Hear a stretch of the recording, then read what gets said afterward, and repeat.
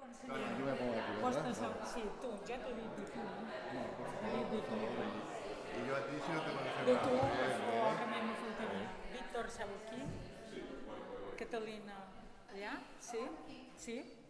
Aquí voy. Venga, perfecto.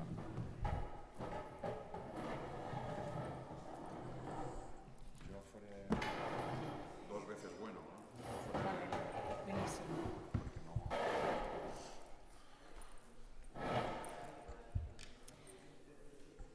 Senyor Alejandro Sáenz de San Pedro, conseller d'Empresa, Ocupació i Energia del Govern de les Illes Balears.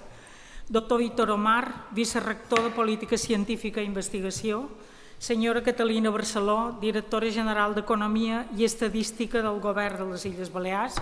Ponents i conferenciants, companys i companyes, alumnat, equip de la càtedra, senyores i senyors, molt bon dia i benvinguts en el seminari Transició energètica a les illes de la Unió Europea, reptes, oportunitats i escenaris de futur.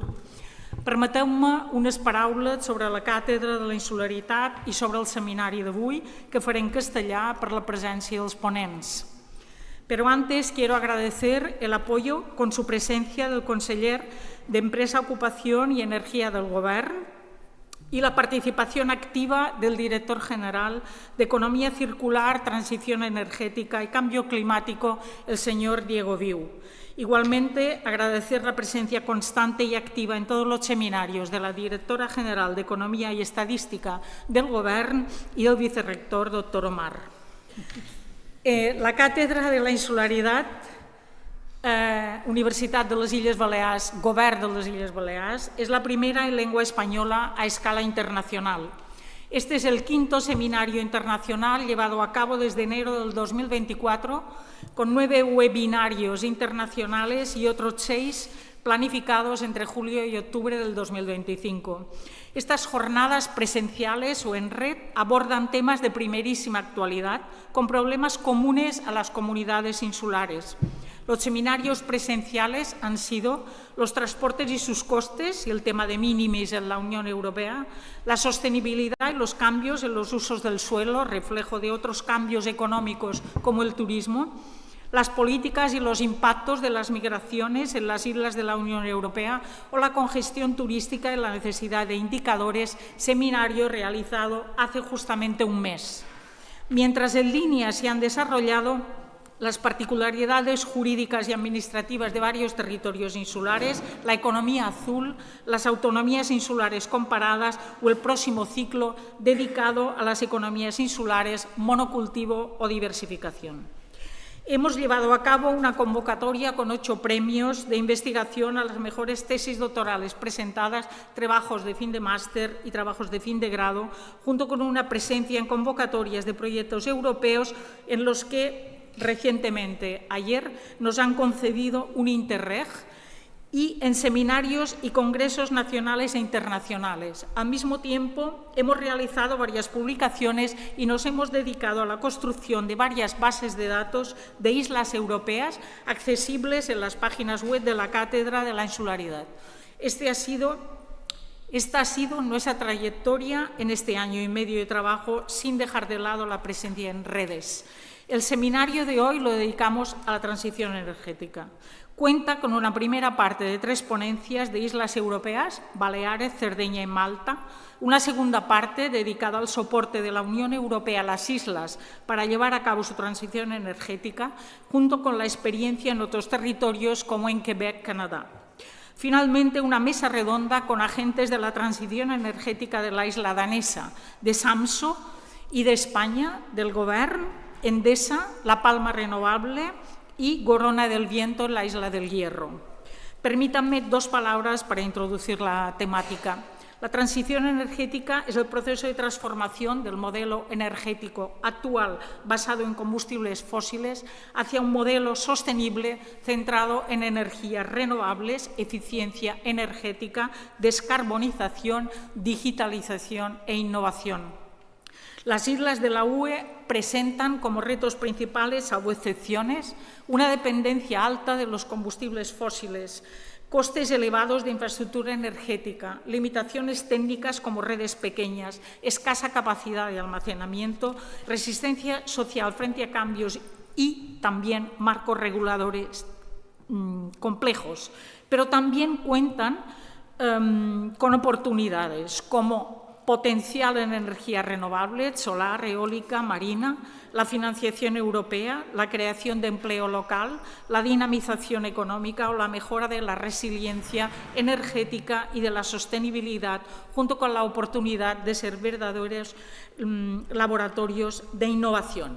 Las islas pueden ser pioneras de la transición energética y algunas de ellas, como los ejemplos de buenas prácticas que hoy vamos a escuchar, ya lo son. Pero se deben impulsar marcos regulatorios adaptados a los territorios insulares, fomentar la participación ciudadana, apoyar la innovación y las alianzas público-privadas, asegurar el acceso a la financiación y capacitación técnica y, finalmente, planificar acciones conjuntas entre instituciones, ciudadanía y empresas. La transición energética es la principal herramienta para mitigar el cambio climático, ya que más del 70% de las emisiones de gases efecto invernadero provienen del sector energético, por lo que el cambio climático acelera la necesidad de esa transición urgente. El camino hacia la descarbonización es una necesidad, pero también una oportunidad para un desarrollo más sostenible en los territorios insulares. Antes de acabar, quiero agradecer el trabajo de Margalida Salom, técnica de soporte a la gestión e investigación de la cátedra. Muchas gracias. Tiene la palabra la señora Catalina Barceló, directora general d'Economia. Bon dia a tots. Ens reunim una vegada més per celebrar, en aquest cas, una col·laboració, un espai de col·laboració entre el món acadèmic i el món públic. Aquesta càtedra se va crear l'any 2023, ha continuat i a més amb molt d'èxits durant aquests 2 anys. Ara firmarem la tercera renovació i és un èxit per al govern balear poder formar part de totes les iniciatives acadèmiques que se fan envers de la insularitat. Com sabeu, la insularitat és un dels projectes cabdals que ens motiva i a més que afecta a les polítiques que directament se prenen. Com sabem, el Parlament Europeu va definir, la Comissió Europea, en un reglament de juny de l'any 2022, va especificar que les illes tenim unes deficiències de caire permanent. L'energia és una d'aquestes deficiències i, per tant, totes les feines que se fan damunt d'aquest tema són feines transversals que, a més, tenen un compromís per part de les autoritats autonòmiques, però també s'ha de poder traslladar així perquè tenim un diàleg propi i únic front a la Unió Europea i front a Madrid. Per què diem això? Perquè fins ara els discursos que s'han dut a terme no ens situaven en una posició que no érem ultraperifèrics, perquè no són canaris, evidentment, però tampoc no són continentals. Per tant, l'espai que ha de cercar Balears és un espai de diàleg i de recursos propis. Per què dic això? Perquè col·laborar amb la càtedra on se posen de manifest bones pràctiques que estan fent altres illes i que nosaltres podem aprendre d'aquestes illes i que ens donem compte, a més, que hi ha una sèrie de projectes i d'inquietuds que són transversals, com l'energia, com ja ho ha comentat na Joana Maria, com l'energia, el turisme, la sobrepoblació, en el nostre cas, per exemple, fa que sigui molt més fàcil tirar endavant solucions.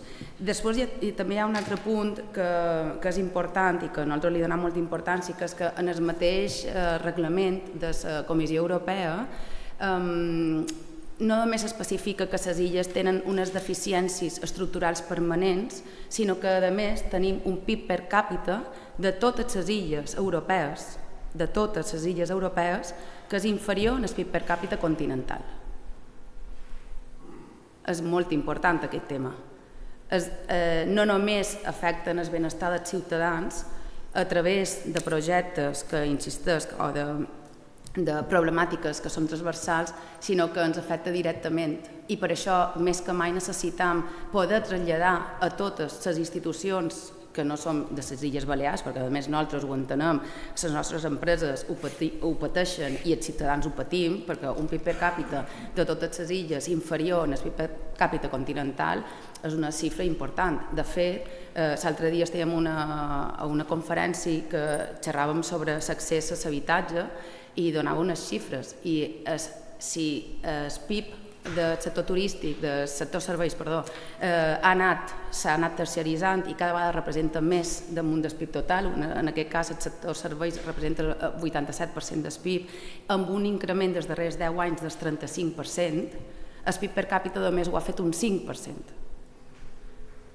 Llavors, és important poder traslladar el discurs de no és el mateix les dades genèriques que quan aterram en el PIB per càpita i en el benestar dels ciutadans. I el darrer que m'havia apuntat a les notes per fer la introducció era precisament que l'energia, amb aquest darrer fet del darrer mes, que Balears, gràcies a Déu, no ho va patir, però aquest apagón ha demostrat, igual que hi ha un altre tema que és l'aigua, però són dos temes que són fonamentals. És a dir, necessitam tenir cura del sistema energètic i necessitam tenir un sistema energètic el més eficaç possible per les Illes Balears. Per què? Perquè esdevé en el món tecnològic que està connectat 24/7 una eina fonamental per poder estar connectats. Estem aïllats perquè estem rodejats de la mà. Per tant, si ja hi ha el sector industrial ha anat perdent força, perquè no pot ser d'una altra manera, per els comentaris que ja ha comentat Joana Maria, és a dir, tenim un territori molt petit, no se permeten economies d'escala, els costos de transport són evidents, llavors estem aïllats geogràficament. Sense energia, sense tecnologia, estem aïllats, jo diria psicològicament, no és així, però se necessita aquesta connexió, ja que no podem fer la connexió terrestre, territorial, geogràfica, l'hem de fer en la comunicació. I llavors l'energia esdevé fonamental per tot el que vendrà i per el present que tenim.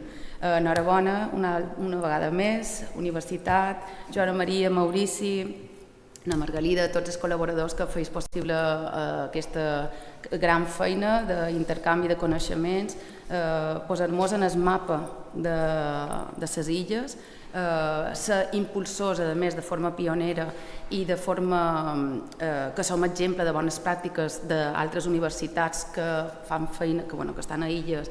La universitat, en aquest cas, posa el seu gra d'arena i per nosaltres és una satisfacció poder participar activament d'aquesta càtedra. O sigui que, enhorabona i aquest fet ja et saluda.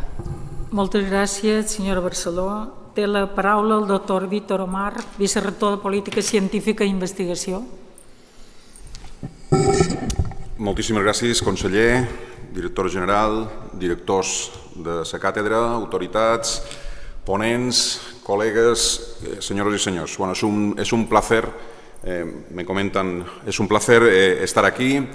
En primer lugar, enhorabuena a los codirectores por la organización de esta jornada. Enhorabuena al Govern y gracias al Govern por esta apuesta decidida y constante por el rigor, por la ciencia, por la academia, para podernos armar de argumentos y para afrontar estos retos sociales y la toma de decisión.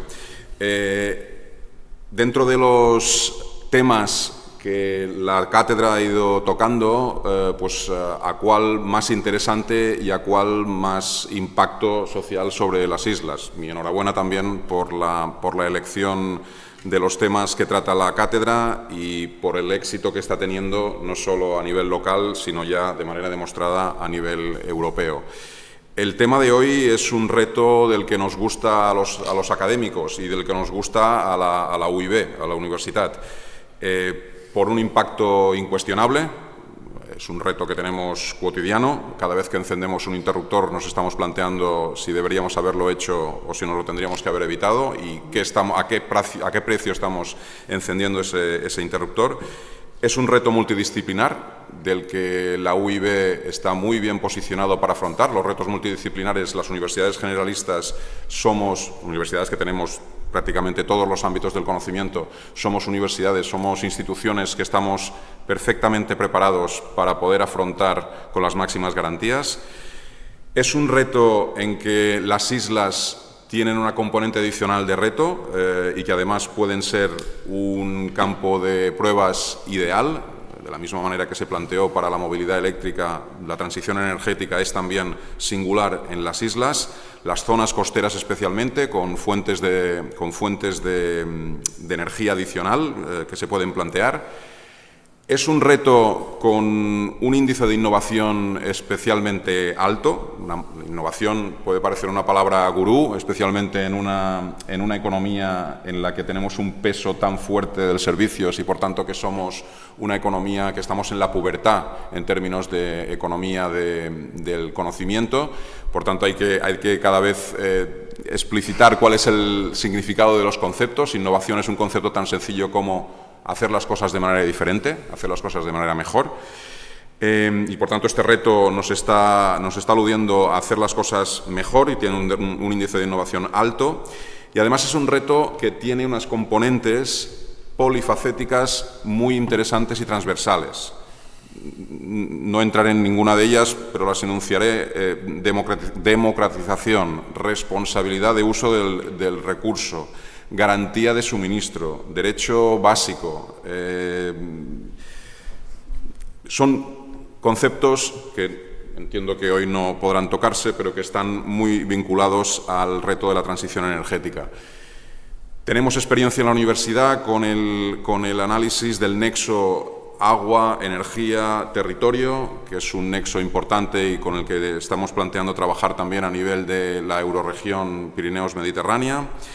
Y, por último, saben que más allá de las palabras que podamos enunciar, buenas palabras y del esfuerzo académico que se está haciendo muy importante, que es el principal activo que tenemos en la universidad, saben que tenemos un proyecto de sostenibilidad en la universidad que es el más ambicioso de Europa en términos de universidades y es el proyecto de autoconsumo mayor de España, por el cual estamos muy orgullosos. Es un proyecto de una envergadura tal que incluso ha hecho tensar muchísimo las vestiduras incluso del equipo de gobierno de esta universidad. Bueno, felicito una vez más a los codirectores de la cátedra, al gobierno por la apuesta por esta línea, por esta vía de trabajo y, bueno, deseo diplomáticamente que esta jornada sea un éxito, aunque viendo el programa que se ha cerrado es obvio que así va a ser. Gracias. Moltes gràcies, doctor Omar. Té la paraula el senyor Alejandro Sainz de San Pedro, conseller d'Empresa, Ocupació i Energia del Govern de les Illes Balears. Gracias, buenos días a todos. Gracias, Dona María, Víctor, gracias también, Katy, por estas primeras reflexiones, yo creo que interesantes y es un preludio de las reflexiones que van a haber hoy en esta jornada. Me ha llamado la atención ese símil que has dicho, Víctor, de la reflexión y la responsabilidad que tenemos cada uno a la hora de encender un interruptor. Cada vez que encendemos un interruptor en Baleares, la energía necesaria para producir electricidad, prácticamente el 80% todavía procede de combustibles fósiles. Por lo tanto, esta reflexión yo creo que tenemos que analizarla, tenerla presente cada vez que cada uno de nosotros en su casa da a ese interruptor y saber lo que hay detrás. Para mí, os comento, es un honor para mí poder compartir la apertura de este evento sobre un tema tan importante como la transición energética en Baleares y que podamos entre todos trazar las líneas básicas hacia donde tenemos que ir. Yo siempre que tengo que hacer una intervención sobre transición, sostenibilidad, siempre hablo de tres pilares fundamentales que creo que son esenciales: la responsabilidad, la visión y el compromiso que tenemos cada uno de nosotros. Esa responsabilidad porque cada decisión, cada acto que hacemos cuenta, como este que estábamos diciendo. La visión porque siempre tenemos que hacerlo con valentía, tenemos que mirar hacia el futuro con responsabilidad y con esa valentía. Y compromiso porque estoy completamente seguro que cada uno de nosotros, en el ámbito de nuestra responsabilidad, es decir, en nuestros metros cuadrados de cada uno en el suyo, tiene mucho que hacer y tiene mucho que decir. Por eso es importante, y siempre reitero, esa responsabilidad, esa visión y ese compromiso cuando estamos hablando de transición. Hoy yo creo que se van a poner aquí encima de la mesa importantes reflexiones, conferencias sobre cómo alcanzar ese importante reto de las emisiones cero en Baleares. Vamos a escuchar también experiencias muy concretas de otros territorios como Cerdeña, Malta, también el trabajo que se está haciendo muy potente en el Clean Energy for You Island y que demuestra también que las islas podemos hacer y podemos ser punta de lanza en muchas cosas. Por lo tanto, esa gran oportunidad que tenemos en Baleares de con las limitaciones que tenemos y con los retos que tenemos, tanto de espacio, de suelo, nuestra propia dependencia energética, tenemos un territorio muy concreto, escaso, pero también podemos explorar unos retos importantes de turismo sostenible, sobre todo de cara también a la cooperación y la innovación. Yo creo que esa transición que tenemos que construir todos juntos tiene que ser ambiciosa, pero también tiene que ser planificada y tiene que ser valiente.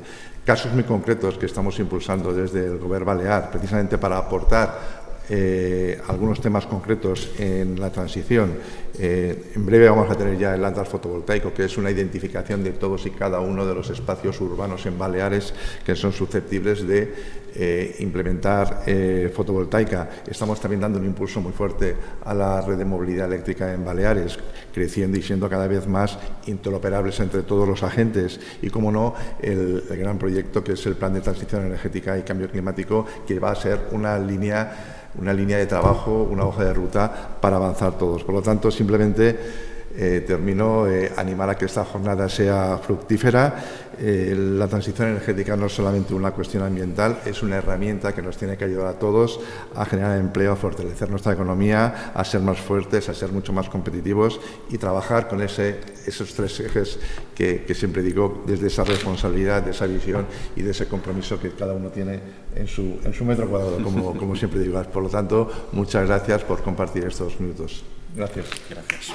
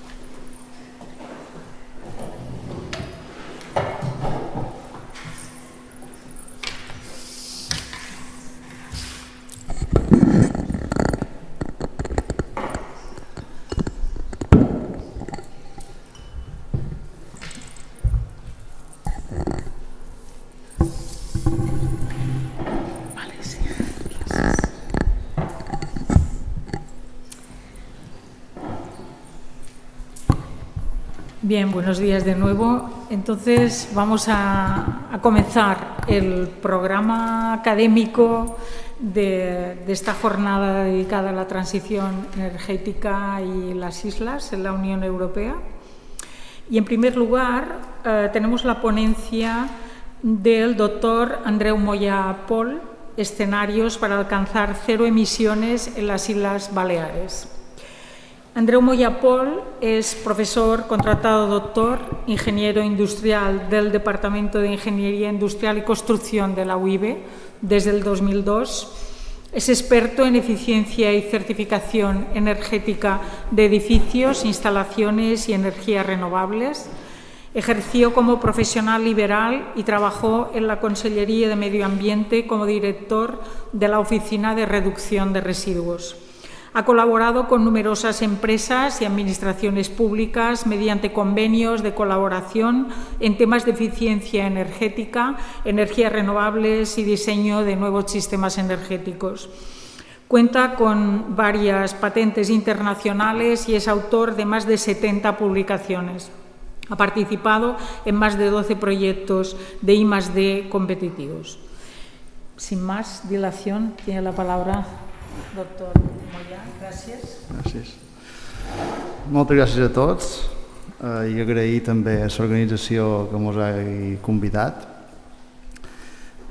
Y bueno, me han dicho que haré la ponencia en castellano, por tanto, hay algunas transparencias en inglés, algunas en catalán, la mayoría están en castellano, pero bueno, yo creo que se entenderán. Bueno, nos toca un poco hacer... me gusta esta presentación porque yo empecé en el 2002, como ha dicho antes Joana, en temas de energía. Nos reunimos, estábamos Víctor y yo, y dijimos ¿qué tenemos que hacer? Y invitamos a los mayores expertos de España en renovables y organizamos, como hoy, unas jornadas. Y a partir de ahí decidimos qué investigación teníamos que hacer. Y me acuerdo que en esa época un ponente dijo, el ahorro es cutre, lo que decíais hoy de encender la luz, y decía, claro, en ese momento aún no había conciencia medioambiental y el ahorro energético, las renovables, era una cosa un poco para, no digo frikis, pero para gente un poco especial, ¿no? Por tanto, pero por suerte, a día de hoy ya es un hecho y ahora lo repasaremos un poco y lo que nos queda por hacer, porque solo hemos dado los primeros pasos.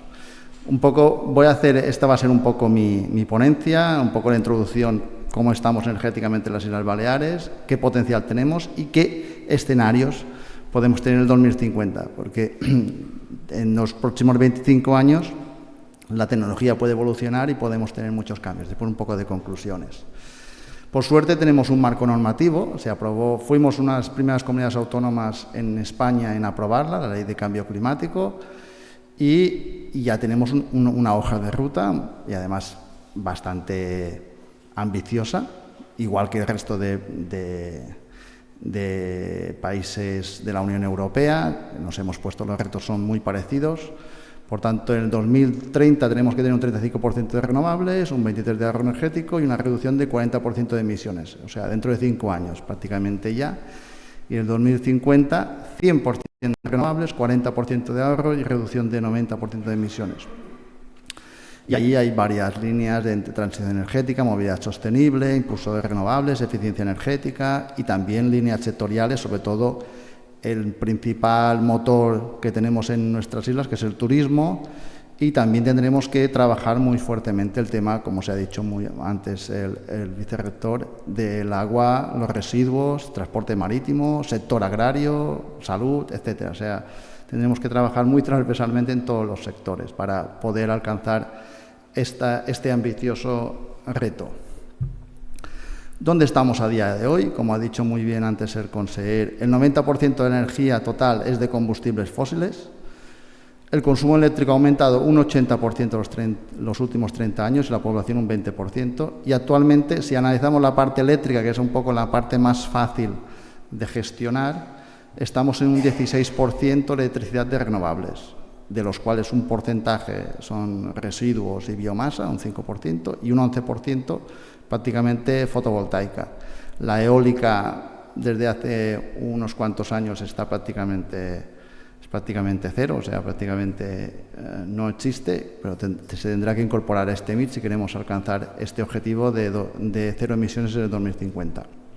Por tanto, tenemos este 59% de fósil y el resto prácticamente biomasa y fotovoltaica. Y afortunadamente, ya lo veremos ahora en una próxima transparencia, pero desde el punto de vista energético, Baleares no somos islas, porque estamos conectados a la península, igual que Cerdeña y otras islas que al estar cerca de las penínsulas, pues aquí se decidió desde hace 15 años. Energéticamente podemos decir que no somos islas, por tanto tenemos a día de hoy un 25% de energía eléctrica que nos viene a través del cable y otro porcentaje, bueno, prácticamente el 100% del gas también nos viene con el gasoducto. Por tanto, eso nos da, es bueno y es malo, porque, a ver, tiene una ventaja de que siempre, si no hacemos bien nuestro trabajo, podemos dejar que parte de estas infraestructuras de renovables dejar que se hagan en la península, pero también es malo por el punto de vista de que hace que no tengamos que esforzarnos tanto como otros territorios insulares, porque de la otra manera tenemos que esforzarnos más. Bueno, vamos a ver dónde se va esta energía. Un porcentaje, prácticamente el más del 60% se va en el transporte.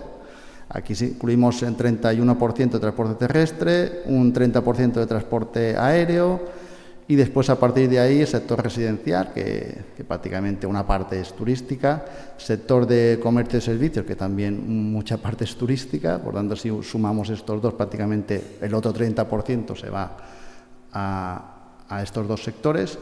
Un porcentaje muy pequeñito, 5,3%, primario agricultura, un 2% el sector público, y después, lo que decía antes la directora, aquí tal vez tengamos una explicación. ¿Por qué el PIB de las islas generalmente es tan bajo? Porque solo un 2% va a industria, cuando generalmente a nivel europeo suele ser un 40 y pico por ciento. Como aquí no tenemos industria, por tanto eso también repercute negativamente en el PIB y lo podemos ver en la parte energética. Nuestra industria es mínima, tenemos industria, pero muy poquita. Por tanto, es un sector que es curioso en Baleares, que prácticamente incluso está por debajo de la agricultura, del sector primario, ¿vale? Bueno, desde el punto de vista de emisiones de CO2, sí que estamos haciendo bien los deberes, porque hemos pasado de 1 kilo de CO2 por kilovatio hora eléctrico a 0,3 gramos. Por tanto, el esfuerzo ha sido considerable. Hemos reducido un 70% las emisiones de CO2 gracias a la interconexión del cable y gracias al aporte de las renovables, que cada vez es más presente. En la parte de agua también, bueno, tenemos también el agua también cada vez tiene un peso más importante en la parte de CO2, porque cada vez más producimos el agua con sistemas más caros o tiene un coste más elevado energéticamente, por tanto te voy a explicar después, pero influye mucho en el consumo energético. Gracias al sistema español, que a día de hoy más del 56,8% de la electricidad es con renovables, por tanto España ya ha cumplido los deberes o parte de lo que nos está pidiendo Europa, y gracias a esto España sí que es uno de los países europeos donde más porcentaje de electricidad se produce con renovables. Aquí tenemos un poco de por qué no somos energéticamente islas, porque tenemos un cable eléctrico y un gasoducto, ¿vale? Del cual nos viene este 30%, y esto ha hecho que pudiésemos cerrar tranquilamente las centrales de carbón y que tengamos, una cierta independencia energética que no nos afectó, por eso nos afectó el cero eléctrico que hubo en la península, y también nos permite, tener un porcentaje de renovables que nos viene a través del cable. La red eléctrica tiene toda la interconexión y esta es la interconexión. Y afortunadamente también desde hace 9 años, también Baleares ya no son 4 islas, ya podemos decir que es una sola isla energéticamente, porque estamos ya completamente interconectados todas las islas, que también esto ayuda a que el sistema sea más estable, que siempre la isla más grande pueda suministrar a las islas más pequeñas, etcétera, etcétera. Todo el tema territorial, impactos y demás, pues ayuda mucho. Por tanto, este 30% del cable nos viene a través de esta interconexión en la península eléctrica y está previsto un segundo cable, en principio para el 2032, que nos permitirá tener una doble seguridad y una mayor aporte. No sé qué aporte tendremos, esto dependerá un poco del operador del sistema y un poco cómo venga, pero tendremos una segunda garantía mientras el sistema eléctrico peninsular no falle, que esperemos que no vuelva a fallar. Actualmente en Baleares hay momentos que llegamos a un 40% sobre todo fines de semana en primavera, de renovables, es decir, hay días puntuales que la energía fotovoltaica aporta mucho porcentaje en horas puntuales, aunque anualmente es el 11%. Aquí tengo es del mes de mayo y aquí una de hace dos días, que a mediodía nos acercamos mucho. Tenemos unos 333 megas de fotovoltaica, por tanto a mediodía, todo y que cada vez más, a medida que nos acercamos al verano, después lo veremos, el consumo eléctrico se dispara, por tanto tenemos horas, y en agosto prácticamente el porcentaje de renovables es muy bajo, ¿vale? No llega al 30% a mediodía. Hay muchas horas que es anecdótico, ¿vale?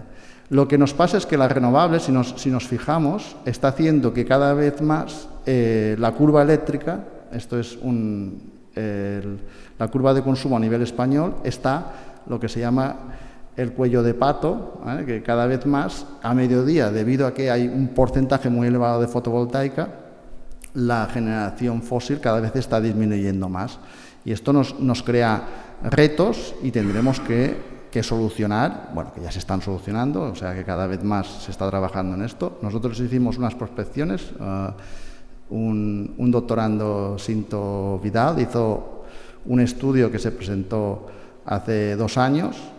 Había una transparencia del 2025, pero prefirió no ponerla porque no hemos llegado a lo que nosotros previmos 2 años antes, porque se ha frenado un poquito la fotovoltaica, pero sí que he querido poner esta del 2030, que puede pasar con diferentes escenarios de producción fotovoltaica, y es que a mediodía la energía fotovoltaica, si no se gestiona, no se almacena o no hay, pues podemos tener, evidentemente no pasará esto, porque antes de que llegue a esto se desconectará y se regulará el sistema, que es lo que hace el operador eléctrico, pero que podemos tener momentos en que tengamos que desconectar, que de hecho pasa en España durante sobre todo las fiestas, el periodo de Pascua.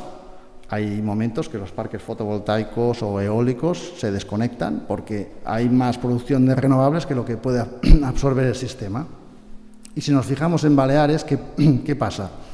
Tenemos un consumo que aumenta en verano, tanto de agua como de población, como de energía. Por tanto, nosotros tenemos un perfil que en verano, aunque aumente un poquito en invierno, debido a que muchos sistemas de calefacción son eléctricos, pero sobre todo los 2 meses un poco de frío, los meses de verano es cuando mayor consumo eléctrico tenemos, y también mayor consumo de agua, evidentemente, y mayor afluencia turística. Hay momentos que llegamos casi a los 1.800.000 personas, por tanto el impacto poblacional pues influye en todos los sectores y vectores. Y un poco a nivel meteorológico, ¿qué tenemos en Baleares? Las temperaturas también aumentan en verano, como podéis comprobar, que sobre todo estos días de ola de calor. El potencial eólico es más elevado en primavera, por tanto en verano también se reduce, y en cambio la energía que más se adapta a nuestro perfil de consumo es la solar. Por tanto, la energía solar, como aumenta en verano, es la que nos permite, es el mix, es el porcentaje, por eso es la que también tiene más éxito, es la energía que tiene más potencial de utilización. También la pluviosidad, aquí he querido añadir la pluviosidad, también disminuye los meses junio, julio y agosto. Esto son datos estadísticos de 20 años, pero podemos ver que hace 2 meses que prácticamente no ha llovido. Por tanto, tenemos un problema de escasez de agua también en los meses de verano. Por tanto, ¿qué escenarios podemos tener en 2050? Tendremos que tener en cuenta que la demanda se aumentará a más de 5 teravatios y tendrá que cubrirse con energía renovable local más un porcentaje peninsular, porque ya no existirán ni centrales de gasoil, solo como emergencia. Tendremos que tener un 100% de la flota eléctrica de vehículos particulares eléctricos y un porcentaje de hidrógeno, biocombustibles, y los puertos y aeropuertos también tendrán que funcionar con energía limpia. Los edificios tendrán que ser prácticamente todos con autoconsumo y tendremos que añadir el hidrógeno como vector energético, que ya lo veremos más adelante, para poder suplir y almacenar esta energía. También tendremos que potenciar la economía circular y, sobre todo, reducir el 40% de energía final, creación de cadenas de valor, y ya veremos un poco por dónde evolucionan. Vamos a hacer un poco de escenarios. A nivel del 2050, la fotovoltaica, como pasa actualmente, yo creo que sea la predominante. Actualmente tenemos estos 300 y pico megas. En 2030 tendremos que llegar mínimo a 1 gigavatio para cumplir los objetivos que nos ha puesto, que tenemos escritos mediante la ley. Y hay varios escenarios que veremos que podemos llegar entre 2, 3, 4, 5 o 6 gigavatios, dependerá un poco del resto de sectores, de si podemos reducir energéticamente, de qué tipo de biocombustibles o de combustibles tengamos en los otros sectores, etcétera, etcétera. O sea, aquí sí que hay escenarios dispares. Eólica terrestre, a día de hoy, había un pequeño parque en Menorca, es Milà, pero está prácticamente parado, se puede decir que está parado, y además, que ya lo veremos más con detalle, el el Consell Insular anunció zonas donde se puede poner eólica terrestre. Fue una buena noticia, pero después fue un jarro de agua fría cuando dijo que la altura máxima de los aerogeneradores sería de 50 metros. Y ya veremos un poquito qué supone eso de que solo los aerogeneradores puedan ser de 50 metros de altura. También lo que ha dicho antes el vicerrector, tenemos un potencial de un de motriz, de energía de las olas, pero que aún está prácticamente en fase embrionaria. La offshore de eólica sí que es la interesante. Yo creo que tendremos que hacer lo mismo que hacen muchos países del norte de Europa, que gracias a la energía offshore, los parques eólicos en el mar, han conseguido acelerar mucho los objetivos de renovables. Y después también tendremos que aumentar todo el tema de almacenamiento mediante hidrógeno, aumentar la biomasa, aumentar la solar térmica y otras energías. Ya veremos un poco con detalle. Esto es un poco la fotovoltaica. Actualmente tenemos un 3,4% de usuarios con autoconsumo y este 11% de fotovoltaica en Baleares. Por tanto, esto tendrá que aumentar. ¿Cómo? Bueno, nosotros hemos analizado muchos escenarios y lo que decíamos antes, puede haber varios escenarios. Esta es la curva, la tendencia actual, que podemos ver que el crecimiento es exponencial, pero puede que se vaya disminuyendo en función de otras tecnologías, en función de temas sobre todo de transporte, o aumente muchísimo. Todo dependerá un poco de... podemos llegar a este escenario de 2 megas, 3 megas, 2 gigas, 3 gigas, 6 gigas, dependerá un poco de hacia dónde vayamos. La tendencia actual yo creo que está más alrededor de los 3 gigas, 3,5, ya veremos un poco 3.500 megavatios de fotovoltaica. Hemos hecho bastantes escenarios y dependerá un poco, sobre todo el sector transporte, es lo que nos condiciona mucho, dependerá de qué porcentaje de esta energía eléctrica vaya al sector transporte.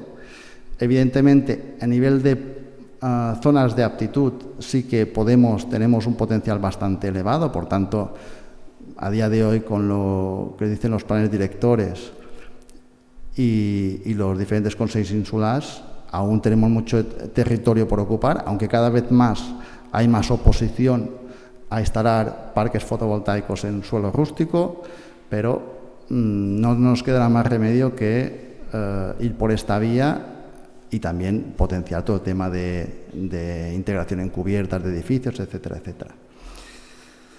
Por tanto, la fotovoltaica sí que va a ser prácticamente la energía que cubra más este 100% de renovables. En la eólica tenemos un problema porque irnos a 50 metros de altura nos lleva a aerogeneradores de los años 90.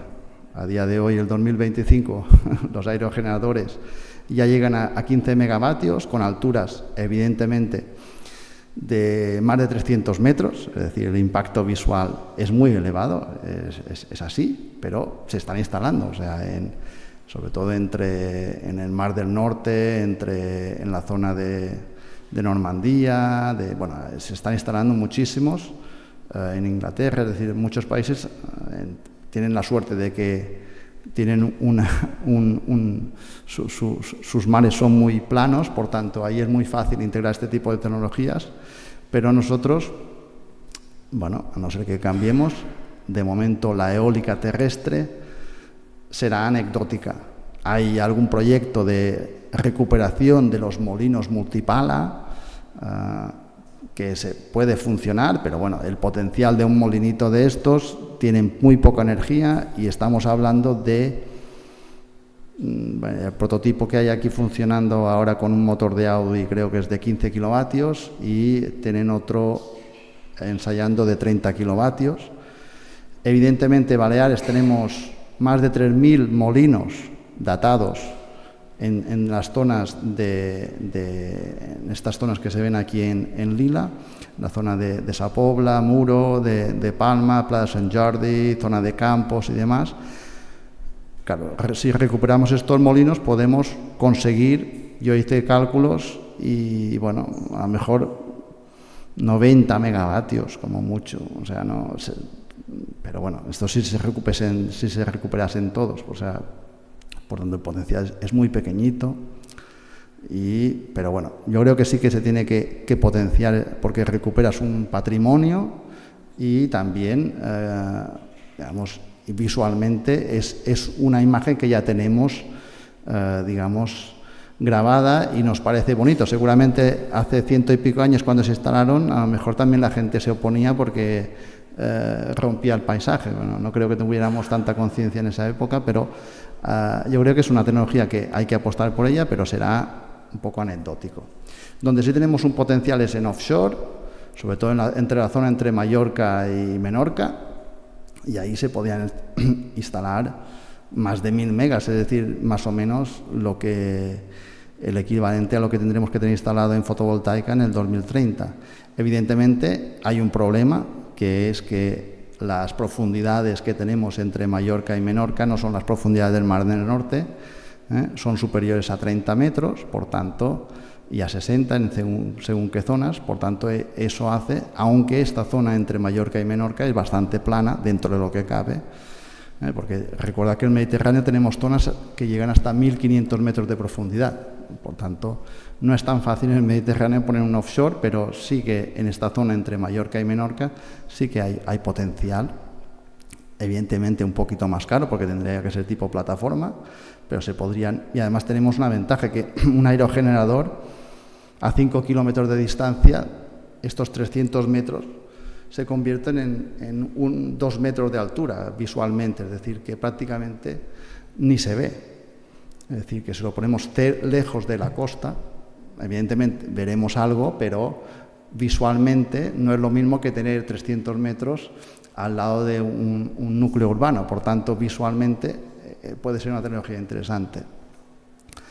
Pues tenemos otro potencial. A día de hoy está habiendo un boom en el sector, sobre todo de la aceituna y de la viña, es decir, se están instalando muchas nuevas almazaras y bodegas en Baleares, y tenemos el sector que siempre ha sido muy predominante, que es la almendra, y tenemos estos tres tipos de industrias. Producen mucho residuo que tiene un potencial energético muy elevado y que de hecho se ha aprovechado históricamente y se sigue aprovechando. Es decir, no es que se tiren el de la viña no tanto, pero el de la aceituna y la almendra, la cáscara de almendra, Baleares hace 100 y pico años teníamos los vehículos iban con cáscara de almendra, con monóxido de carbono, por tanto, era una tecnología que se ha utilizado históricamente.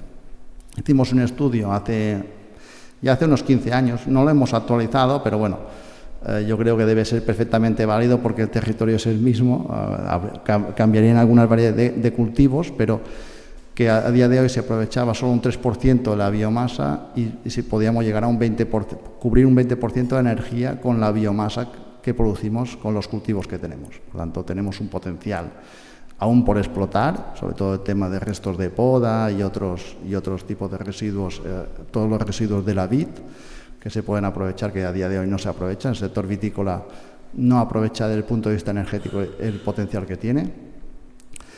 La undemotriz, el problema es que hay más de 3.000 patentes en sistemas de undemotriz, no hay una coherencia, hay infinidad de empresas, infinidad de patentes, por tanto no hay una línea constante en este aspecto y además que Baleares tenemos muy poco oleaje.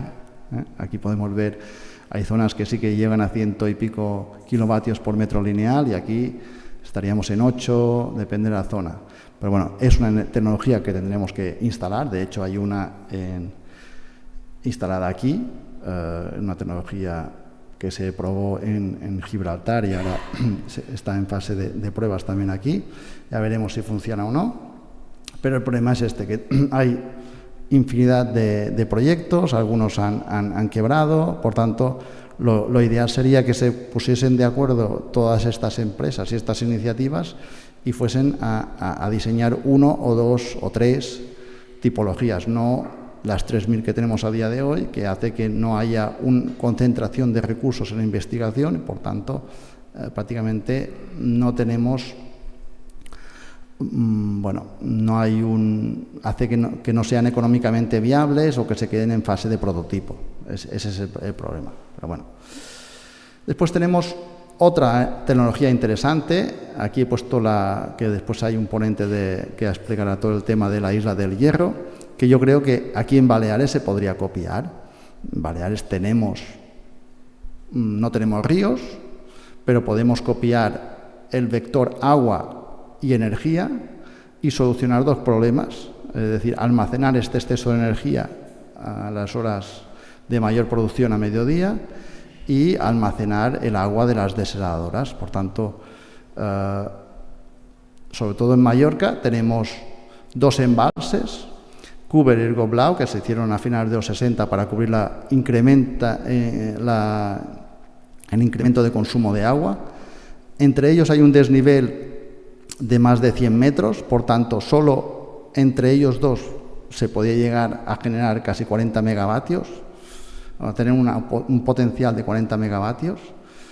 Y si aprovechásemos, a día de hoy hay una empresa que cerró hace unos cuantos años, que es Cemets, y que nos dejó un agujero en la zona de Can Negret, que ahí se puede hacer un embalse que estaría a 775 metros de desnivel y donde ahí ya una estación pasa una de las arterias principales de agua, por tanto, inyectando agua desde Can Negret hasta el Blau, tenemos un potencial energético de hasta 400 megavatios. Esto no es un proyecto nuevo, esto ya, por aquí está Martí, ¿no? ¿Lo he visto por ahí? No, así.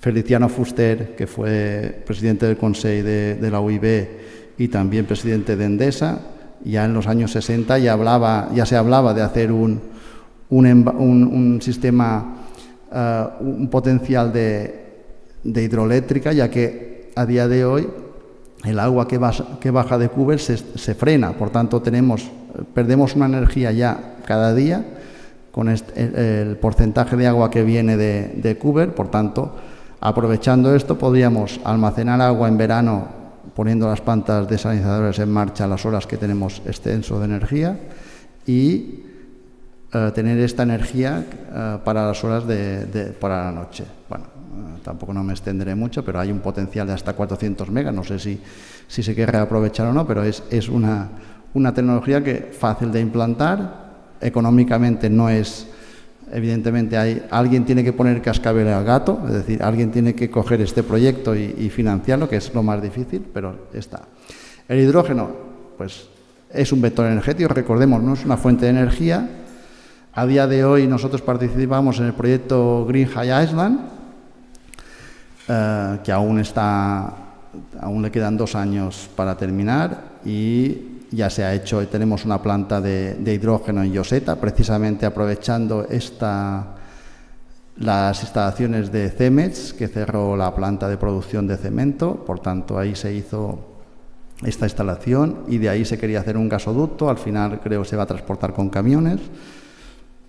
Bueno, perdón, se está transportando ya con camiones para los vehículos de la MT y también hay 2 proyectos en hotel y en la estación marítima de Palma y para aprovechar este hidrógeno con una pila de combustible.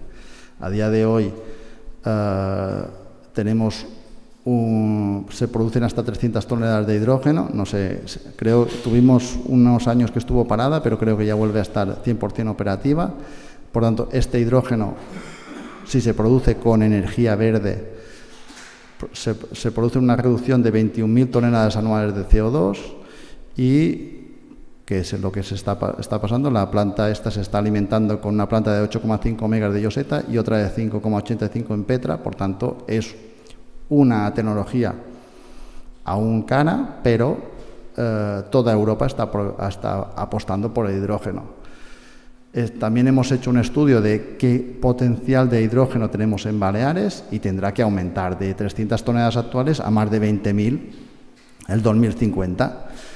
Estas 20.000 toneladas permitirán aprovechar los excedentes de renovables que podamos tener en según qué horas, por tanto es interesante desde el punto de vista de almacenar energía y también permitirán cubrir una parte del sector, tanto los edificios a nivel de pilas de combustible, consumo energético de edificios, como en el sector transporte, sobre todo el transporte pesado, que es muy interesante porque te permite más autonomía y menos peso, a diferencia de los vehículos de baterías convencionales, ¿vale? Lo que pasa es que eso también supondrá que una parte de estos gigavatios de fotovoltaica prácticamente necesitan más de 1 gigavatio solo para cubrir esta energía, o sea, que de esto es potencial de fotovoltaica, una parte importante solo será para cubrir este hidrógeno verde. Las baterías tendrán que instalarse para solventar el exceso a mediodía. En España hay una previsión que se están en 25.000 megavatios y más o menos extrapolando a Baleares, en Baleares tendremos que tener unos 1.000 megavatios de baterías, porque si no instalamos baterías no podremos gestionar la energía que más estamos instalando, que es la fotovoltaica. Y por sectores tendremos que hacer muchos esfuerzos. Del 98% de vehículos a día de hoy de fósiles tendremos que pasar a un 100%, por tanto solo un 2% del parque automovilístico actual es eléctrico. El esfuerzo, o sea, el cambio será radical. La suerte es que tenemos 25 años para cumplirlo. Y también el sector, digamos, de camiones, también a día de hoy hay algunas iniciativas de camiones eléctricos. Tirme creo que tiene uno y hay algunas empresas que han apostado por vehículos eléctricos. Evidentemente no es fácil porque vehículos pesados tienen que hacer una logística, digamos, planificada, no pueden hacer según qué tipo de itinerarios. La MT, que ya tiene tanto autobuses eléctricos como de hidrógeno, puede que vengan otras tecnologías, el biodiesel, el amoníaco, esto dependerá de cómo evolucione la tecnología. El transporte aéreo actualmente el 100% es de combustible convencional, pero cada vez los aviones consumen menos y el 2050 también había aviones eléctricos, aviones con biocombustibles, es decir, dependerá un poco de cómo evolucione. A día de hoy ya hay prototipos, pero aún es anecdótico. El sector residencial también tendrá que hacer un esfuerzo. A día de hoy solo un 3% tiene autoconsumo, un 98% es de clase energética baja y solo un 5%, perdón, 95, y un 5% solo es A o B. Por tanto, en 2050 prácticamente el 100% de nuestras viviendas tendrán que ser clase A para cumplir con los objetivos europeos. El terciario también tendrá que estarán más renovables, sobre todo en los hoteles. A día de hoy solo un 10% tiene renovables y el 2050 el 100%. Y la industria también, este 5% que hemos visto antes y el sector agrario también tendrán que hacer este esfuerzo. Analizaré solo muy por encima sectores que ya es una realidad. El sector hotelero, de otros estudios que hemos hecho, a día de hoy ya hay unos cuantos hoteles que son cero emisiones, por tanto ya prácticamente es una realidad, y solo con solar fotovoltaica, solar térmica y una pequeña fracción de biomasa, y si a esto le añadimos hidrógeno o biogás, perfectamente a día de hoy tecnológicamente y económicamente podemos tener hoteles cero emisiones. Y además que el perfil energético de un hotel es prácticamente el mismo. Aquí en rojo podemos ver la radiación solar por metro cuadrado, el potencial, y el consumo por metro cuadrado de los hoteles. Estos son 20 y pico hoteles que analizamos de una cadena hotelera. Por tanto, tenemos perfectamente, su perfil se adapta perfectamente al de la radiación solar térmica o fotovoltaica. Por tanto, es viable, y a día de hoy, ya digo, hay algunas cadenas hoteleras que se han propuesto para el 2030 ser cero emisiones. Por tanto, es un sector que yo creo que va a llegar. El sector primario también, en bodegas y en almazaras hemos hecho unos cuantos estudios, y la ventaja, bueno, es que también su perfil energético evidentemente no coincide exactamente con la radiación solar, porque se emplaza entre octubre y noviembre, pero a nivel de balance anual, es decir, lo que intercambian con la red, sí que pueden conseguir fácilmente ser cero emisiones, o bien poniendo baterías también.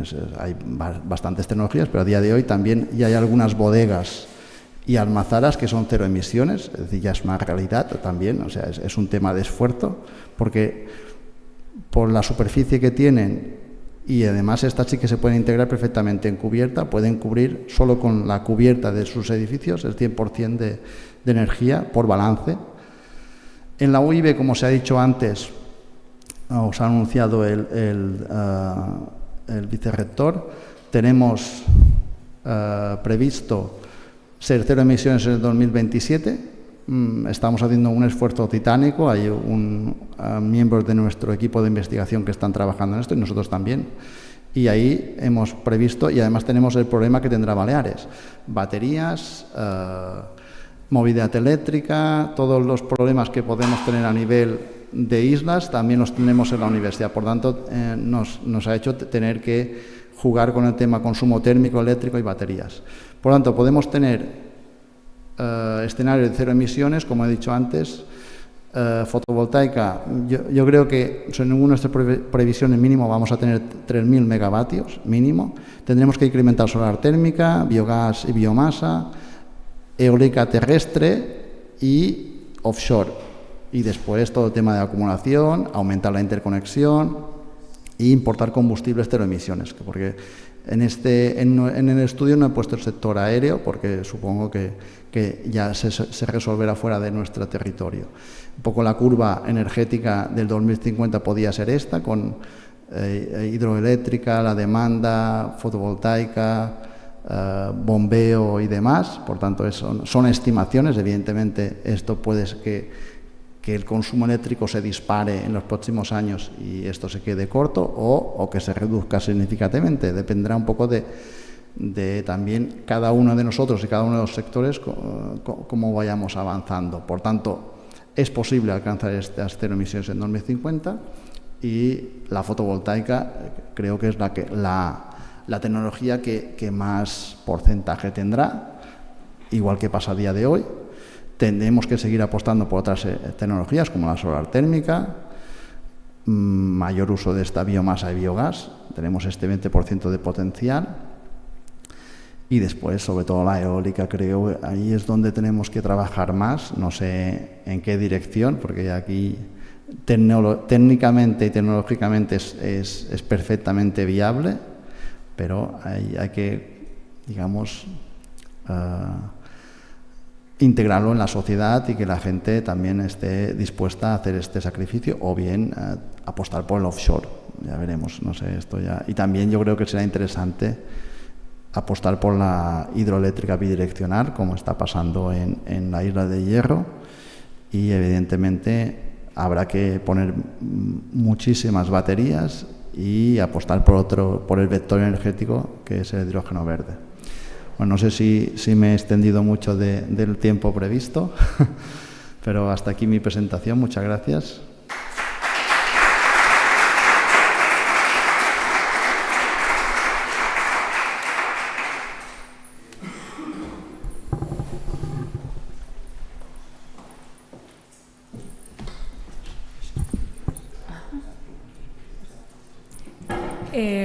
Muchas gracias, doctor Moyá. En todo caso, habría un tiempo, 2 minutos y medio para plantear cuestiones, preguntas.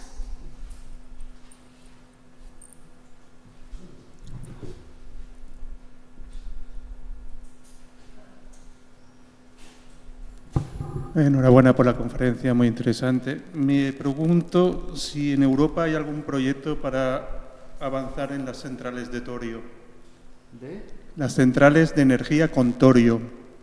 Torio es un material radioactivo parecido al uranio, que tiene menos radioactividad y es más abundante en la Tierra, y las centrales no necesitan tanta agua ni tanta generación, pueden ser mucho más pequeñas y generan muchísima energía, que nos vendría muy bien en una isla con un espacio tan reducido. Y después la tecnología Vortex, que es una tecnología española de aspas, de unos 3 metros, que produce unos 100 vatios aproximadamente. Es una tecnología española que se podría mirar de explorar, porque sería un mástil, solo es un mástil que vibra por su sistema de vibración. Se podría mirar, ya que es española, darle una pequeña oportunidad, por ejemplo. Gracias. Bueno, del torio no te puedo hablar mucho porque no es mi campo el tema de este tipo de energía, pero bueno, supongo que la energía nuclear a mí nunca me ha atraído mucho por el tema de los impactos posteriores, pero bueno, supongo que no lo desconozco porque no es mi campo. Y lo de los mástiles sí que conozco, y además vinieron a la universidad a vernos para instalar un prototipo, pero no he vuelto a saber nada de ellos, pero sí que es un sistema que vibra y produce energía, y también visualmente tiene menos impacto, es más fácil de integrar que un sistema de palas eólica, o sea, pero claro, a nivel de energéticamente, a día de hoy aún está en fase de pruebas, y todos los prototipos siempre son muchísimo más caros de producir pero bueno, yo creo que serán bienvenidas todas las tecnologías, ¿no? Habrá que apostar por muchas tecnologías para llegar a estos 0 emisiones. Pero una cosa que vendrá en el 2050 sin reducir la población es prácticamente, a mi parecer, muy complicado, por no decir imposible, llegar a eso. Porque No. el aumento de población va a ser muy complicado, sobre todo por el consumo de agua y la generación de energía. A mi parecer va a ser muy complicado, ¿no le parece? No, yo creo que no, porque precisamente lo que pasa es que tendremos que reducir un poco el consumo energético. Ya he puesto al principio que la población ha aumentado un 20% y el consumo eléctrico un 80%. Por tanto, esto quiere decir que tendremos que esforzarnos, utilizar aparatos, cualquier tipo de aparato que reduzcan el consumo. Afortunadamente vamos por esa línea. O sea, las luces actuales consumen un 90% menos de energía que las que consumían antes. Por tanto, las bombas de calor consumen 3 veces menos energía que los sistemas de efecto Joule. Es decir, a día de hoy ya estamos apostando por tecnologías que ya son más eficientes. Por tanto, la población, evidentemente, estamos llegando a un límite de población. O sea, que llegará un momento que Baleares no podrá admitir más población. Tenemos que estabilizarnos desde el punto de vista poblacional. Pero sí que se puede conseguir perfectamente estos objetivos. Dependerá del mix y también hemos tenido épocas que los parques fotovoltaicos se han casi frenado. Por tanto, no nos podemos parar en este tipo de tecnologías. Hay que seguir adelante, porque si no, no llegaremos. Es decir, no podemos frenar unas apuestas que hemos hecho. Por tanto, hay que seguir apostando e instalando cada año para llegar en 5 años tenemos que instalar lo mismo que hemos instalado los últimos 20 años. Por favor, tenemos poco tiempo, gracias. Para otra pregunta, gracias.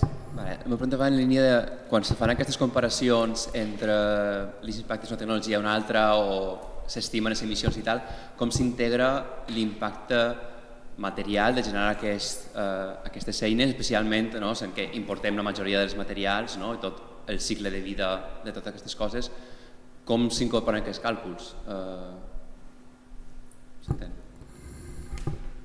Bueno, això es una pregunta interesante, el ciclo de vida, porque es verdad que tenemos un punto de no retorno, es decir, que si no empezamos a invertir en producir energías renovables con la energía que aún tenemos, sí que podemos tener problemas de escasez de materiales y demás, pero a día de hoy la mayoría sobre todo las placas fotovoltaicas, en menos de un año han recuperado la energía que se ha invertido para producirlas. Por tanto, y las placas fotovoltaicas están hechas de sílice, que es un material muy abundante. Otra historia es otros materiales, litio, etcétera, otros materiales que sí que puede ser, tengamos un límite, pero también afortunadamente están saliendo. Hay muchos otros tipos de sistemas de almacenamiento químico y térmico, o sea que se pueden cada vez están saliendo otras tecnologías y que aprovechan recursos más abundantes. Es verdad que no podrán ser de litio estas baterías, seguramente, porque llegaremos a un límite. No podemos abastecer todo el litio que pide los vehículos y las viviendas, pero sí que a día de hoy están saliendo otros tipos de baterías que tenemos que diversificar también en la parte de almacenamiento y de productos. Pero sí que es verdad que hay que invertir un porcentaje muy elevado de los combustibles fósiles que aún estamos gastando para producir más energía, más bienes de consumo de renovables. Muchas gracias, doctor Moya. Entonces vamos a pasar a la siguiente ponencia, la del doctor Stefano Moncada.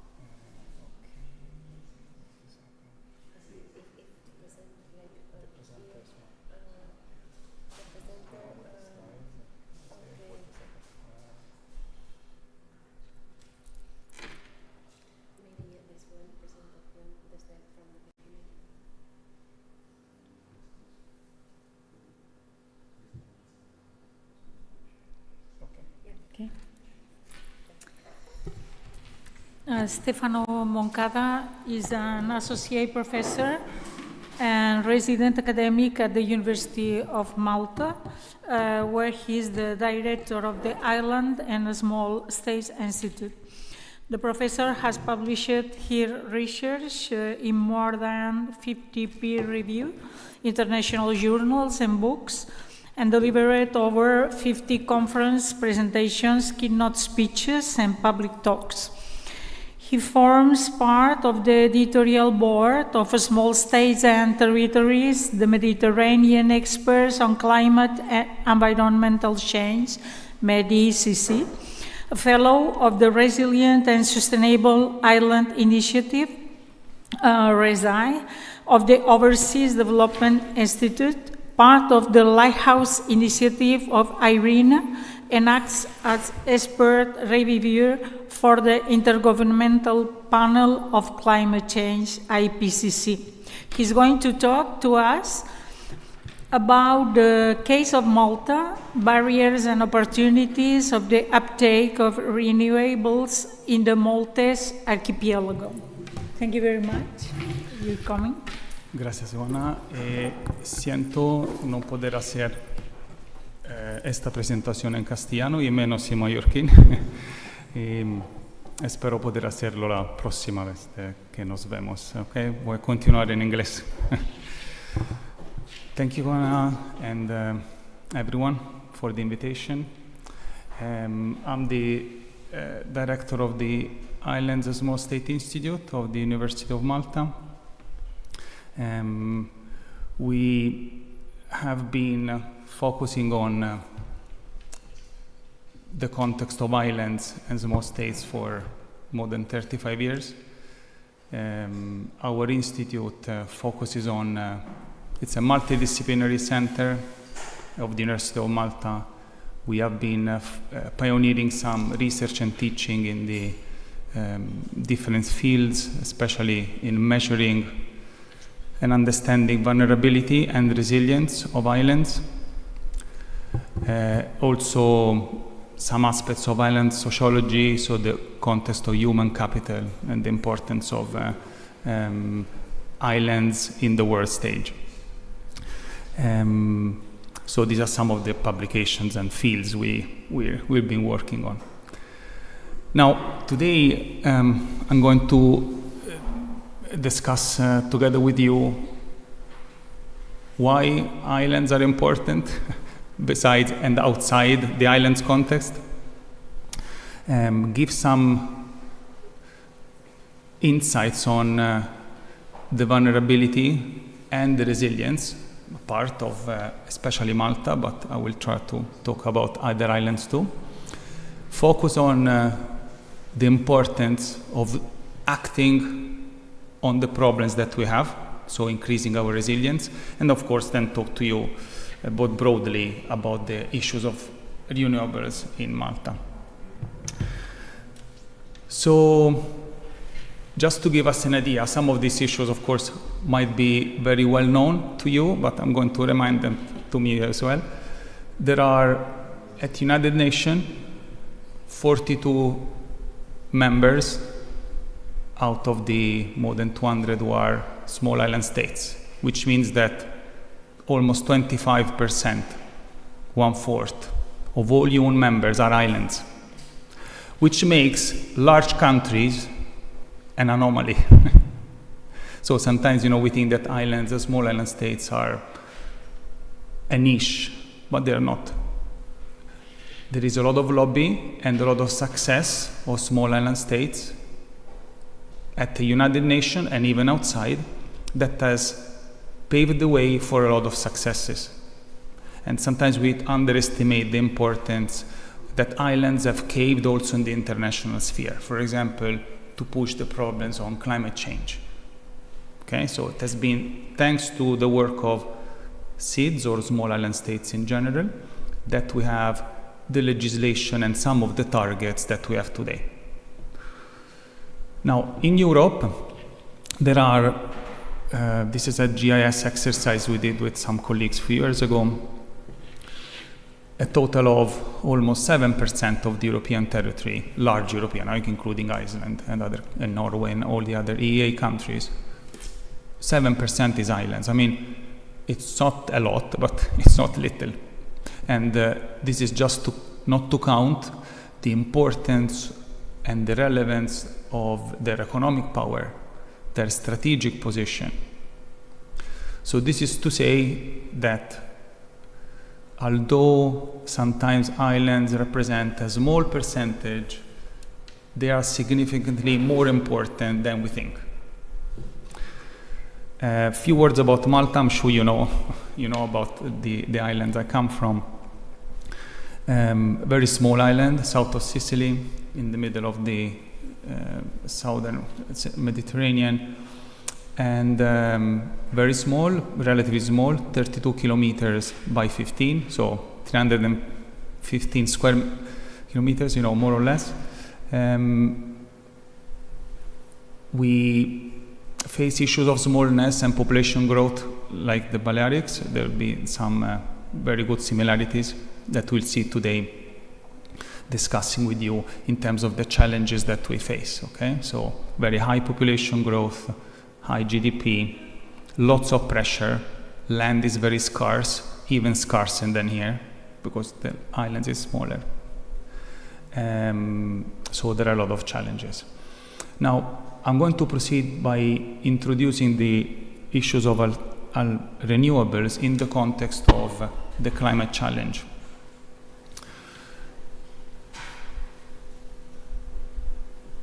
You're still in the right room, okay?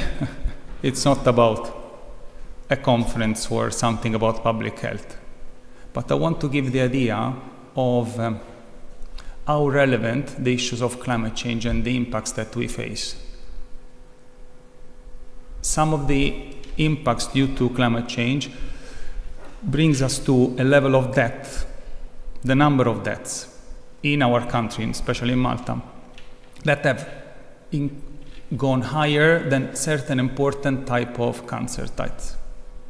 Every year, we have around 80 people, almost 100, who die as a consequence, for example, of heat waves.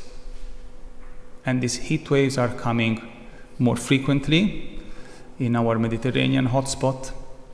And this is a number of death higher than certain type of diabetes or certain type of cancer. However, we don't have the same amount of importance given to this in public policy or how we think about it. Okay? It seems like something very far away.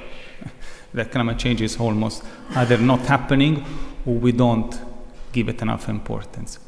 There is a recent study by Lancet Medicine where we predict that in 30 to 40 years we will have more than 1,000 deaths per year due to the consequences of climate change. I mean, this is a very high number, okay? And perhaps we're not taking this into account too much. Maybe here, yes, but in general, in the public policy. This is not to account for all the other events, okay? Like, for example, floods or, freak events like, we've been experiencing something like called Medicane, which is the Mediterranean hurricane, right? Frequently, more and more. There were very few every 3, 4, 5 years. Now we experience 1 or 2 per year in the Mediterranean. And this is, of course, growing in concern. Now, a few words about Malta. Malta faces many vulnerabilities due to, of course, its small size and the insularity, which limits economies of scale and increase the cost of doing everything. So from transportation to producing any type of products, sometimes even services. So overall, running the country and the cost of putting up any type of production or services costs much more due to these aspects, which you of course know very well, being an island as well, of being small and living in this insularity. There is little space to relocate, for example, if there is a disaster. Land is scarce, property very highly valued. There is a problem, of course, for first buyers to buy the first house. There are also social issues in terms of, the availability of land and space. So these constraints increase the cost of doing something in the islands more than other places, and also limit the capacity at times to deal with the climate disaster. Okay, we might have the options, but the land is scarce, limited, so there are more challenges.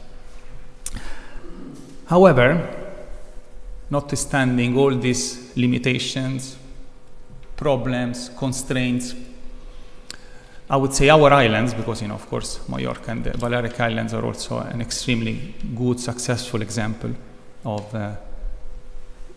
dealing with the vulnerabilities and with the challenges. We have managed to build very strong, resilient economies and societies. Our economic growth has been very high for a long time. Income has increased, our wealth has increased, standards of living are much better and higher. And we have addressed these constraints, okay, of being an island, isolated, far away from the main markets, very well. And so we call this, or you can call it, a good element of being resilient, okay, so of increasing your resilience in spite of being small and isolated. So let me give you a few examples which come to mind. I mean, I'm an economist by background, so I will give some example linked to this. If you have a small domestic market, the only option you have if you want to grow is to export. And many islands are champion of this. Okay, we export our products, our services. I mean, tourism is one of the, of the example, although of course there are negative also impacts from tourism, which some of us are experiencing. I think we have faced a similar situation with over-tourism. But anyway, we have been championing selling up our products abroad. And we also lead on legislation to attract investments from outside. And we've been, very successful. I give the example of Malta, but I'm sure there are others similar in the Balearics. Many companies abroad have relocated to Malta because we have made a legislation that would make it beneficial for these companies to pay less taxes or to have a good environment to do their job. And we've been attracting and competing with all the countries in the world, right? Especially Germany, Italy, but we've been there and been very successful. And let's not take this for granted. It's not as easy for a small island to attract investments. You're isolated, you're in the middle of the sea, costs are higher, but still, we've been successful. Okay, so this is not to take it for granted.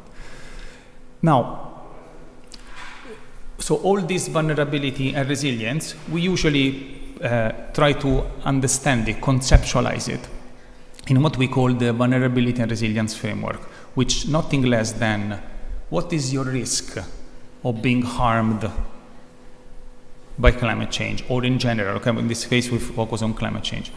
It is vulnerability minus your resilience. So you have a series of problems, of inherent features that make you vulnerable, isolated, exposed to some climatic and meteorological hazard. We don't have water, right, or very little, or in general problems of management and provision, and there is nothing you can do about it, right? If you're a low-lying island and there is sea level rise, I mean, this is the way you were born. However, you can do something about it, so you can have technological advances or policies or community actions that can address those risks. And so that's how we calculate it. We have, as I mentioned at the beginning, we've been working on measuring vulnerability and resilience through a series of indices. We have developed what is called the Vulnerability and Resilience Index. We have recently conducted a study on climate indexes, and the results, of course, confirm that all the islands in the world, we also have some studies on islands in the Mediterranean, not only small island states, so Balearics, Sardinia, and all of the others, confirm that islands are on top of the vulnerability, okay? But also, this is the result for Malta. So out of the 190 countries, Malta is 13 in terms of vulnerability, so it's very high, highly vulnerable, but also highly resilient. So it means that, there is something that we're doing to address that vulnerability, okay? Now, how do we explain this relatively good success of being resilient? You can frame it between a set of policy measures, so governments, authorities passing, laws and legislation to make things better, but also community and individual actions. Okay, so it's a mixture of the two. Sometimes it's the communities, it's the individuals, the private sector doing something important, some others authority. So it's like, consider it like a pendulum. So sometimes it's the authorities, sometimes it's the community, and there is a bit of a magic that happens, right, anywhere there, where this resilience works, especially in islands. Islands all over the world, with few exceptions, tend to be highly resilient. Among the medium to high income countries in the world, there are islands, even if they're very vulnerable. In the middle of isolation and remoteness, even storms, very few resources, they manage to be very resilient. So all the studies and research we have done, also contribution from many scholars like here and living in islands, tell us the same story, that there is this action by authorities, institutions who work on governance, and communities that together increase your resilience. However, that's the problem we're going to face. This resilience costs a lot of money, especially in islands, much more than in large countries. Why is that? Because, of course, especially climate resilience, which is sometimes it needs a bit more technology to be addressed, comes at a very high cost. Why is that? Because if you divide the cost per capita, it's much higher. Our citizens usually, there aren't so many, although they're growing. And you divide the cost per capita, it will be much higher for a country like Malta or in jurisdictions like the Balearics to pay for your investment or to pay to run a country in general than an any larger one. So we did this exercise just to give an idea, okay? Because I will tell you also the problems we have to measure these costs. If you look at the prime, so how can you quantify how much is more costly for islands than Malta versus Italy? Why is it more costly? Of course, the cost per capita is higher, so you need to divide the cost by the population. And unfortunately, the statistics we have do not help us to make this comparison well, okay? So sometimes we take some examples that can help us to have an idea. So what we took, even to be a bit more provocative, we took the salary of our Prime Minister and the salary of the Prime Minister of Italy, and we compared it according to the population. What did we find out? That the difference is 120 times higher. So if you had to divide the cost of sustaining the Prime Minister in Malta versus the one in Italy, each citizen in Malta pays 12 cents. In Italy, they pay 1, a fraction. So imagine to have this example to the cost of invest for your renewables, to build a highway, to maintain the port authorities, and etc., to run a school, to have the public service helping and supporting you. The cost for islands and the countries that have small population will always be higher. And what is the problem with this? That none of the European policies or the current economic settings recognize this problem. So we in an island, we almost start with a deficit all the time. So we have to make an extra effort to arrive at our policy being successful. So it's more expensive to strengthen our resilience. We start from a position of being penalized, okay? And all the concessions and exemptions that there are sometimes do not recognize this problem. In fact, we've been arguing, it will be one of my key messages here, that some of the European projects, or in general, the requests that central governments, like could be in Spain vis-à-vis the Balearic Islands, or the European Union versus Malta, should consider this initial deficit, and they don't. Again, this is not to justify us islands doing less, okay? No, we still have to do our part. But the starting point, is different, and there is this deficit. There are some aspects which might be similar to the Balearic here, islands, where there is still some problems, especially with a couple of sectors, and I've highlighted here the construction sector and the public procurement. So there is a high percentage of GDP that is spent by government authorities, which has not been yet made climate resilient. So the Green Public Procurement Directive and all the things that are there, especially in the context of islands, have not worked very well. And then there is the big elephant in the room, at least in Malta. Okay? I don't want to expand it to here because it's very political sensitive. The construction industry, of course, is pushing to either build more or to renovate in a certain way, but they have not yet put their efforts to be, more carbon neutral, or to even stop doing certain things because, land and resources are limited. Okay, and we keep on expanding like, we have no limits, but there are limits which were not accounted for. Ultimately, we know from a lot of research that if we do things well, so if we invest in our,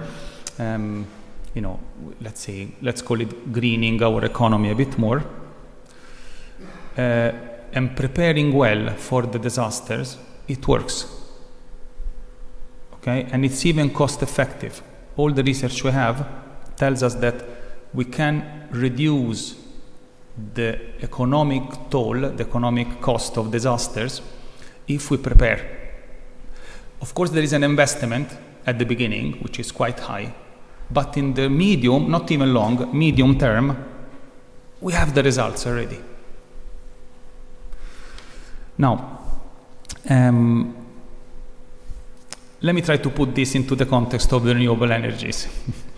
So of course, the landscape of Malta's renewable energy is shaped by the European law and directives.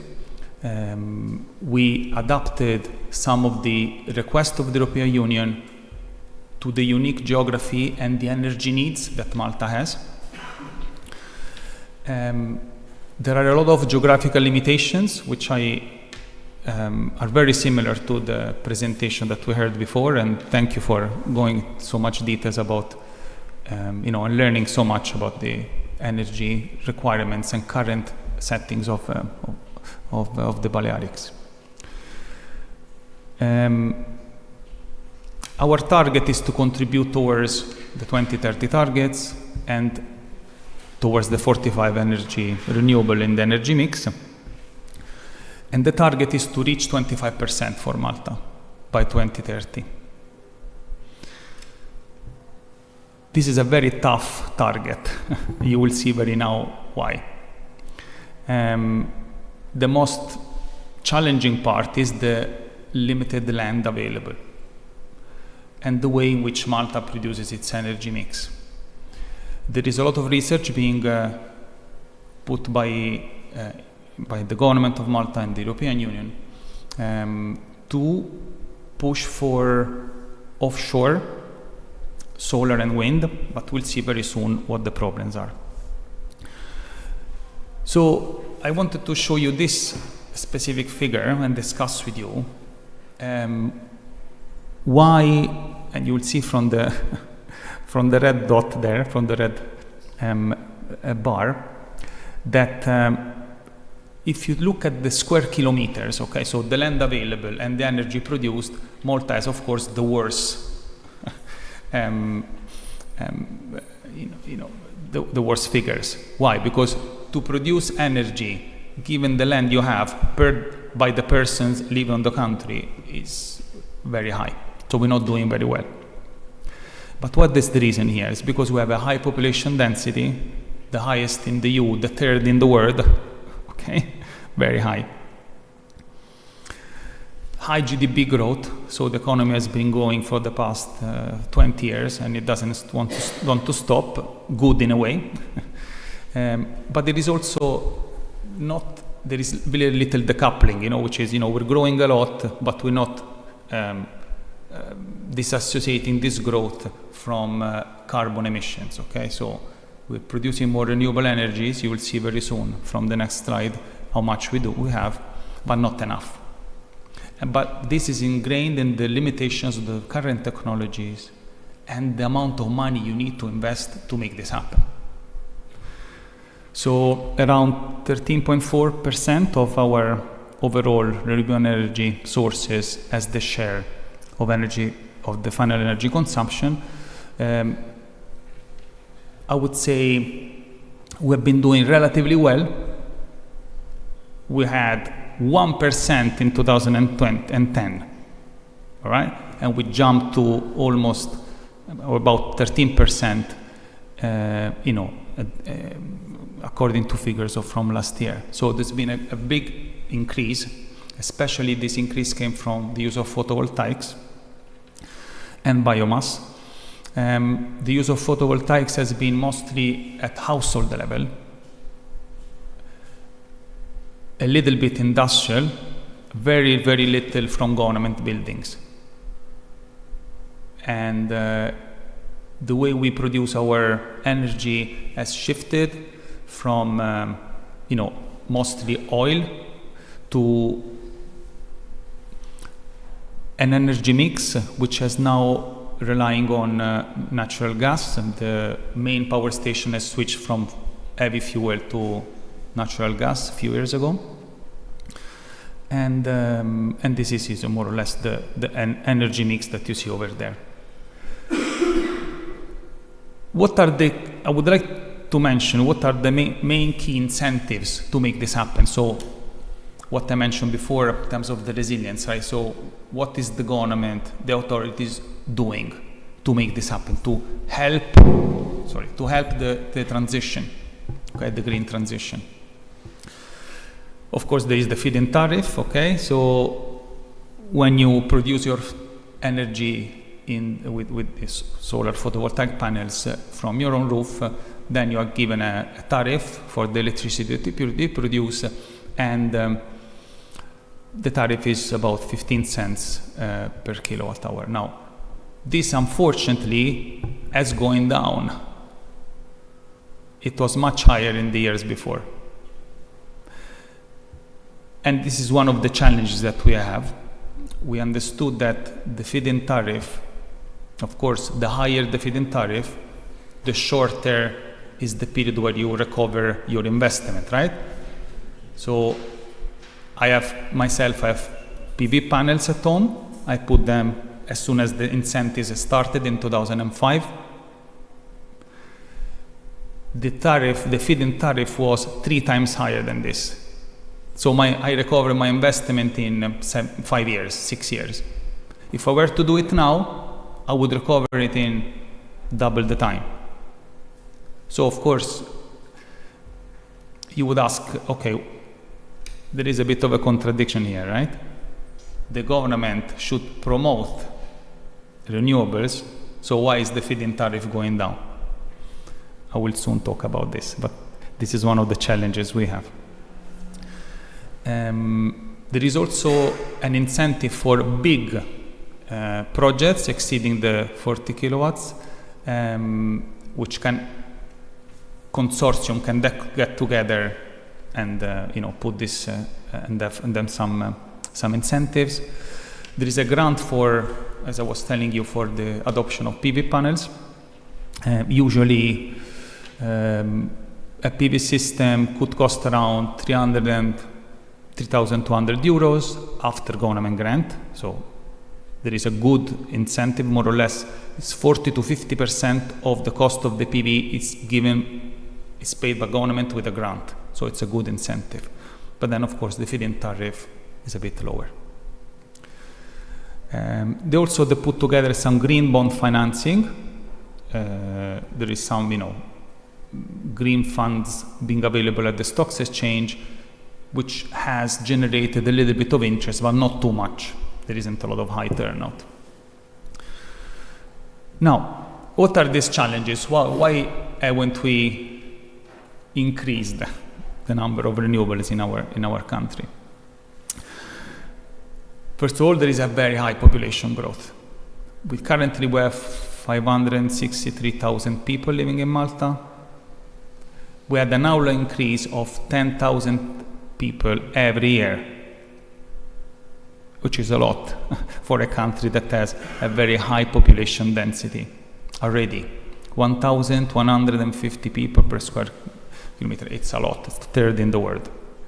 But it keeps on increasing. Projections that we're going to exceed 600,000 by 2030.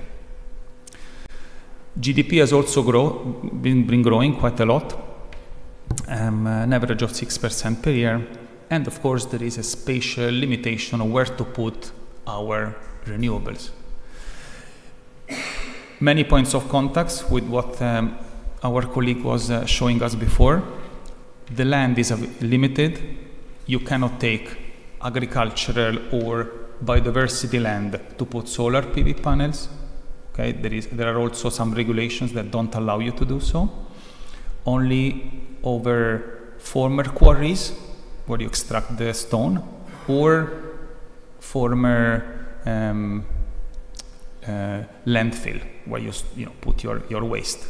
There you can do it, but there are very limited places. So wind energy is very limited because of the visual impact on land, but also offshore because of the same limitations you have. The sea is very deep, technology is almost there but not yet. So we're not technologically ready for certain development in the renewables to take place.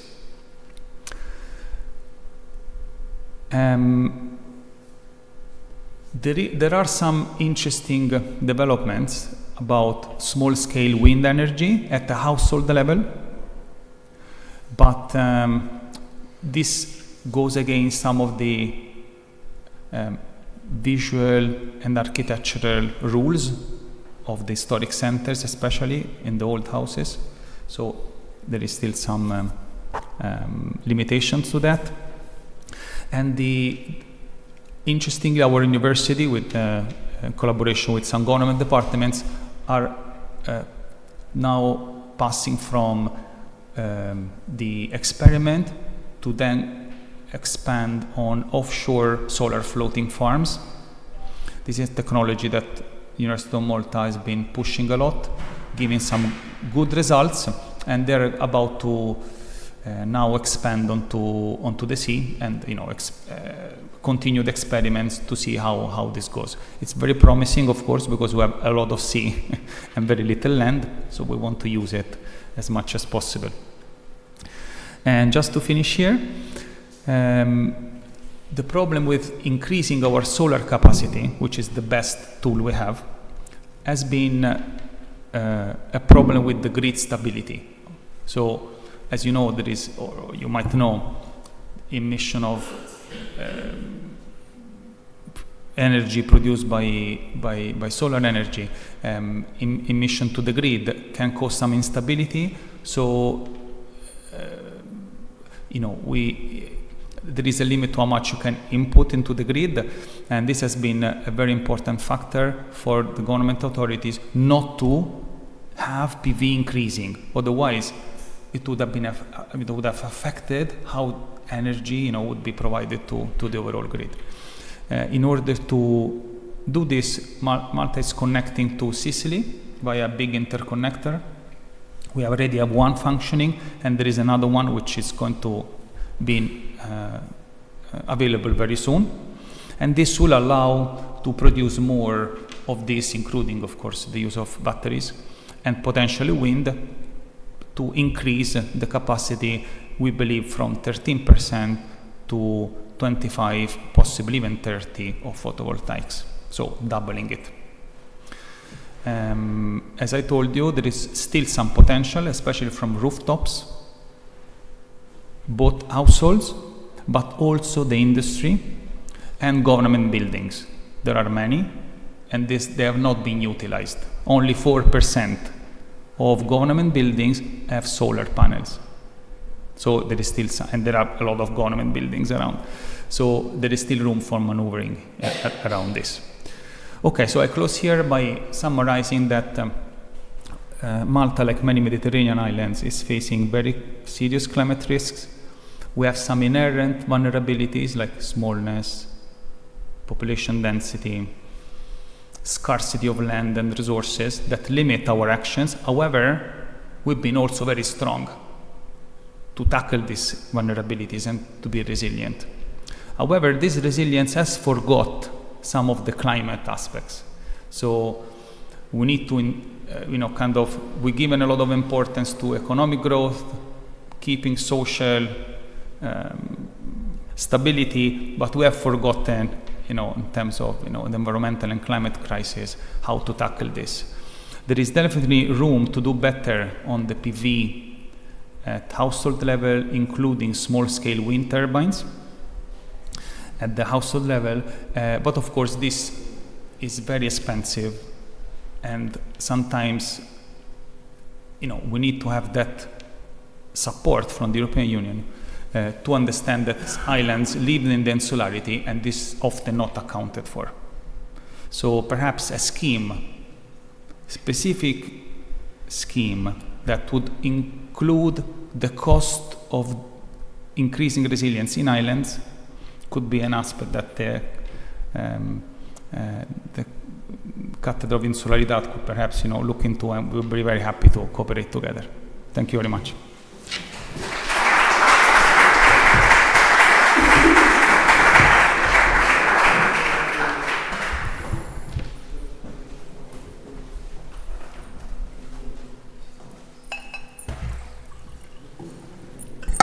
Si hi ha qualque qüestió, sí? I would just like to know, I was impressed by your figure. How did you manage to change from almost 100% electricity, to 50% using other energy types? Like, was the population ready? Were you ready for it and you just changed? I mean, it's amazing. It was like in 9 years you changed your whole system. How did you manage that? Good question. I think it's still, thank you, it's still a big challenge. I think there were very good economic incentives to do so. I think that's the main issue. There was also some educational and awareness about changing. And the economic incentives to adopt solar photovoltaics were very good. They are still very good. Although I say that the feed-in tariff is going down, it's still okay. But the incentive is for buying your solar panels. There is a big grant which used to pay before even 60% of your investment. Now it's around 40 to 50, but it's still very good. So half of the price is paid by the grant. And then you have the feed-in tariff, which is there to help you. The grant was going so well that they had to stop it, because they were afraid that more solar would increase the instability of the grid. That was the main issue, and still is. However, let me say something about this. There is also a bit of an issue, this is very political sensitive, about some conflict of interest, because the main way in which Malta produces its energy is by having this power plant fueled by natural gas. They changed from heavy fuel to natural gas around 10 years ago. Yes, 10 years ago, and the contract was awarded to a consortium of local companies, together with a Chinese company and with gas coming from Azerbaijan. And this is a contract that it's going to go for 20 years with a flat rate, which for now is good, because the price, especially after the war in Ukraine, etc., increased. But government cannot tomorrow say, we go 100% renewable. They have this contract with the company, which, they will not sell as much as they were promised. So there is a bit of a conflict. So we think that is not only because of the grid instability that the renewables are not going higher. They could go higher, but because of this, there is a bit of a delay. Sí, hay otra pregunta.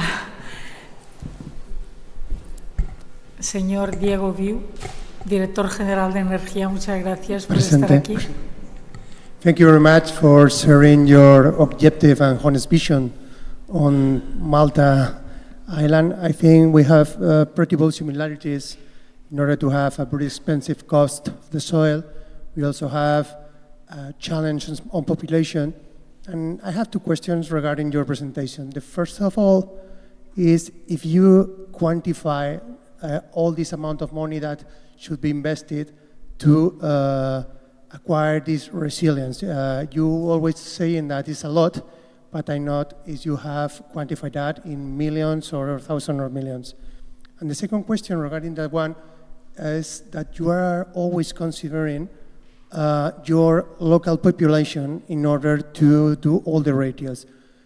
Here in the islands, we are trying to improve the mechanism that we have in order to establish a corresponsibility between the local population and the floating population, because the ones who are visiting our islands, we consider that they have a duty or maybe something to compensate in order to make a better destination, to give something to the destination that we are also serving. I don't know if you are make those calculations in order of the floating people and how this investment should be calculated regarding not the local population but the floating population. Thank you very much.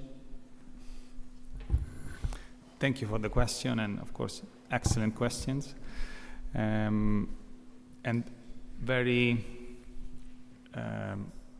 sensitive topic. So about the first, we're not there yet in terms of the quantification, and there is a problem with that because of the available statistics and information that we can get. Also, comparing, for example, imagine I have to compare the cost by taking how much you spend on health and how much we spend on health. Our health systems are different. So giving a number and comparing the two islands will not give you a good estimate of the cost that we're going to have. So that's why we took the salary of the Prime Minister, just to give you an idea, because, more or less. So it's easier for now, to have an idea of how much it costs for the islands as opposed to others, to take this generic quantification then going down. However, because of course lack of funds and time, we haven't gone into the details of comparing islands to islands. And I'm sure that if we were to do a comparison of the Balearics and Malta, there will be a lot of similarities where we could zoom down and understand the cost much better. And in fact, we have a little project hopefully coming up, and we'll be able to do it. But rest assured that there is the fact that for islands the costs are much higher is something that will always come up and will be certified by any type of study. It's just about the details. But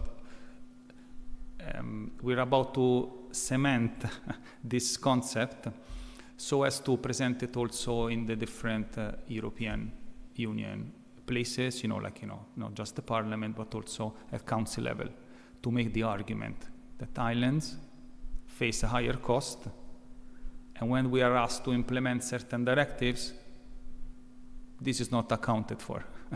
So, there should be this. Now, for the second question, very tough. we really have a similar situation because we also have a high percentage of the population who's, either come here to live temporarily, or high number of students, of tourists and visitors. So it's not so easy to calculate. But yes, there should definitely be another instrument whereby some of this is accounted for. I would say that often we need to also look into ourselves and engage a bit more with some important actors.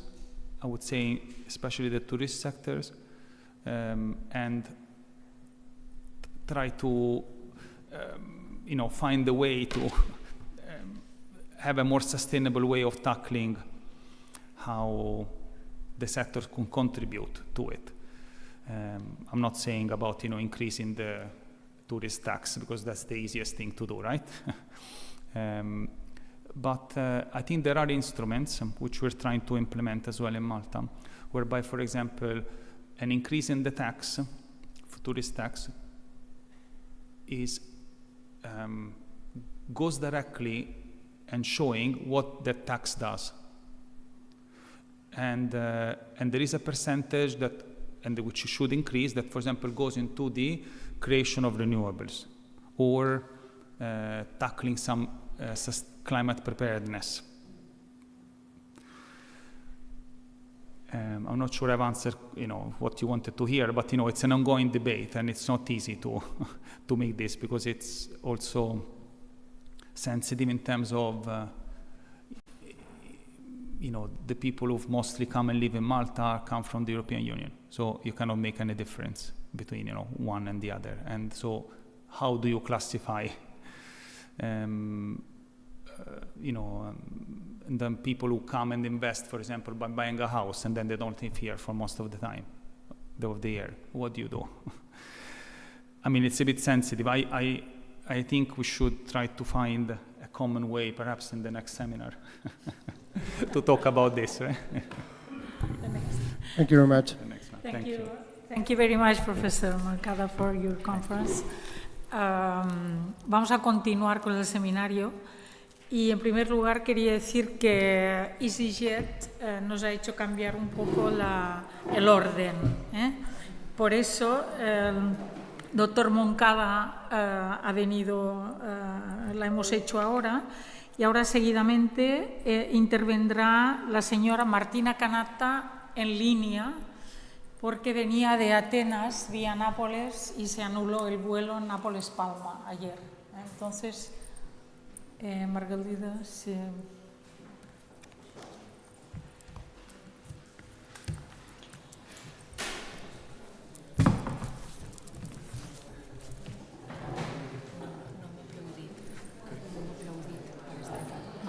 No m'ha aplaudit.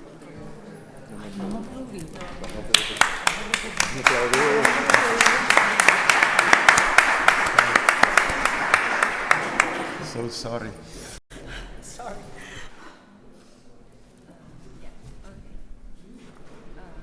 Martina. Sí, està connectada. No es veu perquè no funciona, però ella mos veu per YouTube. Ai, no funciona la càmera? No, la nostra no. Hello, Martina. I think that you are there, okay? Yes, I can hear you. Yes, sorry, because you cannot see us. Bueno, vamos a... Muy buenos días. Martina Canatta, ¿dónde lo tenemos aquí? Una pregunta, ¿ustedes van a utilizar la presentación o tengo que compartir mi pantalla yo? No he entendido nada. Sorry, we have not understood. We are going to make the presentation of your conference. Okay? Perfect, so you project everything. Okay, I'll just wait. No, if you can use it as well. You can share your screen. Yeah, you can share your screen if you want. It's better. Okay. Yeah, okay, then I will do that. Muy buenos días a todos. Yo me presento, soy Mauricio Ruiz, de la Universidad de las Islas Baleares, codirector con Joana María Seguí, de la Cátedra de la Insularidad. En este seminario dedicado a los temas energéticos en ámbitos insulares, contamos con la ponente Martina Canata, y que va a hacer la presentación con título Los retos de las energías renovables en las islas europeas, la experiencia de Clean Energy for the European Island Secretariat. Martina Canata, comentaré después en inglés, pero para que una pequeña introducción en su currículum en castellano, es licenciada en Física por la Universidad de Florencia, Italia, y posee un doble máster en Sistemas de Energía Sostenible de la Universidad Politécnica de Cataluña. A nivel de resumen, podría decir que básicamente está trabajando en construir una red sólida sobre la línea de asistencia y fortalecimiento en capacidades de la Secretaría Europea de Energía Limpia para las islas de la Unión Europea. He has a degree in physics from the University of Florence, Italy, and a double master degree in sustainable energy system from the Universitat Politécnica de Catalunya, Spain, and from the Royal Institute of Technology, Sweden. Before starting his career in the renewable energy sector, Martina worked as a math professor in Peru for 3 years. After a traineeship in ENSO, Martina joined 3D as renewable energy consultant, and since then she leads the technical assistance and capacity building activities of the clean energy of the European Island Secretariat. Passionate about cultural exchanges and foreign language, Martina strives to build a solid network of like-minded people from all over the world to push forward the clean energy transition, with Iceland talking in the front stage. So, Martina, thank you very much, and you have the word. Yes, thank you for the introduction. It sounds much more important than actually I think it is. Sorry, Martina. Try to be very near of the microphone because we lose your voice. Try to do this. Okay. It's okay. Thank you. Okay, maybe I will turn off my video. Maybe it's gonna get better. Do you hear me better now? Better? Nope. Okay, I guess I will take it as a yes. So yeah, I just wanted to thank you again for the invitation, and again, I'm sorry I could not be there with you, but unfortunately, the airline had different plans for us today.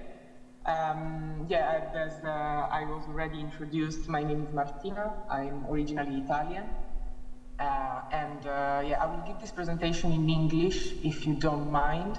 I could do it in Spanish, but I think it's going to be much clearer if I just do it in English, and it's going to be more efficient.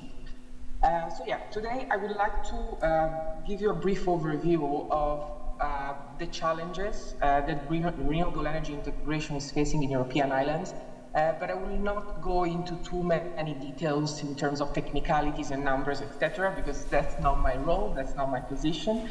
I would just like to give you an overview of what we are seeing within the Clean Energy for EU Island Secretariat and what we are doing about it. So I will try to be quite brief. So let me see if I can move on. Perhaps I will spend a couple of words at the beginning to just give you a little bit of context about the Clean Energy for EU Island Secretariat. I don't know if you are all aware of what it is and how it started.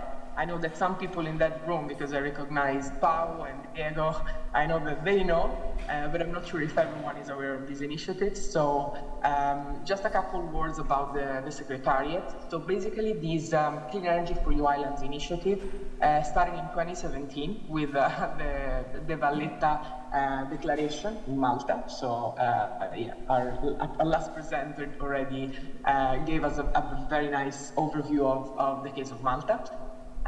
And then we started the first phase of the Secretariat of the Clean Energy for EU Islands in 2018, which was then replicated in 2021 with a second phase, and we are currently in the third phase of the Secretariat, which started in 2023 and will end in 2027.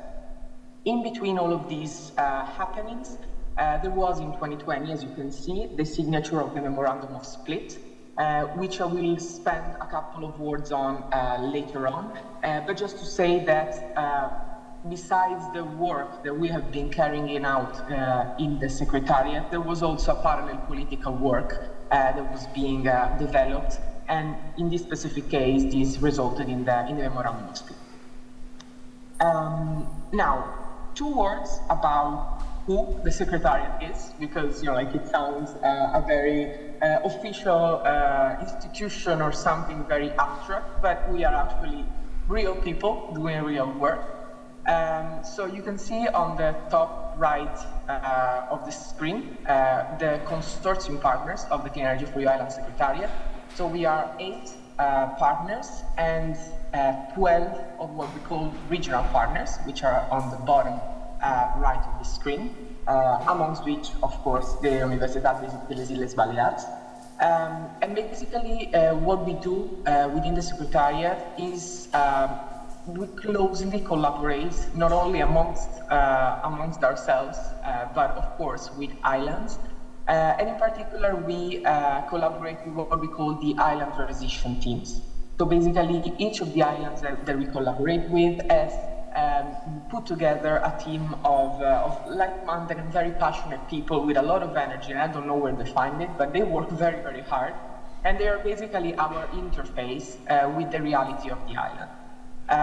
Now, the consortium partners are, of course, the ones that provide the technical expertise on all different subjects related to renewable energy and energy efficiency.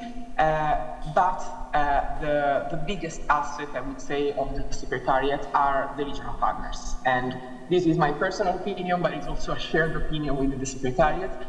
Because the regional partners are the ones which have footing on the ground and they know about the reality of the island and of the people living on the island.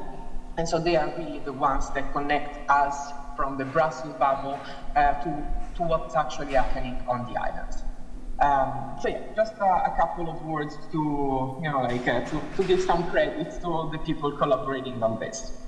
Now, the Clean Energy for Island Secretariat, so the phase that we are in now, is focusing on 3 main pillars. The first pillar is that of technical assistance and capacity building activities to the island, to the transition teams of the island. Then we have a pillar focused on regulatory work, and then we have a more political, let's say, engagement, which is a work towards the support of the memorandum of spirit and the annual forum.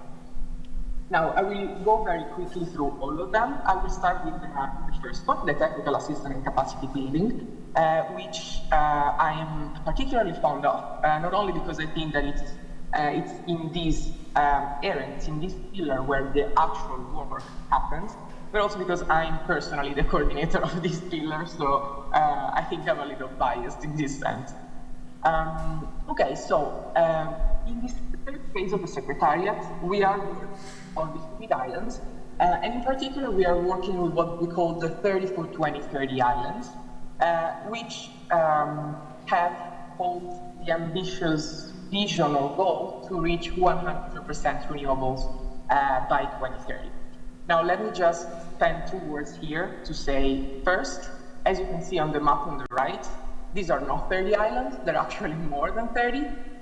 So indeed, we do have some projects, let's call it this way, which are made up of more than 1 island, because some of them were grouped at the application stage, or because we have, as in the case of the Balearic, archipelagos. So first of all, the name already is a little controversial and misleading. So more than 30, actually. I think we have 48 islands. Trying to achieve this goal. And then the second thing that I wanted to mention is about this, very ambitious vision of reaching 100% renewables penetration by 2030. And I feel the urge of putting a disclaimer in the sense that, this is kind of like a theoretical, let's say, objective or an ambition more than an actual goal that we try to live up to or to work towards. But as we just heard from Malta, Malta holds the ambition of reaching 45% by 2030, and even that is very challenging.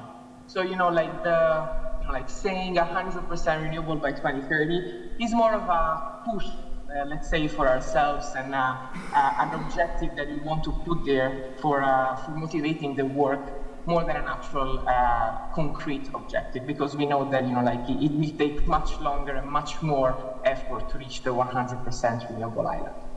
So just a little disclaimer here, not to sound like a lot of words without content. Then, speaking of content, let's go into the content. So the main part of the work that we are doing within the third phase of the Clean Energy for the Island Secretariat is what we call the technical assistance to the islands. Basically, we are very simply providing consulting services to the island transition teams on whatever type of project, more or less, or whatever type of initiative they require assistance with. So we are providing, very technical engineering studies, feasibility studies, pre-feasibility studies, etc. We are providing support in finding financing. We have set up these, what we call the Islands Marketplace, where we try to do a little bit of matchmaking between specific projects and financing opportunities and investors.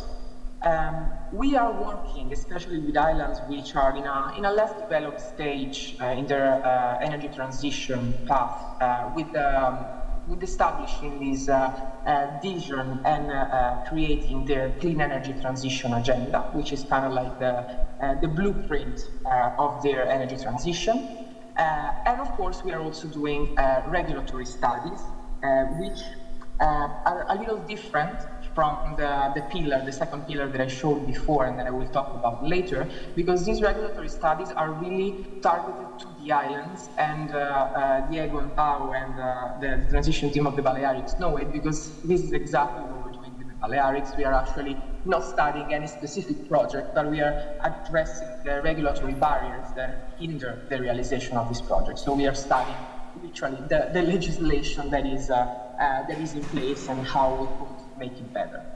And finally, I would like to say, last but not least, definitely, is the community and stakeholder engagement work, which sounds if you look at from a deliverable point of view, all project managers would I think really, it sounds like nothing, but it's indeed the most important part of the work, because there is no energy transition, there is nothing happening if there's no buy-in from the community, and if everyone is not aligned on this objective. Now, I don't know if I think you will have this presentation afterwards, but you can see here underneath the big titles, I have left some links, and these links go directly to our website, where you can find a lot of resources in this sense. So you can find all the templates for the Clean Energy Transition Agenda, all the technical assistance reports that we have developed until now. There are hundreds of reports, and they're very, very interesting. The regulatory inventory, the study reports, etc. So I just left here all these resources in case you are interested in having a look. And even if you're not interested in the specific topic, perhaps it can give you a little bit of an inspiration to, I don't know, reach out to the authors of the papers, or just to ask more information. We are very happy to provide more information about that. Now, from all of this work, I've highlighted what we have identified so far, so like halfway into this third phase, as the main challenges for the European island. And I mentioned this here, not at the end, as maybe could have been envisioned, because these challenges are emerging really through the work that we do with the islands, so through the technical assistance. And I guess that these are kind of like the usual suspect, perhaps. So as you know very well in the Balearics, we have very stringent regulatory barriers. So we have, not only very strict, but sometimes even contradictory regulations that create a big obstacle for the realization of renewable energy projects. And so what we are trying to do is to bring to light these barriers and try to talk to the relevant authorities to try and tailor these regulations and create amendments to the regulations for the specific situation of islands. because like a regulation that works for the mainland sometimes makes absolutely no sense for islands, with all the restrictions that we just heard about in the case of Malta. There's no space, there's a lot of people, so we need to do something more specific for the case of the islands. Then another usual suspect, I guess, the problem of money, of course. And here I don't only talk about the problem of financing the project, so the actual renewable energy projects on the island, but also on the financing of the steps that take us there, so that take us to the implementation of this project. And I'm talking about environmental studies, for instance, social impact assessments, because passing from a very engineering and technical feasibility study of a wind farm to the actual implementation of the wind farm requires many more steps than just having a very sound, a technical report and be like, yay, I have the good resource, let's do it. It requires many more steps, and all of these steps cost money. And so finding the financing for these additional steps to actually get to implementation has been proven to be a very big challenge, because resources are limited. And finally, as I was saying before, the lack of stakeholders alignment. I already said it, community buy-in and an alignment between all the different parties involved in the energy transition is fundamental to really move forward in this. We have seen cases of islands which have been working on the energy transition since forever, for a very long time, and still they need to, basically they do 2 steps forward and 1 step back, because still all the stakeholders and all the different parties involved are not all aligned. And so you understand that if the technology is there, if the will is there, if the money is there, it doesn't matter if not anyone is aligned about it. So yeah, we can. I'm happy to discuss about it later, perhaps with some questions or some discussion. But I wanted to give just an overview. I can give you more concrete examples if you'd like later on. But now, perhaps a couple of words about the other part of the technical assistance activities, which is the topic of capacity building. So with the Secretariat, we are organizing in-person workshops on different topics chosen by the different island transition teams. And we usually go on one of the 30 for 2030 islands, and we gather experts, we gather different islands representatives, and we try to train them and also get trained by them on the specific topic. We have actually one coming up at the end of the year, the beginning of December, in Lanzarote, so in the Canaries, where La Graciosa is going to be involved, and of course other islands. And when it comes to Spain, we also had one last year in October in La Palma about water management, just for information. One last point about this pillar of the technical assistance and capacity building is that of Follower Islands program. So besides the so-called 30 for 2030 islands, we last year also launched a call for what we call the Follower Islands, which are basically another big group of islands, which perhaps were not in the best position to apply and to be part of the 30 for 2030 program, but which still are taking steps in the right direction. So they're doing something about the energy transition. And so basically we created this program to try and provide what we can really with limited resources to these islands. And yeah, as you can see from the map, there's a big majority of Greek ones, as you could have imagined. But basically what we are offering these islands is mainly capacity building activities. So we are supporting them in setting, in taking the first steps, so planning their vision, starting off with their clean energy transition agenda, and then providing more hands-on training on different topics, and connecting them with the representatives of the other islands to perhaps enable some knowledge sharing and some experience sharing. That's it about the first pillar of the Secretariat work, and I'm taking a little longer because, as I said, I think that this is the most important part of our work, and it's where things actually happen at a faster pace. I will now go very briefly through the other two pillars, so that one of regulatory work, and then afterwards the more political pillar. So with the third phase of the Secretariat,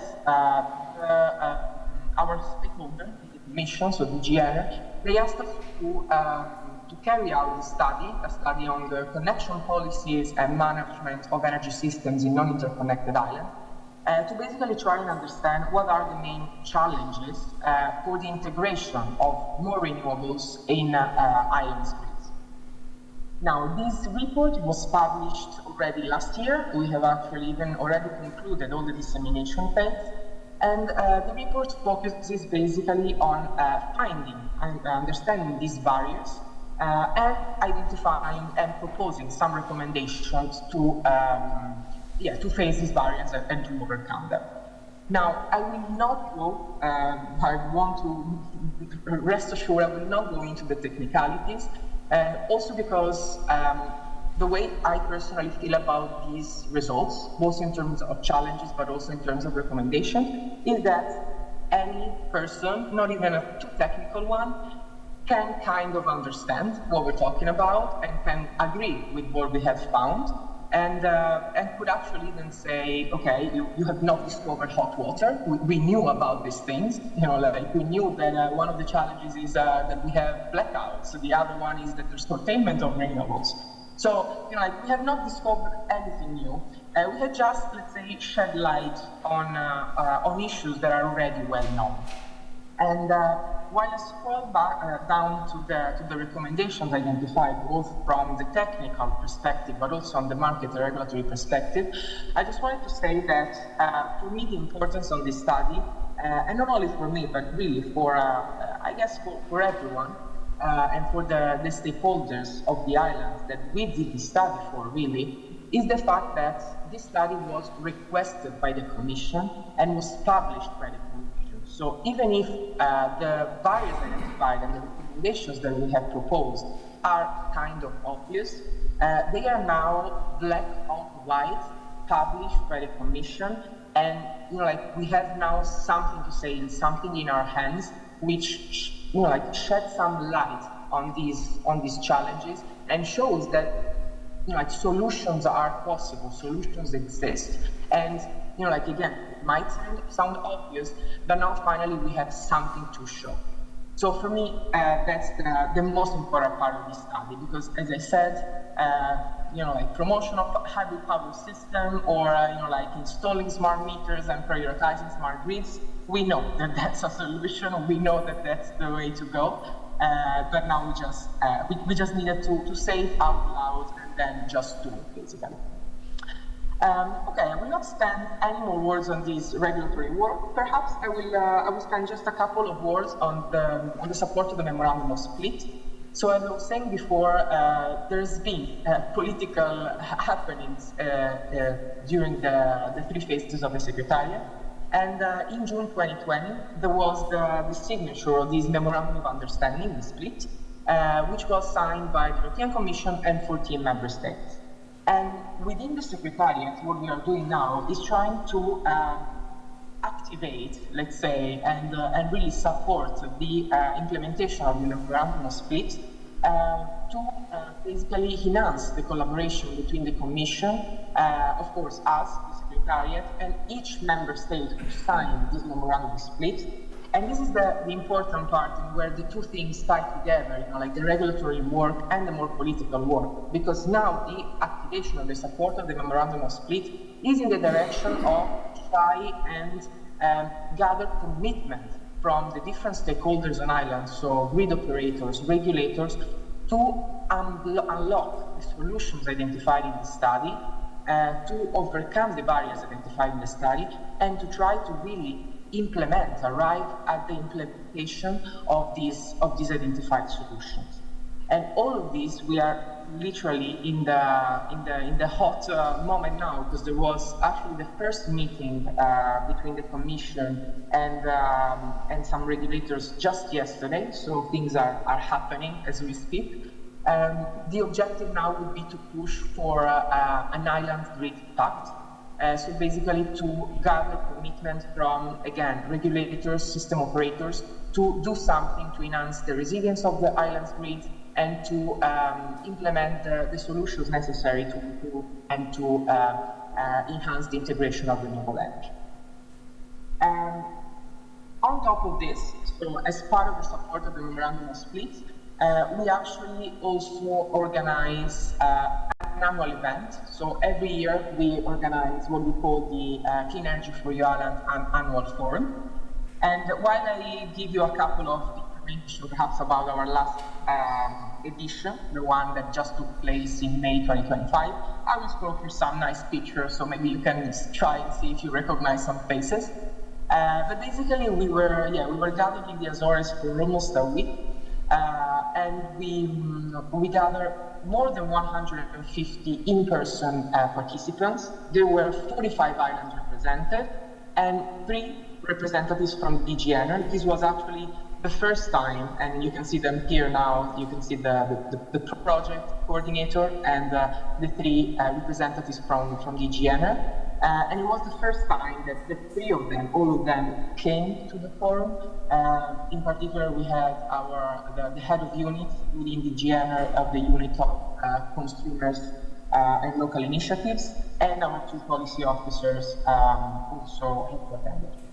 And yeah, in general, the forum this year was quite a big success, I would say, because for the first time we had less presentations and more interaction, I would say. So we tried to really give a central stage to the island's representative to talk about their challenges, talk about the projects that they're developing, and more in general, just exchange experiences and exchange their point of views.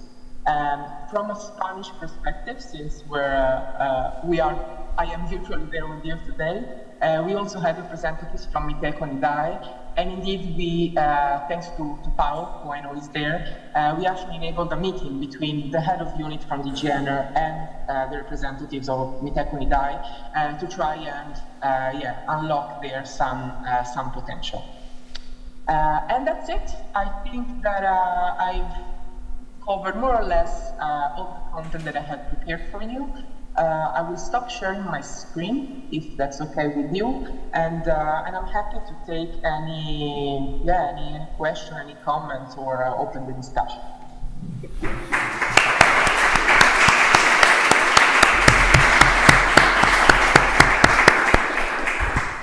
Okay, thank you very much, Martina. Very interesting presentation.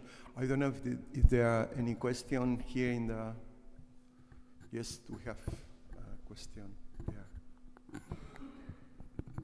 Can you hear me well, Martina? Yes? Hi, Martina. Yes. Okay. Can you hear me? Martina, can you hear me? Martina, can you hear it? I think it's frozen. Martina, are you there? Sí, s'ha penjat, eh?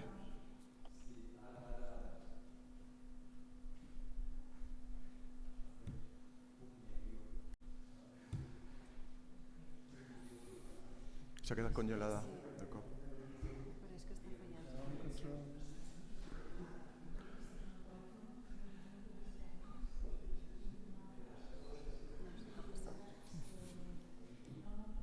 El enlace de la función és aquest.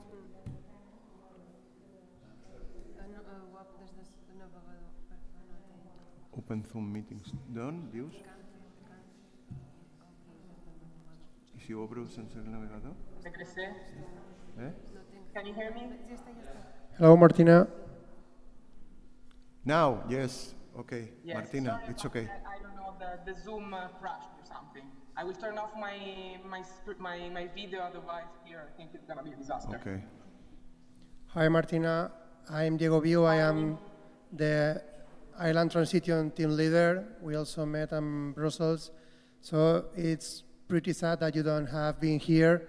And I only want to thank you for your work here with the Balearic Island Transition team. Since we started the project last year, we achieved some success on regulations due to our first report on regulatory barriers. Last week, also the regulator, the Spanish regulator, taking account the 5-kilometer radius modification for self-consumption. So congratulations and keep on this great work. Thank you very much, Martina. Sorry, I didn't hear very well. I guess that was Diego. Sorry, Martina. Do you heard the question? Not really. It was very, very fast. Please repeat for me. Oh, it's a pity. Sorry. Just to speed up, I just... Now it's making a question. Yes, can you hear? Do you hear the question? Yes. Now? No, I didn't It's hear connected. It's connected the microphone. I hear you very well though now. Sí. Si pudieras repetir, por favor. Yeah, of course. Si vols venir aquí, o intenta ahora. Inténtelo.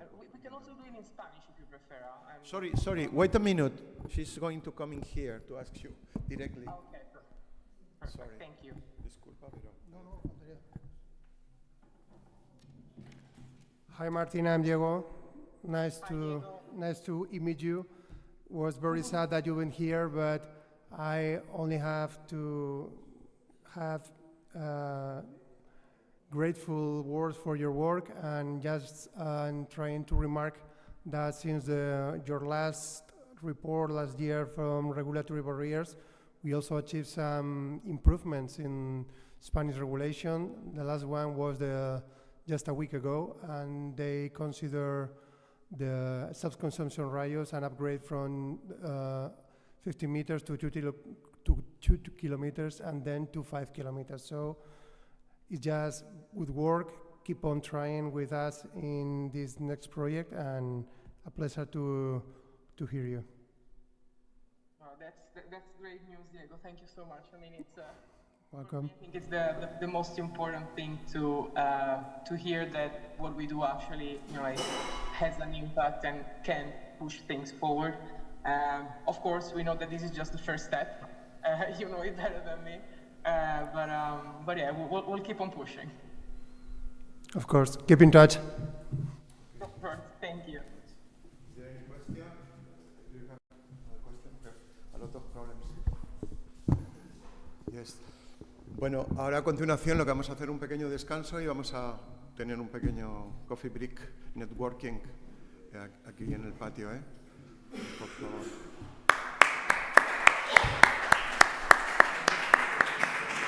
Thank you very much, Martina, for your patience to develop this conference. So I think we need... ¿Qué tal, Esteban?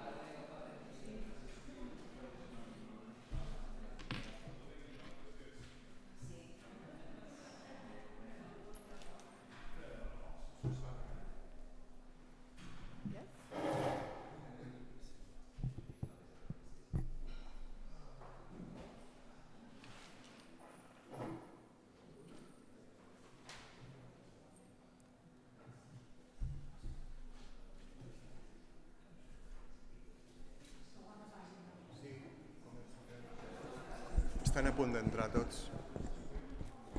¿Esperamos un segundo o empezamos? ¿Empezamos?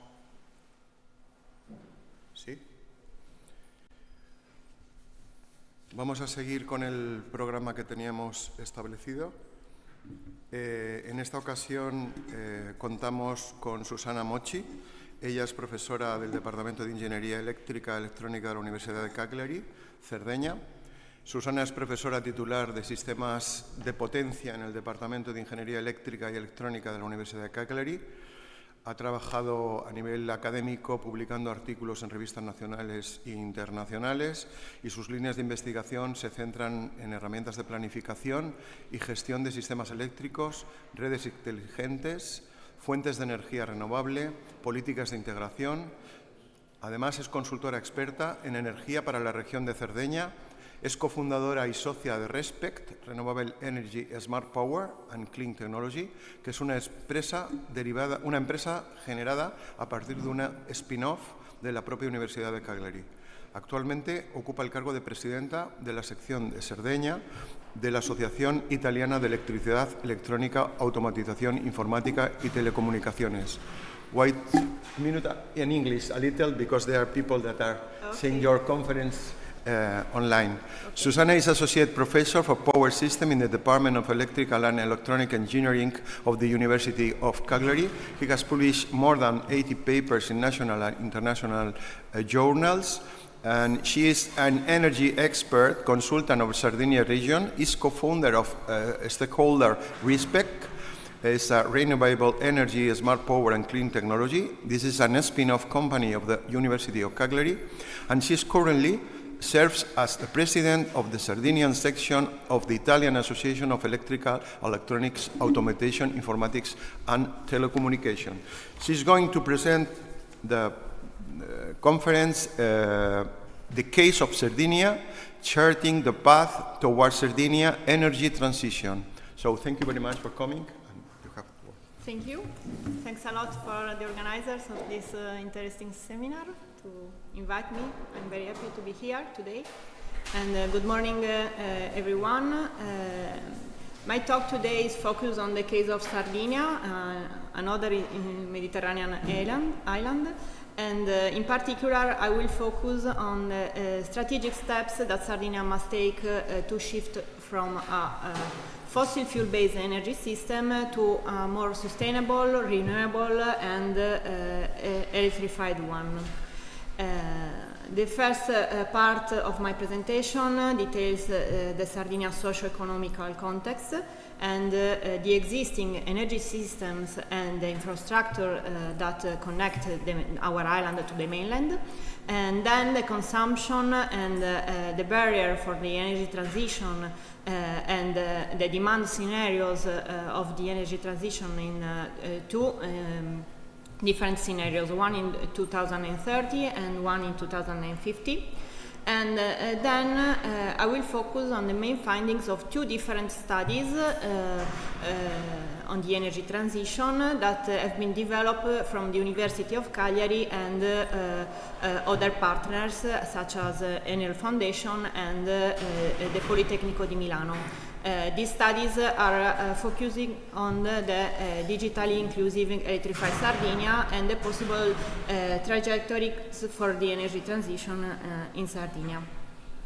So, Sardinia is the second largest island in the Mediterranean Sea, one of the 20 regions of Italy, with a population of 1.6 million inhabitants. And there is a very low population density across small communities in the middle of Sardinia. And Sardinia represents an opportunity for the success of the energy transition for the case that there is a lot of coal fuel-based industry and power plants. So in this moment we need to move to a different sustainable development, and due to the geography and energy history of our island, there is also an opportunity for Sardinia and for all the nation to use our island as a pilot in order to develop digitalization and electrification of the island. So the aim is to replace fossil fuels with renewable energy source. Of course, we have a lot of wind, solar, as in this island, and hydroelectric, that is few but fundamental in order to maintain the grid stability and economic resilience and for the security of the electricity system, because renewables have a lot of intermittence and aleatority aspects, whereas the hydro is more reliable and could be used also for the balance of the system. So when we speak of ecological transition, of course we mean economic transformation, sustainable and inclusive, and not only carbon neutrality, but also trying to reduce the human impact on the ecosystem. So why the transition? The transition is driving the use of green electricity as the main fuel, by combining it with smart technological solutions that enable the exploitation of renewable energy sources. What is fundamental in this case is to use also digital technologies for the electrification together with renewable energy source, and also have energy policies that consider this change. Here is in these slides I report the milestone and regulatory framework, European policies, Green Deal and REPowerEU define clear climate and energy targets, and in Italy we have the National Integrated Energy and Climate Plan that define the decarbonization steps for the systems, and also which are the main infrastructure projects that are necessary for the coal phase out. In Sardinia, this means phase out of fossil fuel plants, two big fossil fuel plants that are the main producer in our island. And most of all, it's important also to try to compensate the phase out of fossil fuel plants for the territory. So it is necessary to try to invest in the area that are poor due to the fact that some electricity plant is going to be in the phase out phase, so it's necessary to invest and to improve economic activities in the territory that are involved. So, as I said, Sardinia is a strategic Mediterranean island. At the moment, the connection with the mainland is only due to two submarine connections, the Sapei and Sakoi through Corsica. And the Sapei directly connect the power system of Sardinia to the mainland. And we don't have natural gas grid, no natural gas. So, the only aspect is that all the consumption should be covered by electric plants and some other sources. And there is a high potential for renewable energy source and for electrification, and the effort should be in order to create a secure, affordable and resilient energy system, because if we increase a lot of renewable energy system, the connection is not enough to export that energy, and since the consumption in the island is very, very low, there is the need to improve all the infrastructure in order to export more energy. And this figure shows a diagram of the Sardinian energy system, the energy source divided into renewables, the green part, and the fossil fuels in the gray one, and the sources that are imported or presented in the region. Then the transformation process from primary to secondary source of energy in orange and gray, and the final users. The final users are subdivided in the main sector: residential, industrial, services, agriculture and transport.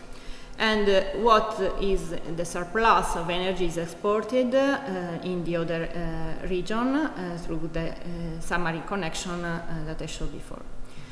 So, the energy consumption by sector is divided in thermal part and electricity part. The electricity is mostly used in industrial sector, the thermal is mostly used in residential sector, and this could be a good starting point in order to improve the electrification, trying to change all the devices and the machine that we have at home in order to move to electrification and use renewable energy source for this purpose. What about consumption? The consumption in Sardinia, unfortunately, is decreasing. This is the historical demand in the last 20 years. We have a very, very huge decrease when the industry of aluminium has been blocked in 2012, and so there is a crisis in the industry, so there is also the need to invest in order to reactivate some supply chain in the production.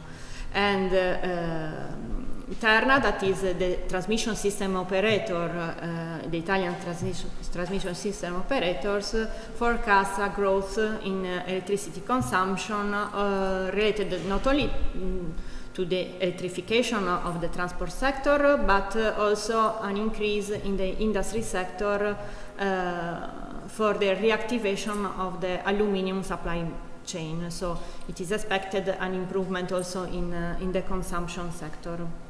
Regarding power generation in Sardinia, the total generation capacity is about 5.4 gigawatt, a lot of photovoltaics, wind, and hydro and bioenergy, smaller, but helping stabilizing the system.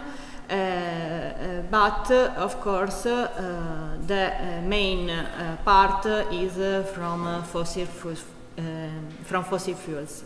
So the 70% of electricity production comes from this plant. The plants are Fiumesanto in the northwest part of Sardinia, and Sulcis, that is the southwest part of the island. The power system have an extra high voltage line that connects the main part north and south of the island, and these two big plants cover 1.2 gigawatt of capacity. So the phase out means that they will be put out of service by 2028. So we have the need to press, to push in order to have more production until this year. The historical series of production and consumption shows how is very, very higher production referring to the consumption, and we have 40% of energy that is exported to the mainland. And obviously it is used for all the different consumption sector. So consumption is registering continuing decrements, mainly due to the economic crisis and the closing of the industrial facilities. So we produce more electricity than we use, but the infrastructure limits renewable energy source integration that is needed now. So there is the need to modernize the power system and the grid that is in operation now, and also build new connection. In fact, Terna forecasts to have in the next years the new Tyrrhenian link extra voltage direct current to the mainland that is connected to Sicily in the lower part of this figure. So So the main aspects are the high dependence on fossil, the early adopter of electrification due to the lack of natural gas, and the limited local natural gas infrastructure. So there is also an opportunity, because from isolation we have to go to innovation. And so we are trying to use Sardinia as a pilot in order to have a direct transition to renewable energy sources, and not transition that use also natural gas as a scenario. These are the two main power plants based on coal and fuel oil plants that are going to be cutting off. And the decarbonizing process requires a radical shift from fossil fuels to renewable energy sources. We already know which is the share of renewable energy source that is needed, because at national level the Minister Decree defines new burden sharing for each region. That is the regional allocation of the target for new renewable energy capacity to be reached by 2030. So in Sardinia, we need to install 6.3 gigawatt of new renewables, considering the fact that we don't have the infrastructure that is suitable for this new production. So there is the need not only to construct new infrastructures, but also to install storage system. Energy storage system could help in order to use and to control the production of photovoltaics, wind energy system, also using the storage system in utility scale.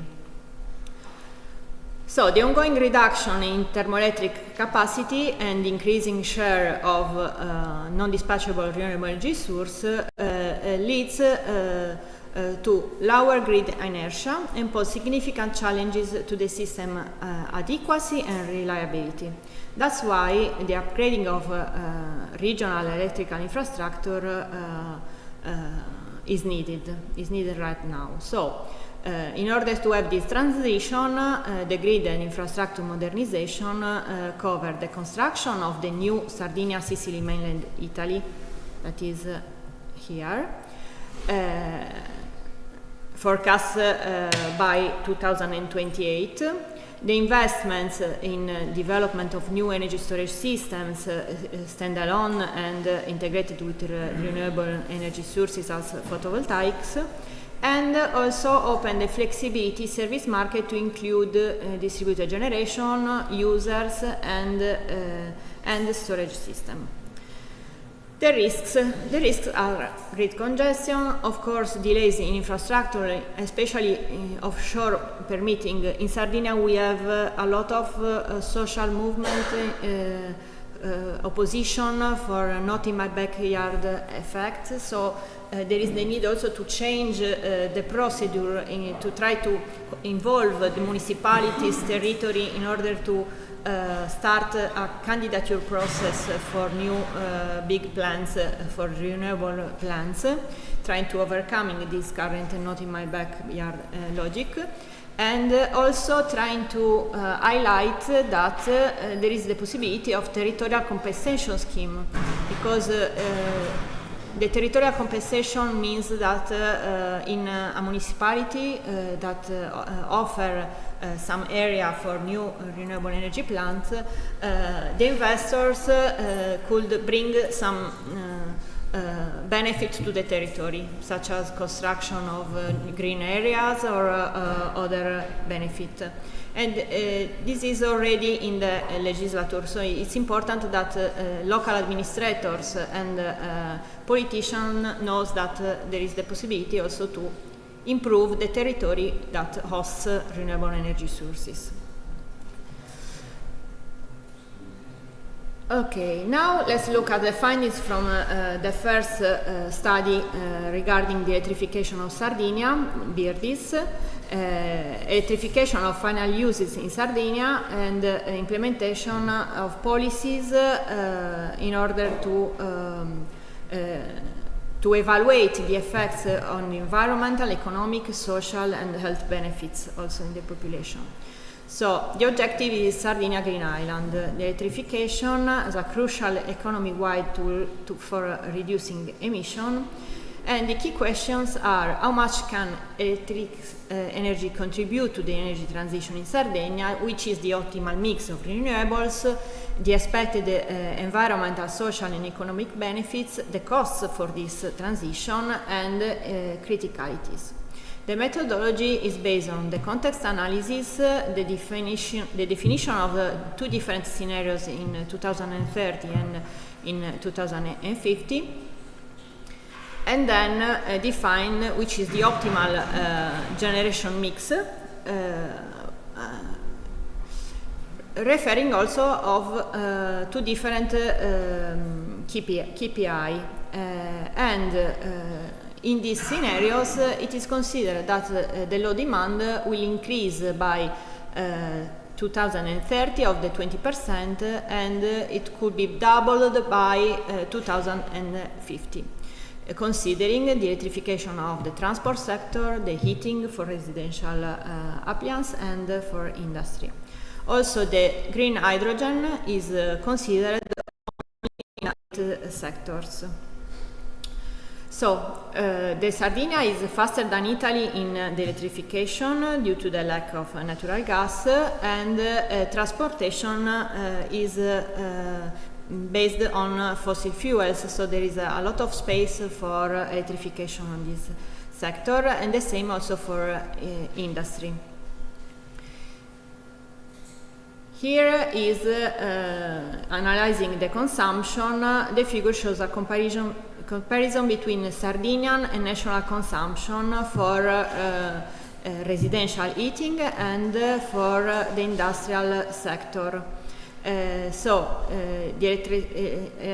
The industrial sector uses electricity more than national and international context, more than 45%, and also for residential sector, the blue part, that is the electricity, is higher compared with the national average.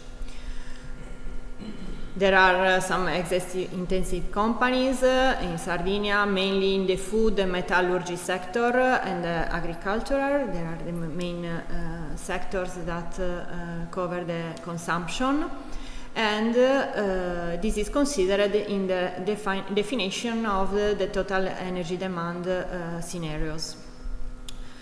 Here we can go to, so the growth in electricity consumption is given by the progressive electrification of energy use and the industrial sector expansion with the reactivation of the aluminum supply chain.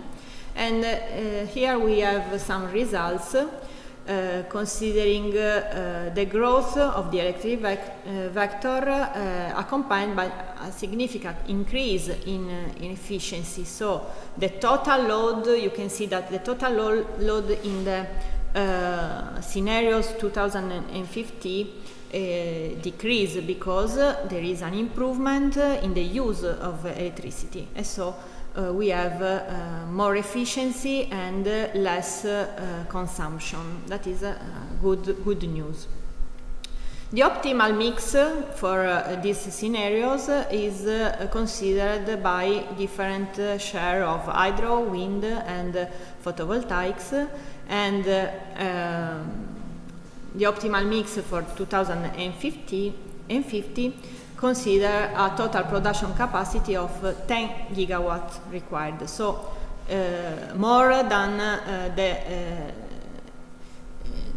the required burden sharing from the national ministry. How much land is used? Because to respond to the not in my backyard concept, it's important also to see how the territory is effectively used, and even with the scenarios more ambitious, the photovoltaics don't cover more than 1% of the Sardinia's total surface area. So if we compare the surface area of Sardinia to a football field, is the sector that is highlighted in this figure, that is not it has a low impact in the whole territory.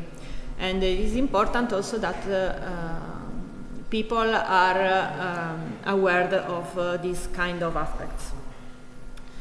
Let's go to the environmental key performance indicator. We can see that with the electrification of Sardinia, we can reach very, very high results in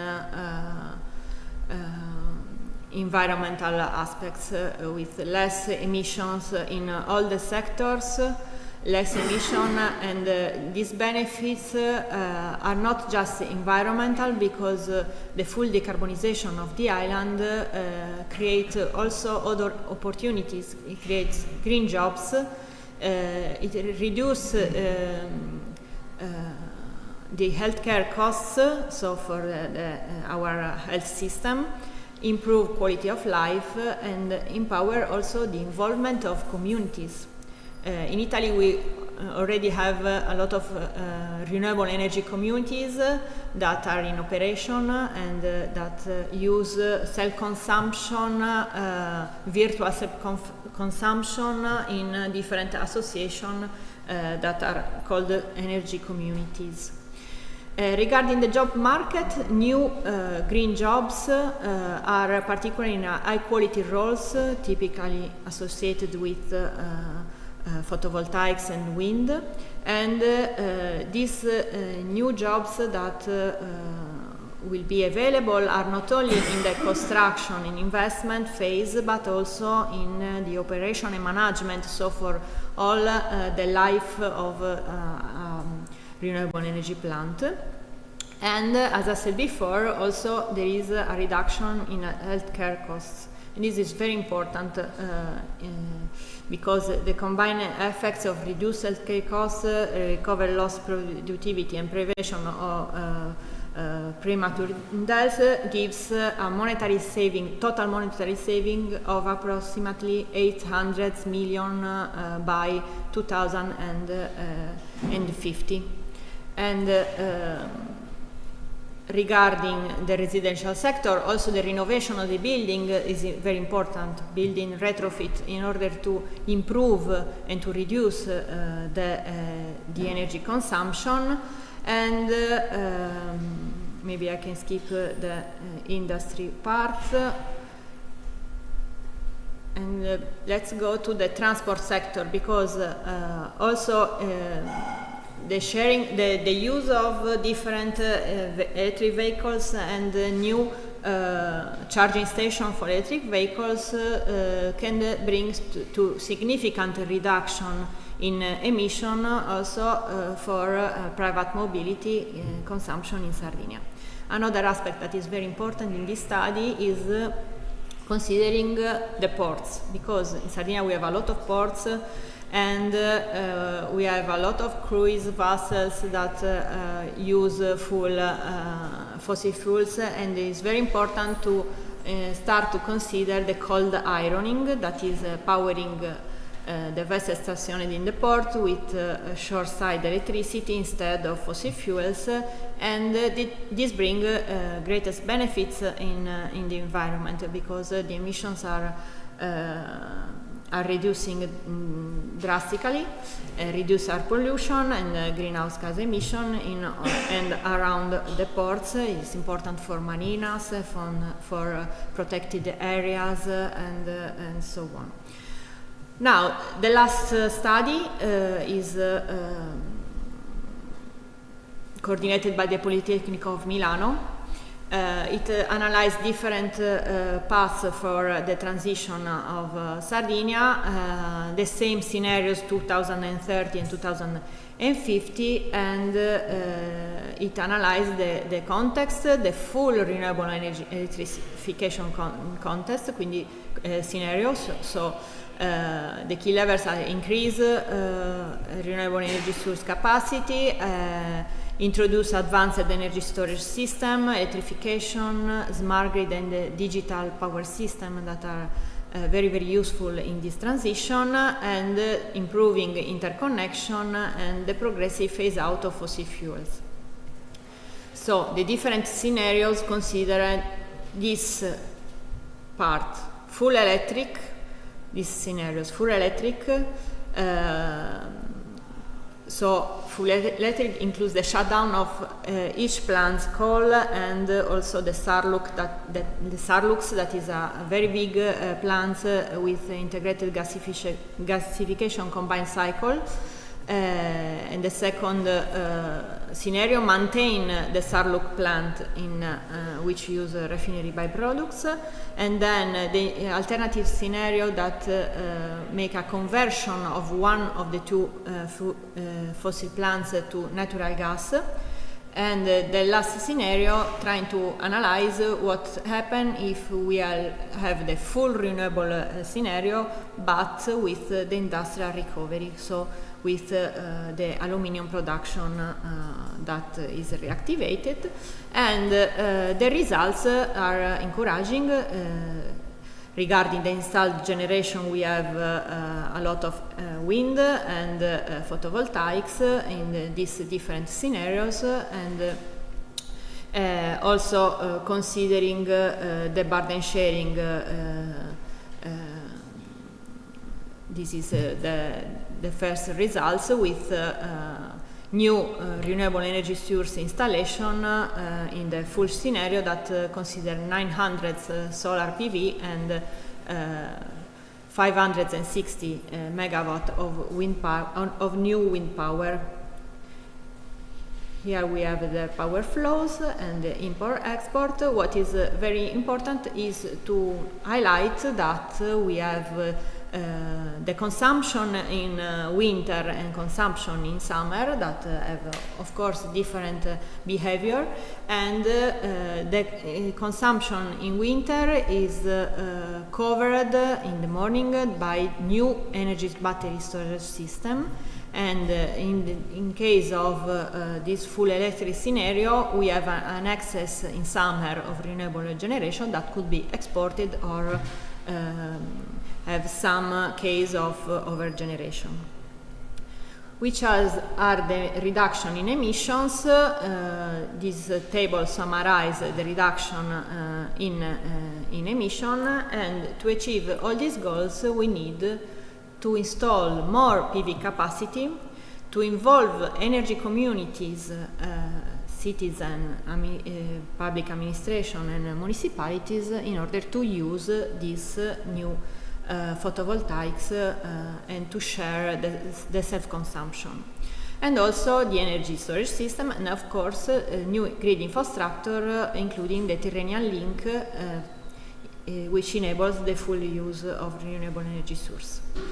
So we have also with the full electrification benefits for families and environment, and the enabling factors for decarbonization in our island is due to the construction of new infrastructure, development and efficient use of new storage capacity, and development of significant green hydrogen producing capacity only in some studies that are considered now.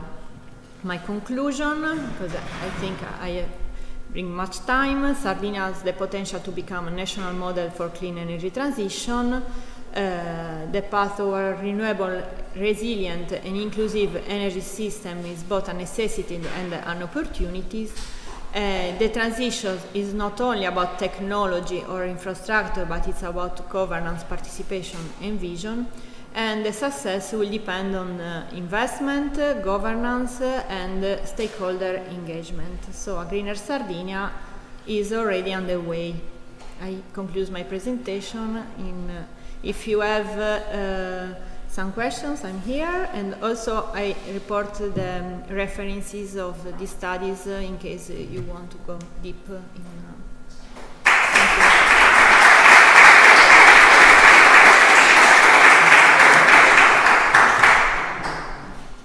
Thank you very much. Is there any question? Yes. Thank you very Hey. Tantissime grazie per la sua presentazione. I have many questions, but I would only ask one. I have to choose. So I would like to know, how have you calculated the healthcare costs reduction associated with the energy transition? Because this is also quite important. When you talk to people, many of them are not aware or concerned or worried about the environment. When you talk about health, it's important. And when you talk about money too. So how have you come to these figures? Honestly, it's not my part, but I know that my colleagues studies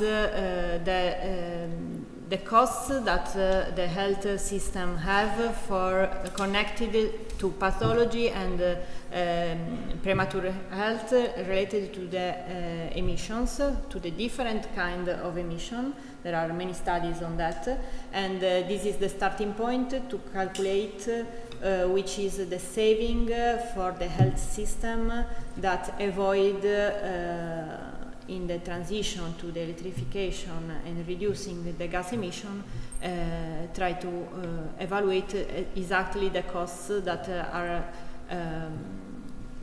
considered together with the good quality of life and so on. But in the study you can find all the details about this evaluation and calculation. Grazie. Another question?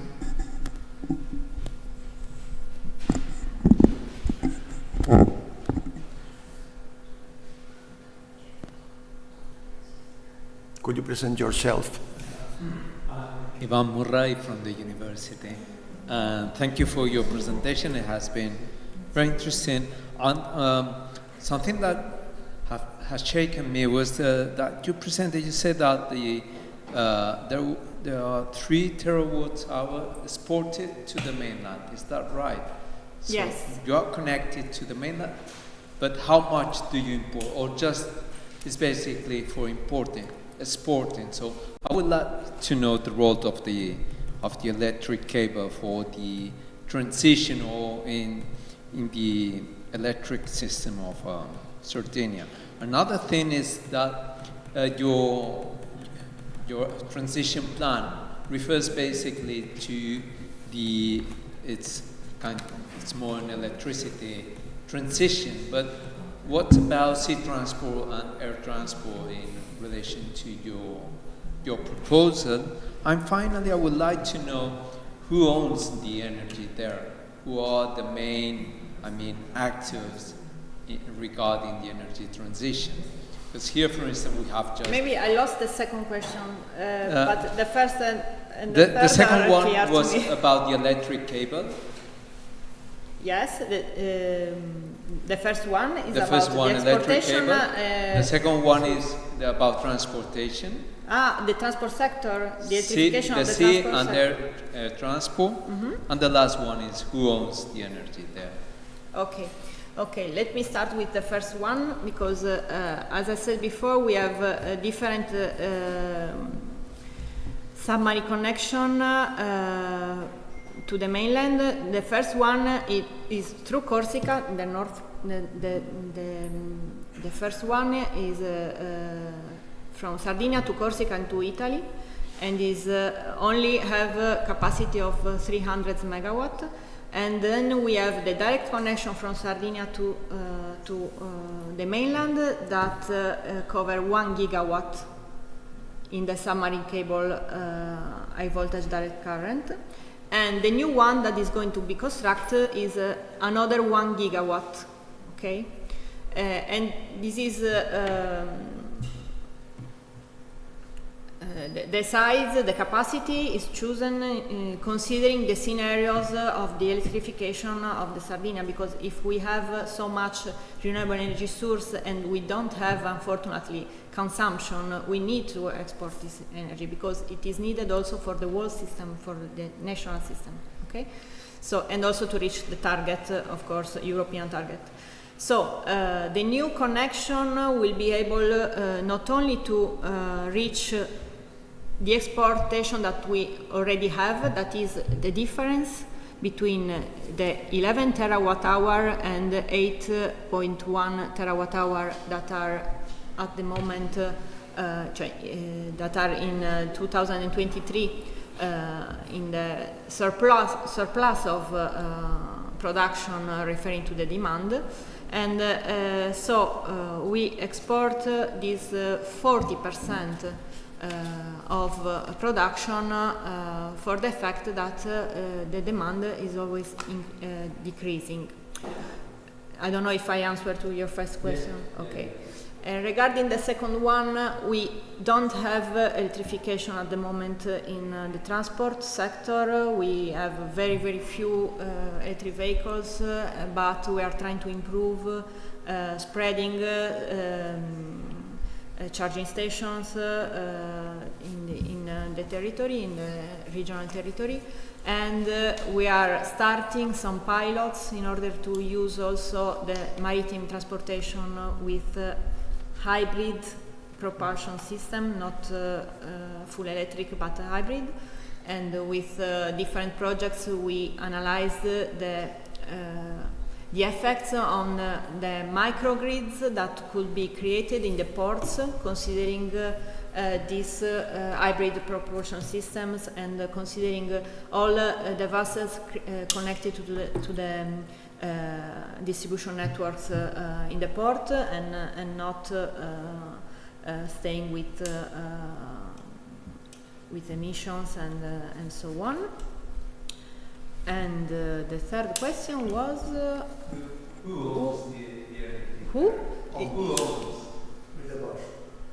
Who owns the energy system? Homes. Who owns? Oh, owns. Okay, sorry. Sì, proprietà. Okay, we have one transmission system operator that is the same in all the countries. So Italian country, that is Terna.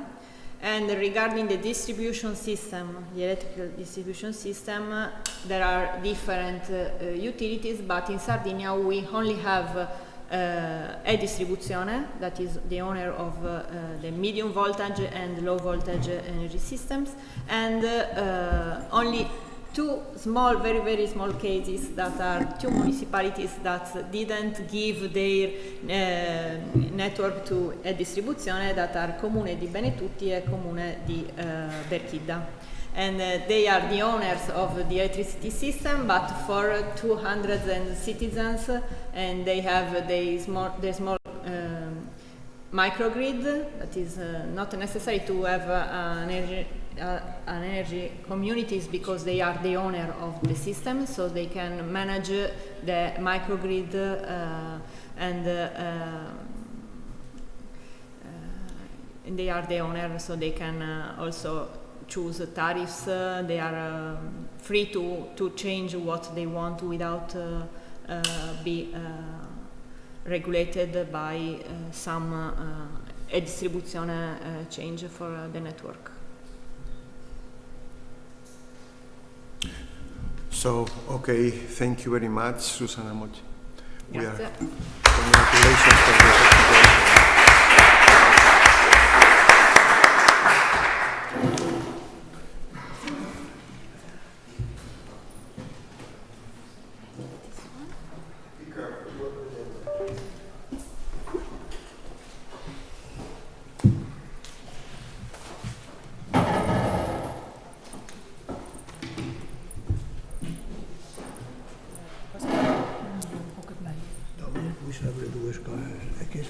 Passant a la 50? Sí. No, aquesta. I si vull tornar enrere? Aquesta. És en aquesta i aquesta. Ja està. Molt bé. Perquè jo utilitzo Mac. Continuamos con la última ponencia de esta tanda antes de la mesa redonda, la del doctor Esteban Chornet, que nos hablará sobre insularidad y transición energética, una perspectiva comparada. El doctor Chornet es ingeniero industrial desde el 66, PhD en ingeniería química por la Lehigh University de Pensilvania, Estados Unidos, catedrático de la Universidad de Sherbrooke, Quebec, Canadá, en la que ingresó en 1971. En 2006 dejó la universidad, en la que es profesor emérito. Fue investigador asociado de la National Renewable Energy Lab de los Estados Unidos entre 1993 y 2002. Llevó a cabo cursos sobre medio ambiente, energía, residuos en la Universidad de las Illes Balears en la década de los 2000. Miembro de la Academy of Engineering de Canadá y de la Royal Society, también de Canadá. Cuenta con más de 200 publicaciones científicas y de ingeniería, con comité de lectura, solo. Respecto a su carrera industrial, es cofundador de Enerchem, fundada en el 2000 y de la que actualmente es miembro activo, y de CRB Innovations, fundada en 2007 y de la que también es activo. Es tecnológicamente activo, por tanto, en las dos empresas y presenta contribuciones en la planta piloto comercial ubicada en Edmonton, Alberta, Canadá, del 2016, y en la planta Varennes Carbon, en inglés, ¿no? Varennes Carbon Recycling, VICR, en construcción desde el 2022 en Montreal, de la que Shell es la principal accionista. Y también en Ecoplanta, Tarragona, de la que Repsol es el único accionista, está en fase de diseño. La tecnología está protegida por vía patentes. Aparte, Esteban Chornet es un gran amigo mío desde la década de los 2000. Entonces, tiene la palabra, doctor Chornet. Muy bien, Joana. ¿Hablo suficientemente fuerte? Entonces, nada más. Yo pensé que sería interesante ofrecer una discusión sobre proyectos que están en marcha o que están ya casi preparados para entrar en marcha en el sector de energías renovables. Canadá no ha seguido los pasos de Estados Unidos. En Canadá todavía hay una visión renovable que es importante. Y aunque el señor Trump dijo que se anexionaría Canadá, esto no creo sea posible. Entonces, ¿cómo funciona el sistema de tomar decisiones en Canadá? Esto es importante porque en Canadá hay un gobierno central, es un sistema federal, y las provincias, que son las autonomías equivalentes de aquí, son ellas que son las propietarias de las decisiones sobre las materias primas. Y energía hace parte de esto. Entonces, el gobierno federal puede influenciar, pero no es el propietario de nada. Es así como si en España el gobierno actual no fuera propietario de nada. O la monarquía fuera propietaria de nada. Entonces esto da una visión un poco especial comparativamente a Europa, donde los gobiernos tienen sea agencias, sea compañías que les pertenecen. Quebec, donde yo vivo, tiene una situación especial en la parte energética. Quebec tiene la suerte de contar con 45.000 megavatios de capacidad eléctrica, de producción eléctrica. Entonces, ¿quién gestiona y quién es el propietario de estos 45.000 megavatios? Es una empresa que fue creada como un único accionista, que es el gobierno de Quebec, y que se llama Hidro-Quebec. Entonces, todas las decisiones tienen una parte técnica, tienen una parte financiera y tienen una parte política, que es lo que hace las decisiones difíciles. Sin embargo, se llegan a decisiones, que es la parte positiva de la cosa. Entonces voy a unos 20 o 25 minutos que quedan, vamos a ver. Nosotros, como grupo, yo era profesor en la universidad,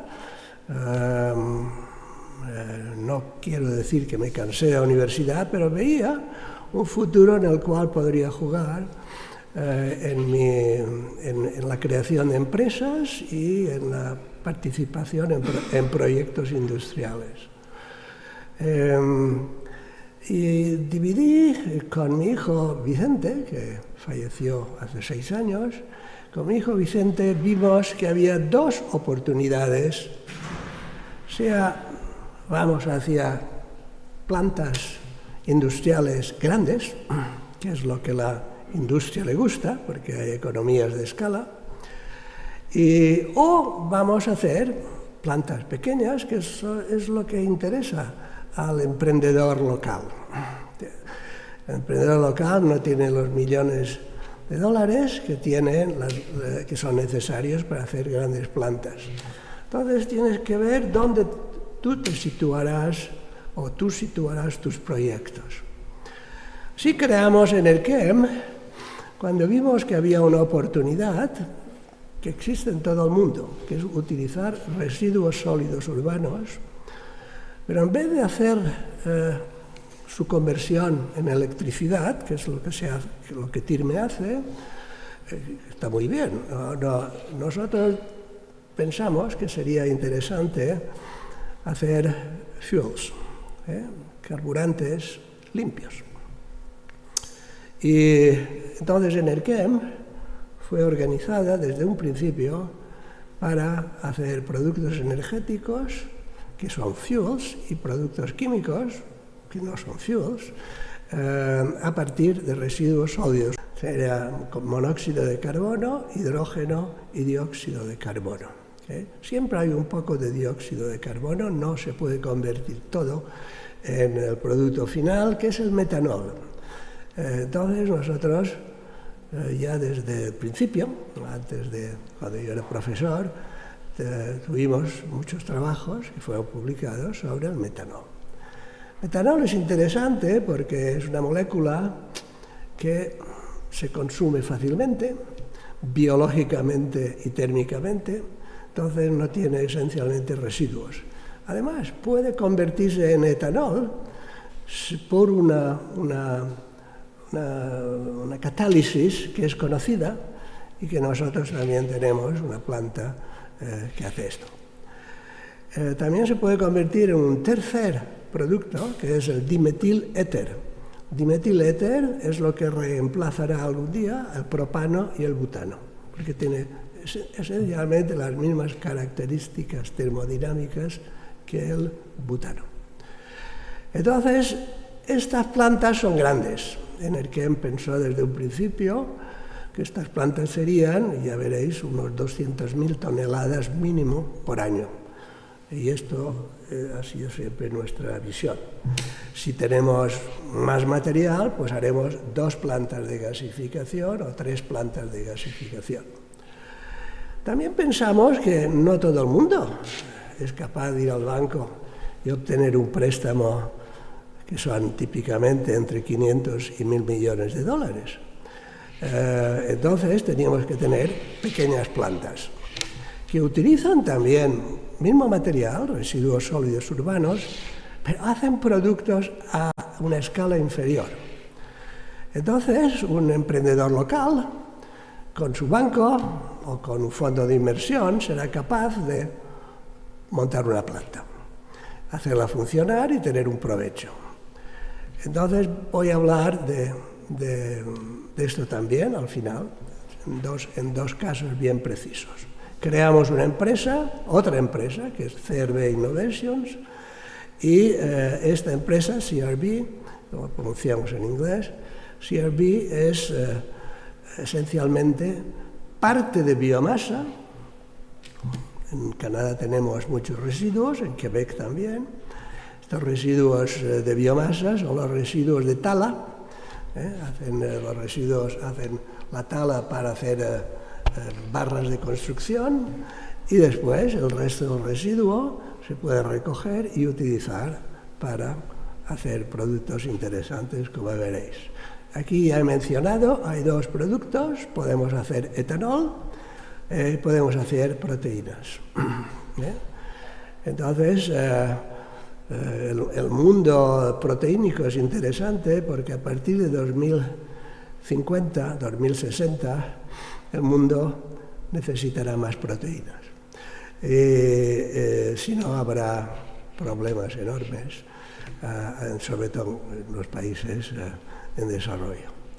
Después hacemos también ecomateriales, son los composites de madera y plásticos reciclados. Entonces, ¿y cuál es el mercado para esto? Pallets.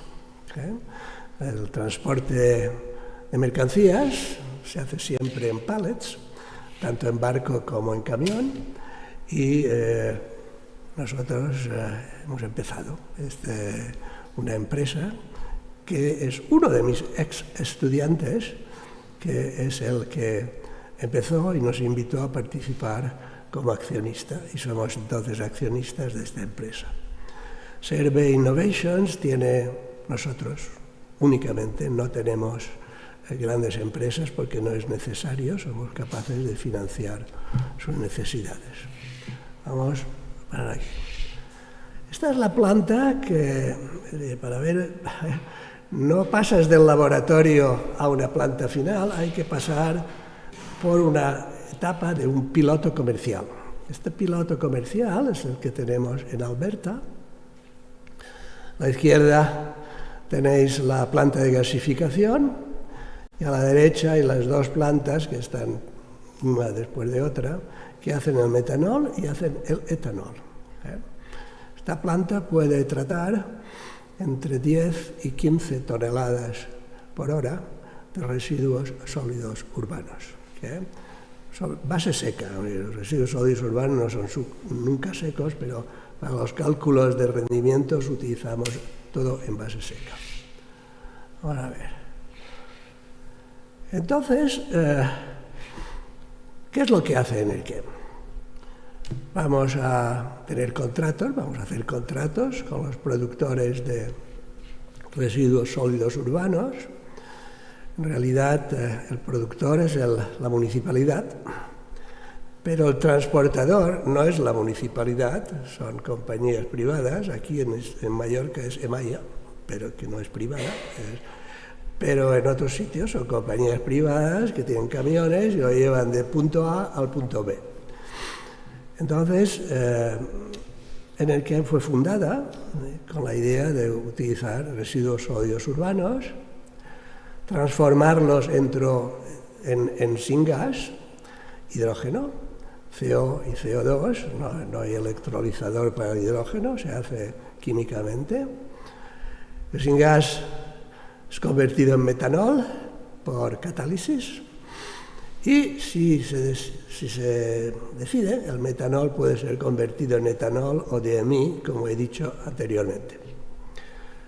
Un gasógeno Enerkem utiliza típicamente 200.000 toneladas por año de MSW como input. Este MSW tendrá, en nuestro clima, tiene entre 30 y 40% de humedad. Aquí quizás sea un poco distinto. Varios gasógenos pueden operar en paralelo y entonces hacen una planta mayor. Y este es el esquema sencillo. El gasógeno está, El gasógeno está a la izquierda, es lo que se llama fluid ice bed, es un lecho fluido donde se introduce la materia prima. Entonces hay los cambios termoquímicos, no hay biología, aquí todo es termoquímico, y después hay recogida de cenizas que son muy bajas. Nuestros residuos sólidos urbanos, los que utilizamos, tienen típicamente menos de 5% de sólidos que son esencialmente arenas, carbonato de calcio, etcétera, etcétera. Después hay que el syngas no está limpio, hay que quitar los microconstituyentes, y entonces tenemos una tecnología que es toda patentada para hacer esto. Y después llegamos al syngas, que llamamos circular, porque podemos hacer muchas cosas con este syngas. Metanol es lo que buscamos. El metanol nos interesa porque las embarcaciones, sean embarcaciones de placer, sean embarcaciones comerciales, ha habido muchos tests en Escandinavia positivos utilizando el metanol. El metanol va muy bien, el metanol no contamina nada, una vez ha sido convertido en gases, en CO2, hidrógeno, y entonces hay un mercado, que es el mercado marítimo, del cual no habéis hablado, excepto la ponente anterior, que dijo en Cerdeña. Tenemos la posibilidad también de utilizar embarcaciones marítimas que podrían ser movidas por, ella no ha dicho metanol, pero podrían ser carburantes que se producen a partir de los residuos sólidos urbanos. Hay otros productos que salen también, pero esta es la situación. Entonces, hacer todo esto empieza en un laboratorio universitario. Para nosotros empezó un poco antes de 2000. Después tienes que construir un piloto para convencer gente que esto funciona. Después tienes que construir una demostración, 10 veces, típicamente 10 a 15 veces más grande. Y entonces ya empiezas a producir cantidades significativas. Son el syngas, el metanol y el etanol. Haré un paréntesis dentro de unos minutos sobre el etanol. Después construimos otro piloto más grande, una demostración en commercial scale, en Edmonton. Y en Edmonton llegamos a cantidades importantes, ya comerciales, de metanol y etanol. Claro, una vez que eso funciona, atraes interés. Este interés vino de lo que esperábamos. Empresas petroleras, en Canadá hay Suncor, Shell es internacional, y después Proman es una empresa química suiza, que es productor de metanol para aplicaciones químicas. Y después también tuvimos Repsol. Repsol se interesó, nos contactó, nos dijo: nosotros tenemos un plan para renovables, pero productos renovables. Entonces vinieron a vernos, fueron a Edmonton varias veces, tomaron los datos, la información y pudieron hacer sus estudios y dijeron: pues mira, esto nos interesa. Y de un lado había Repsol y del otro lado había Shell, que es el líder del otro producto que se llama VCR, la compañía VCR, Varenne Carbon Recycling, porque lo que hacemos es un reciclaje del carbono. Entonces, la planta de Repsol, que es la que ahora estamos trabajando en ella para el diseño, se llama Ecoplanta y estará localizada en Tarragona. justo al lado o adyacente a la refinería de petróleo que Repsol tiene allí. A Repsol no solo le interesa la tecnología, sino que se ha convertido en nuestro mayor accionista de Energem. Nosotros no podíamos tener los capitales que tiene Repsol, entonces tuvimos que rendirnos a la evidencia que no seríamos los patrones únicos y que Repsol serían los jefes. ¿Okay? Entonces, tenemos conferencias frecuentes con Repsol y visitamos y tenemos una persona que es el que ha sido contratado por Repsol para estar localmente en Tarragona actualmente. Entonces es así, ¿sí?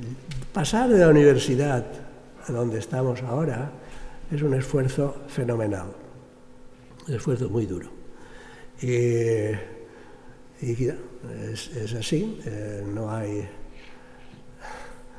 en inglés se dice there is no free lunch. Bueno, tienes que trabajar fuerte.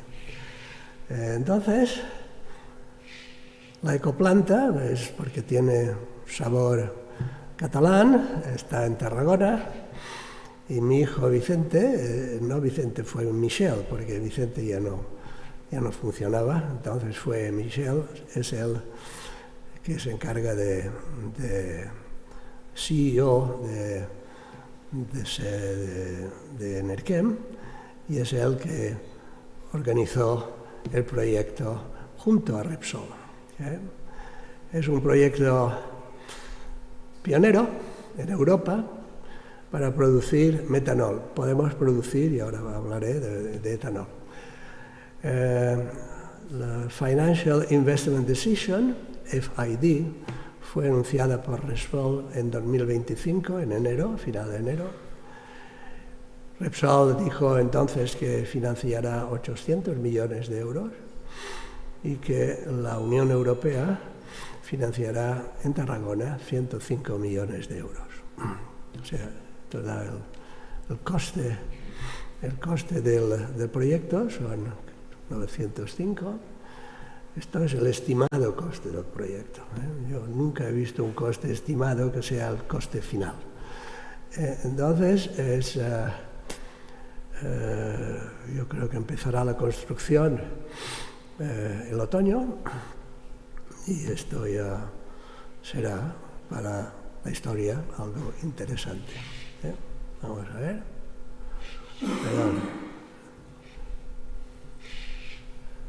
Entonces, hablemos de unos minutos de etanol. En Norteamérica, contrariamente a aquí Europa, no se pensó en la electricidad como el único vehículo energético. En Norteamérica ya a principios de los años 80 empezaron a ser funcionales las primeras plantas que cogían maíz, buscaban el azúcar, transformaban el azúcar biológicamente en etanol. De la misma forma que los brasileños, que muy listos, tenían la caña de azúcar y ellos, con un lavado apropiado, a la temperatura apropiada, baja, de unos 80 grados, cogían una cantidad de azúcar y entonces la transformaban en etanol por fermentación. Entonces la idea de base y la prueba de base fue hecha en Brasil, no en Estados Unidos. Pero Estados Unidos vio la posibilidad con el maíz, mientras que en Brasil continúan con la caña de azúcar. Nosotros hemos hecho, por nuestro proceso de fraccionamiento, hacemos un líquido rico en azúcares a partir de madera. Y entonces también lo hemos fermentado y etanol es producido. Entonces, el metanol está muy bien, pero no hay que olvidar que el etanol también funciona. Y entonces, habrá que ver cómo ambas partes, metanol y etanol, van juntas. Evidentemente ambos alcoholes son mezclables, pero es un challenge que tendremos que ver en nuestras plantas. Hay que ver que cuando entramos en esto vimos otras posibilidades. Digo, si en vez de azúcares producimos biointermediarios a partir de biomasa, cuyo carbón es 100% biogénico y lo transformamos en otros productos, es que esto funcionará. Entonces empezamos toda una zona de investigación que continúa aún, pero está casi terminada, en la cual empezamos a producir hidrocarburos a partir de carbono biogénico. Los hidrocarburos nos valieron la tecnología, que la patentamos, nos valió un premio en Norteamérica. Entonces, ¿veis? Hay cosas interesantes. ¿Quieren hacer unas grandes plantas? Gasificación. ¿Quieren hacer más pequeñas plantas? Entonces se puede hacer vía fraccionamiento, que es la tecnología de CERVE. Vamos a ver, próxima. ¿Cómo fraccionamiento funciona? Entonces, hay toda una etapa de impregnación, se añade un poco de ácido, entonces se trata con vapor, y entonces se produce un hidrolizado y se produce un sólido, lignocelulosa. El hidrolizado se trata para producir unos intermediarios que nosotros hemos llamado huminas, y estas huminas van a un proceso catalítico que se conoce como hydroprocessing, hydrocracking, y funciona muy bien. Producimos bionafta, bioqueroseno, biodiesel y un poco de bioheavy oil. Ya no necesitamos etanol o metanol, podemos hacerlo así. Y el bioqueroseno es lo que se llama en la nomenclatura comercial Sustainable Aviation Fuel, SAF. Hay gran interés porque puedes meterlo dentro de un avión a reacción, los motores lo aceptan perfectamente porque es la misma molécula que está producida a partir de petróleo, y entonces puedes decir, produzco hydrocarbons y están utilizados para mover aviones a reacción. Entonces, también después vimos que además de estas huminas se podían separar lignina y pseudolignina, bueno, es un detalle, y a partir de ellas también se podían hacer lo mismo, se podían llegar a hidrocarburos. O sea, tenemos dos formas de funcionar. Sea vamos hacia los alcoholes, etanol y metanol, sea vamos hacia los hidrocarburos. Todo depende del partner que tendrás. Si tenemos un partner que está interesado en hidrocarburos, pues es evidente que invertirá para hacer hidrocarburos. Si tenemos un partner que está interesado en alcoholes, a partir de azúcares, pues invertirá en azúcares. Y después se fermentarán con una levadura que se llama Saccharomyces cerevisiae, fermentarán en alcoholes. Esto es... ¿Qué resultados tenemos? Para una tonelada de residuos forestales, base seca, producimos jet fuel, que es lo que va en los jet. Producimos 304 litros de jet fuel, pero además producimos gasolina o diésel, 266 litros, por un total de hidrocarburos de 570 litros. Todo esto con una intensidad de carbono produciendo tan solo 6 gramos de CO2 equivalentes, que vienen de la parte fósil que estamos obligados a utilizar, muy poco, y reducimos en 93% los gases a efecto de invernadero que el petróleo normal nos da. Es por esto que nos dieron el premio, por probar con datos, no con simulaciones, con datos, que es así que funciona. Hay un gran interés en el SAF, Sustainable Aviation Fuel. La European Union tiene un mandato este año, 2025, se tiene que poner 2% en todos los aviones, 6% en 2030 y 70% en 2050. No sé si se llegarán a estos números. En Francia, además de las obligaciones de la Unión Europea, pues tienen una legislación que les exige tener reducciones en la intensidad de carbono durante la fabricación que están indicadas aquí. Lo mismo en Inglaterra. En Canadá hay una provincia, no Quebec, hay una provincia que es British Columbia, que también se ha alineado en esta dirección.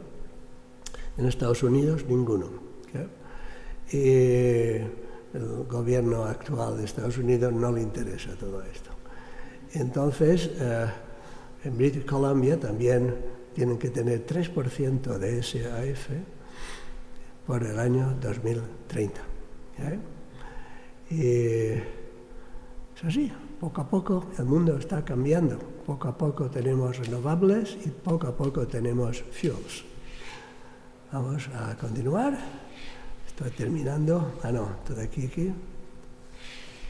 Vamos a ver los otros proyectos que son de pequeña escala, no energéticos. Hemos visto que cuando tenemos los residuos forestales, son muy baratos, hablo de residuos forestales, los que quedan en el bosque, una parte de ellos no son necesarios para la fecundación, para la reproducción, y decimos explorar si podemos producir proteínas a partir de nuestra lignocelulosa. Producimos un fruto, que es el champiñón, que es lo que podemos comer, y también el micelium, que es el que produce proteínas fúngicas, y que podemos utilizar, o estamos mirando de utilizar, en piscicultura y en acuacultura. Es decir, que a partir de, yo creo que 10, 15 años, las islas podrán tener su propia piscicultura, sea en el mar, sea en agua dulce, si se tienen presas. Entonces, nosotros tenemos un centro de investigación del gobierno federal que nos ayuda en esta dirección. Vamos a ver otro. Y después, finalmente, ecomateriales. Esto es algo que un emprendedor local puede hacer. Uno de nuestros ex estudiantes, que es un ingeniero, tuvo la iniciativa de hacer un composite, que es residuos forestales, plásticos reciclados, el plástico que se puede incinerar o que nosotros podemos gasificar, pues quizás sea mejor hacer construcciones de tipo pallet. Entonces, terceras partes han confirmado lo que hemos obtenido. Entonces, también podemos utilizar la lignocelulosa, que es un residuo, y podemos hacer el composite, con el cual hacemos strong pallets. La compañía fue creada, Serve es accionista y estamos haciendo testing con compañías que utilizan pallets para ver si pueden reemplazar los pallets 100% de madera buena, con este tipo de composite que estamos haciendo. Vamos a ver. Entonces, hemos llegado al final de mi discurso. Les agradezco su interés y hasta pronto.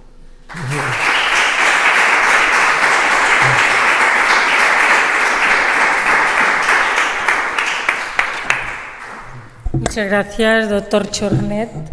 Antes no lo he dicho, el doctor Chornet pasa normalmente un mes y medio en Mallorca. Siempre. Y llegó ayer y lo captamos para venir hoy aquí.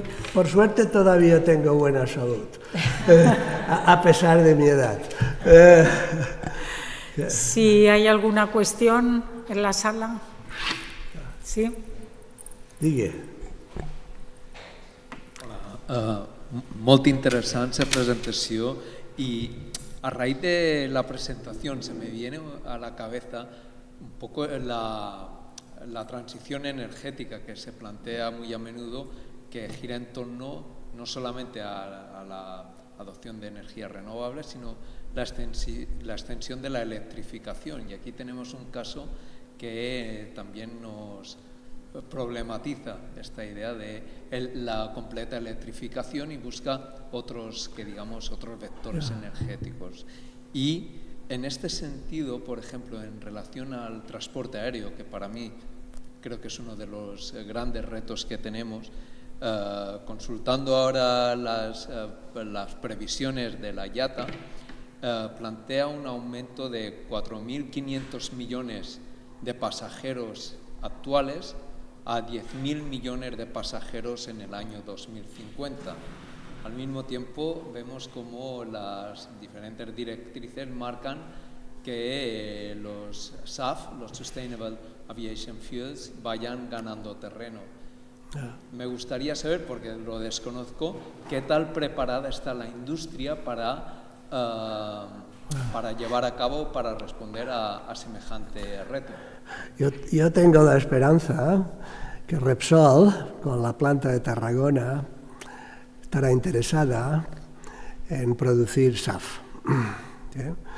No puedo afirmarlo porque no tengo la información adecuada e intento ser neutro en mis declaraciones. Pero ellos tendrán una planta, que es nuestro diseño, en la cual podrán, si lo desean, hacer SAF. Entonces, el aeropuerto de Palma, que es el tercero de España, tendrá la posibilidad de mezclar el SAF, porque no hay que sustituir uno por otro, hay que mezclarlos, hay que hacer mezclas que tengan los mejores resultados. Entonces se harán mezclas y poco a poco entrará el SAF. Y creo que esto sería algo interesante para vuestra cátedra, comenzar ya a utilizarlo. El gran problema en Mallorca es la aviación, seamos claros, y el transporte por automóvil y camión, que hoy en día con la electricidad puede solventarse. Pero en un motor de reacción no puedes poner mucha electricidad.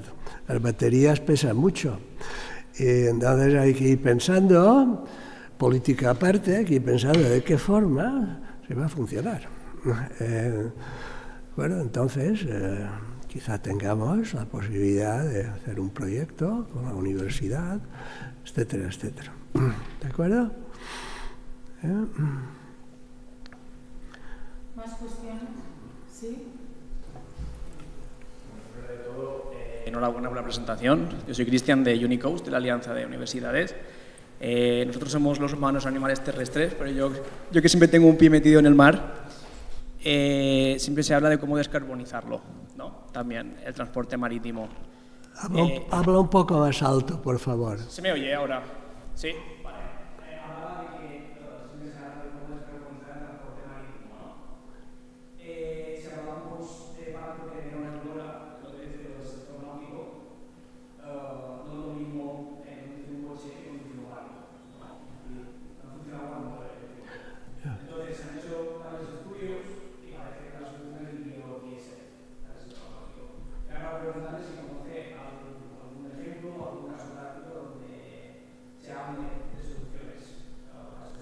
El biodiesel es una buena solución. Se produce de varias formas. Y yo estoy de acuerdo que el biodiesel puede utilizarse en embarcaciones, el metanol también. Entonces será una cuestión de disponibilidad y de precio. Lo mismo con el hidrógeno, también es disponibilidad y precio. Y en esto, evidentemente, la cátedra tendrá que empezar a pensar, a ofrecer análisis de costes. Y después los costes más los impuestos es lo que es el precio final. Pero también tendrá que hacerse así, en todas partes. ¿De acuerdo? Entonces, que vaya bien. No sé si he contestado directamente. Gràcies, Esteve. Hi ha més qüestions? Sí. Digui. Sí, una pregunta. Ya que ha hecho referencia en la presentación al tema de intersularidad, porque había cierta referencia, la pregunta es, estas plantas, sobre todo de transformación de material del bosque, ¿no?, de biomasa forestal, ¿cómo usted vería rentable la posibilidad de... No. Yo creo que en Cerdeña sí, pero no aquí. No hay suficiente material. Yo creo que tendría que ser... en Cerdeña es fácil porque ellos tienen bosque y es posible. No utilizas la madera buena del bosque. La madera buena es para serrerías. Utilizas el resto, que son más o menos 15-20%, el resto que se quema porque no hay otra cosa que hacer, o se quema en un horno en casa, etc. Pero yo creo que si no se tienen 20.000 toneladas por año disponibles, es muy difícil que la parte económica funcione. La parte económica es esencial. O sea, ningún emprendedor meterá un duro si no hay un beneficio. El gobierno tampoco. Era así. Entonces, pero por esto digo, la cátedra quizá tendría que tener toda una parte económica de poder calcular los costes. El hidrógeno, yo no quiero preguntar a qué coste el hidrógeno de Ioseta va a ser, pero no creo que sea mucho más barato que $5 por kilo. Y vamos subiendo. Entonces hay que ver todo esto y entonces hay que analizar. ¿Es que es una universidad es el sitio para hacerlo? Yo creo que para empezar sí. Después hay que ir a empresas que ponen su prestigio en la mesa y diciendo nosotros decimos que es así. ¿Vale? En el caso de Repsol tienen varias empresas que trabajan con ellos para el análisis económico, tecnoeconómico. Y yo tengo una pregunta. El tema de los residuos aquí se queman en Tirme, se queman. Está la planta. Se incineran. Se queman, se incineran. ¿Cómo se podría mejorar esta transformación? La incineración está admitida en muchos sitios y mira, si los análisis que se hacen regularmente muestran que no hay peligro con las emisiones, pues mira, va así. No digo unos franceses, va así. Pero yo creo que nosotros hemos estado discutiendo con Repsol y yo les he propuesto que barcos con residuos de Baleares vayan a Tarragona y que ahí sean gasificados y que ahí se haga metanol, pues, que me parece que es perfectamente factible. ¿Okay? Evidentemente no, a los de Tirme, los del Madrid, no les gustará mucho esto, pero sí. Hay que ver, hay que comprender esto. Hay cambios que vienen y que no son previsibles un día y después 50 previsibles. Esto es como otras cosas. Yo creo que... Pero es importante que si la universidad quiere mantener un ritmo de ayuda al gobierno y ayuda a los referentes privados que trabajan en este sector, podríais tener, como están haciendo en Cerdeña, podríais tener una parte, una componente que es tecnoeconómica. Quizá con una universidad en Cataluña, cuestiones de diálogo, o en Madrid, Merdona. Es así, ¿de acuerdo? Molt bé, moltes gràcies.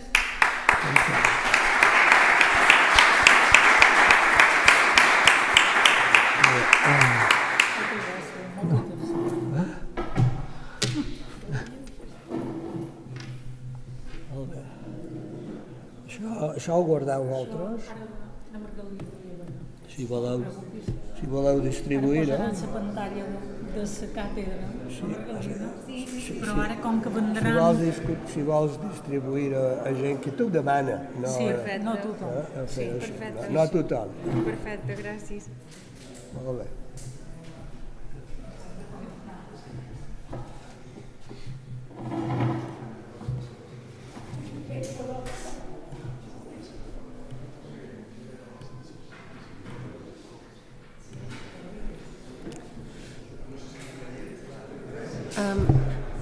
Hi, Alexis. Nuria, ok. Hola, Nuria. Hi. Hola, ¿qué tal? Hola.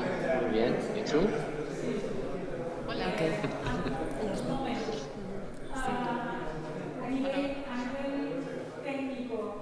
Hi. How are you? Con la mesa redonda, después de la mesa redonda habrá una serie de aperitivos, de cosas dulces y saladas típicas de aquí. Antonio Chiné, però són ells dos filles de la Palma. Sí, és com són miners. Vale. ¿Se conecta o no? Sí, en principi sí, però veig que no està... Vaig a xerrar, vaig a cridar. Perdona? El que dius tu, el director general, Sí. vaig avisar-los. Vale. Perfecte. Sí. Jo m'he de sentir aquí. Bueno, lo millor Vale. per si pot ser... Bé, bon dia a tots i a totes. Començam la darrera part de la jornada.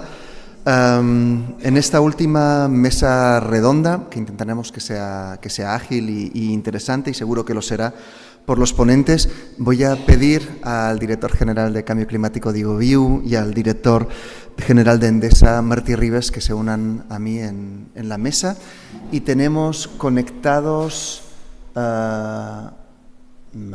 conectados en vídeo, que no nos ven, pero ahora espero que sí. Vale, bueno, es igual. ¿Qué tal, Diego?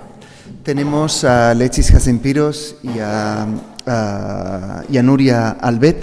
Estamos esperando que se conecte el señor Antonio Chinea. No sé si hay algún problema de conexión. ¿No? Bueno, como ya son la 1:37, yo creo que vamos a ir empezando. Presentaré de manera muy rápida a los participantes a la mesa redonda. A mi izquierda, como comentaba, el señor Diego Viu, que es director general de Economía Circular, Transición Energética y Cambio Climático del Gobierno de las Islas Baleares, ingeniero de formación y que ha participado en su vida profesional en múltiples proyectos de digitalización, mantenimiento, compliance y demás. A su izquierda, el señor Martí Ribes, que es director general de Endesa Baleares, ingeniero industrial, y con una formación también internacional, y que, bueno, desde Endesa Baleares ha liderado parte de la transición que se está llevando también en nuestras islas. A distancia No sé si los podéis ver. Sí, aquí están. A distancia están Alexis Hatzimpíros de la Academia de la Energía de Samso, que es una isla danesa pionera en transición energética y en procesos participativos, y en ese sentido Alexis tiene una experiencia muy dilatada en procesos de transición colectiva que implica una participación activa de la población y todos los actores. Y a su lado está Nuria Albet, física y doctorada en bionanotecnología, también con una formación y experiencia profesional internacional, y que desde hace unos años participa muy activamente en la transición energética de la isla de La Palma, liderando tanto La Palma Renovable como la comunidad energética Energía Bonita. Como comentaba, está por conectarse el señor Antonio Chinea, que es consejero delegado de Gorona del Viento, una experiencia en el hierro que supongo que muchos de ustedes ya conocerán, que implica prácticamente el funcionamiento 100% con renovables de la isla. Pero bueno, sin más dilación, yo creo que aunque el señor Antonio Chinea no esté ya conectado, vamos a proceder a empezar. Hemos tenido muchas presentaciones esta mañana, muy interesantes, estudios más de profundidad, y yo creo que ahora el momento ha llegado de intentar sintetizar un poco lo que ha sucedido y ver desde la perspectiva de cada uno de los invitados y de los ponentes, que como han visto es muy diversa, intentar identificar cuáles son las dificultades o los desafíos principales a los que nos enfrentamos en esta transición energética que, como se ha dicho en varias ocasiones, no responde únicamente a una cuestión ambiental o climática, también responde a una cuestión económica, a una cuestión social y a cuestionamientos o preocupaciones desde el punto de vista de la salud. Haremos una primera ronda breve. Yo os agradecería que no fuerais más allá de los 4 minutos, si puede ser, entre 3 y 5, en la que presentéis desde vuestra perspectiva, desde vuestra experiencia profesional, cuáles son los 2 desafíos principales a los que nos enfrentamos a la hora de enfocar esta transición energética, que, como bien se ha dicho también desde el público, va mucho más allá de las cuestiones energéticas y afecta a cuestiones sociales y económicas. Si quieres, empezamos contigo, Diego. Sí, muchas gracias, Pau. Intentaré ser breve y recogiendo un poco las presentaciones de todos. Yo creo que si tenemos que enumerar desafíos, tenemos 2, ¿no? Uno es electrificar la demanda, que es el gran olvidado, y el segundo es electrificar o descarbonizar la generación de electricidad. En la parte de electrificación de la demanda hemos hablado, sobre todo con el profesor, ¿no?, de las múltiples alternativas de energías, incluso de transición, que siempre pensamos en una conmutación, ¿no?, de pasar de emitir a no emitir, y evidentemente tenemos un camino por recorrer. Creo que aquí, pues como en nuestras Baleares hemos hablado también, nuestro principal desafío es el transporte, vamos dando pasos y yo creo que tenemos la ventaja también que lo podemos medir, ¿no? Es decir, pues, por ejemplo, este gobierno ha anunciado pues, nuevas líneas ferroviarias hasta Alcudia, hasta Llucmayor, la compra de autobuses eléctricos por la empresa municipal de transportes. Hay ciertos pasos que evidentemente creemos que van en la buena dirección, pero que además podemos medir, porque al final los combustibles entran en la isla por un único sitio y tenemos la manera de saber si combustibles más o menos, ¿no? Que ya no es un tema ideológico, inspiracional o de tendencia, sino que al final la calculadora nos tiene que decir que dentro de unos años el consumo de esos combustibles fósiles para la automoción y para el transporte deberían ser menores. Ya entrando en la parte de descarbonización de la generación, pues yo creo que cogiendo todas las presentaciones, ¿no?, de Martina, que decía que una de las principales barreras era la falta de alineamiento de los stakeholders, yo creo que ha sido muy educada y muy diplomática, es al final la falta de licencia social, ¿no?, o el rechazo social hacia ciertos tipos de implantación. Malta hablaba también, ¿no?, de decir que somos las islas unos grandes expertos en exportar servicios y en aprovechar las oportunidades que tenemos, y que también tenían limitaciones del uso del suelo por ser escaso y evidentemente ser caro. Y Cerdeña yo creo que nos ha inspirado un poquito en ver cómo sería una ventana hacia el futuro, ¿no?, si seguimos transicionando, ¿no? Ellos creo que tienen el doble de integración de renovables de lo que tenemos hoy en día, con unas fuentes mucho más diversificadas, y empiezan a hablar de que tienen desafíos de integración de renovables, ¿no? Es decir, cómo, pues temas muy de actualidad, ¿no?, cómo metemos compensación síncrona, cómo metemos inercia rodante en la red, cómo conseguimos mallar. Entonces, creo que nos podemos inspirar en lo que hemos conseguido, que no ha podido, por ejemplo, Malta todavía por las dificultades que tiene y por la densidad de población. Podemos inspirarnos en cuáles son los desafíos que nos vienen y, bueno, yo creo que me repito, ¿no? Pero principalmente creo que el desafío de hoy de Baleares es territorial y es un tema cultural, ¿no? Es decir, de intentar entender y intentar conveniar o de intentar darnos la mano y entender, como ponía Cerdeña, que me ha hecho mucha gracia porque además las proporciones son muy parecidas, de ese 1% del territorio que necesitamos para hacer la transición completa, ¿no? Que al final es un número que va rondando en todos los sitios. Creo que no lo tenemos resuelto y yo creo que deberíamos poner al menos toda nuestra energía hoy allí para poder avanzar. Muy bien, muchas gracias, Diego. Martí.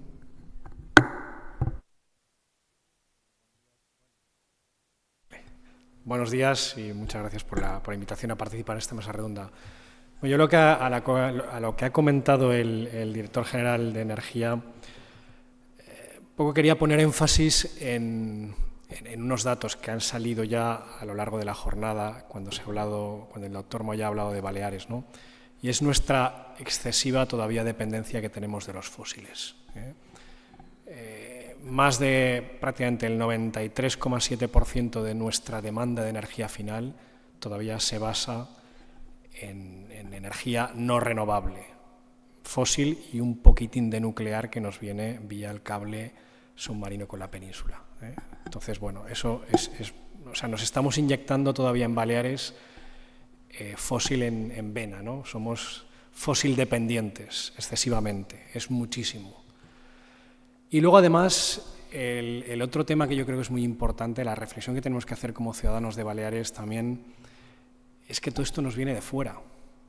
Es que nuestra dependencia del exterior es del 96,7%, vía barcos que cada día están trayendo combustibles a los puertos de las islas, vía el gasoducto que nos une con Península o vía el enlace eléctrico que también une Baleares con Península. Y eso en un contexto geopolítico mundial complejo, y lo dejo ahí lo de complejo, pues depender del exterior pues tiene sus riesgos, pero también tiene sus problemas de seguridad. Por tanto, yo creo que hoy que tenemos tecnología asequible, competitiva, que nos permite ser más independientes energéticamente hablando, creo que tenemos que acelerar y valorarlo para acelerar este proceso de transición y de cambio. Es muy importante que podamos hacer mucha más energía sobre las islas. Y en Baleares podemos, a diferencia, yo creo que el ejemplo de Malta es muy ilustrativo. Malta tiene un problema de territorio, tiene un problema de espacio, pero Baleares no lo tiene. Baleares tiene suficiente espacio para desarrollar energía renovable suficiente como para satisfacer la demanda que tenemos. Por tanto, poner énfasis en que necesitamos un modelo de gobernanza que ayude a acelerar el desarrollo de las renovables en Baleares. Y hablo de gobernanza porque, obviamente, la implantación territorial es un problema, o no, es objeto de debate social,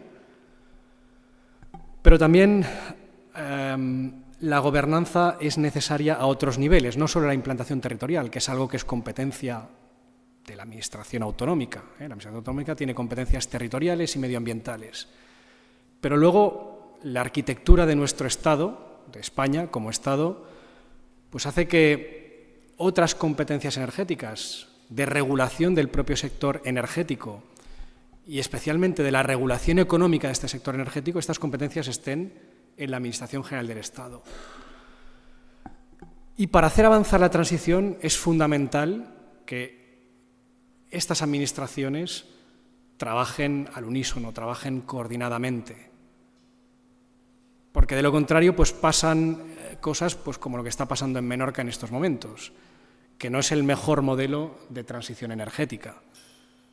Menorca, desde el punto de vista puntualmente, Menorca en estos momentos pues tiene una sobrecapacidad de fotovoltaica instalada, hay vertidos de energía fotovoltaica, lo cual es una pena, es decir, que estamos teniendo energía renovable y no la estamos aprovechando. ¿Por qué? Pues porque no hay una planificación ordenada, una coordinación que permita acompasar las inversiones que hacen los agentes con el grado de electrificación con las necesidades que tiene el sistema. Por tanto, yo creo que como reto es implantación territorial y gobernanza completa del sistema, que esto da para muchísimo más, pero corto aquí.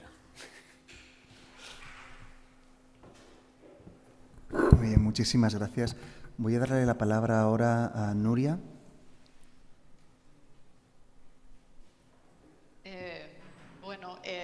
Desde nuestra perspectiva un poco la energía es la base de todo, ¿no? Al final es la base de todo el sistema económico y el gran reto que tenemos es que es la inercia de la máquina, ¿no? Es el sistema económico que nos está moviendo a hacer cosas que en el fondo muchas veces no queremos, pero aún así son cosas que se están acelerando en gran medida y que cada vez requieren de más energía. Es como, ¿no? Yo lo siento a veces como que es una cosa que está fuera de control. Para dar un ejemplo que se entienda lo que estoy diciendo, que estamos viendo con el tema de la inteligencia artificial, por ejemplo, ¿no? Que cada vez se está usando más y más energía para la inteligencia artificial, que una parte pequeña sí que se está usando para buenos usos, ¿no? de encontrar soluciones más optimizadas a donde deberíamos estar yendo, pero la gran parte de la energía se está usando en gran medida a generar personas adictas a pantallas para que consuman más, ¿no? Y acelerar cada vez más el consumo de energía de una forma totalmente fuera. Entonces, para mí este es uno de los grandes retos, que tenemos una mega máquina que está usando cada vez más y más energía, y el problema es que las soluciones que se están dando son unas soluciones simples desde un punto de vista de ingenieros, cambiamos un tipo de energía por otro tipo de energía sin repensar todo. Entonces, la sensación nuestra es que esto es muy desesperante porque estamos poniendo muchísimos esfuerzos en una máquina, ¿no? que por mucho que avances no avanza suficientemente. De hecho, a nivel mundial estamos viendo, ¿no? Y aquí en la isla de La Palma lo estamos viendo, que estamos poniendo bastante renovables y aún así no estamos incrementando el porcentaje de renovables. ¿Por qué? Porque también hay un cambio climático que nos da sequía, que hace que tenemos que poner más energía para el agua y para la agricultura, y cada vez será más así. Y el reto es eso también, ¿no? Que se están... los retos de todo tipo se están sumando unos a otros y se están retroalimentando. Es decir, tenemos un cambio climático que ya está desbocado, que cada vez más se va a acelerar. Tenemos retos sociales, que la distancia entre pobres y ricos cada vez es más grande, que cada vez está más gente sufriendo este sistema económico. Y tenemos también... vuelvo un poco a lo que decía antes, ¿no? Una visión ingenieril del problema. Bueno, yo soy física y vengo del mundo de la tecnología, pero cada vez estoy más convencida que el problema no es técnico, el problema es socioeconómico. Y estamos hablando de que tenemos un grupo de gente que está generando un rechazo social a las renovables, pero este no es el problema es que no estamos entendiendo la complejidad total del problema. La gente no es imbécil, sino que hay muchos otros elementos que tenemos que tener en cuenta para diseñar la respuesta a los retos que tenemos encima, ¿no? Entonces, nos falta una visión sistémica del problema. Estamos aplicando soluciones simples a problemas complejos, por eso se rompe, por eso no estamos avanzando. Y necesitamos poner mucho más esfuerzo en ver cómo se conectan las piezas del puzzle y en hacer que todos los elementos, todos los actores de la sociedad empujemos en la misma dirección, que no es la dirección en la que la inercia de la máquina nos está empujando, ¿no? Pues bueno, está un poco desde la perspectiva que estamos trabajando. Muchísimas gracias, Nuria. ¿Alexis? Sí, gracias por la invitación.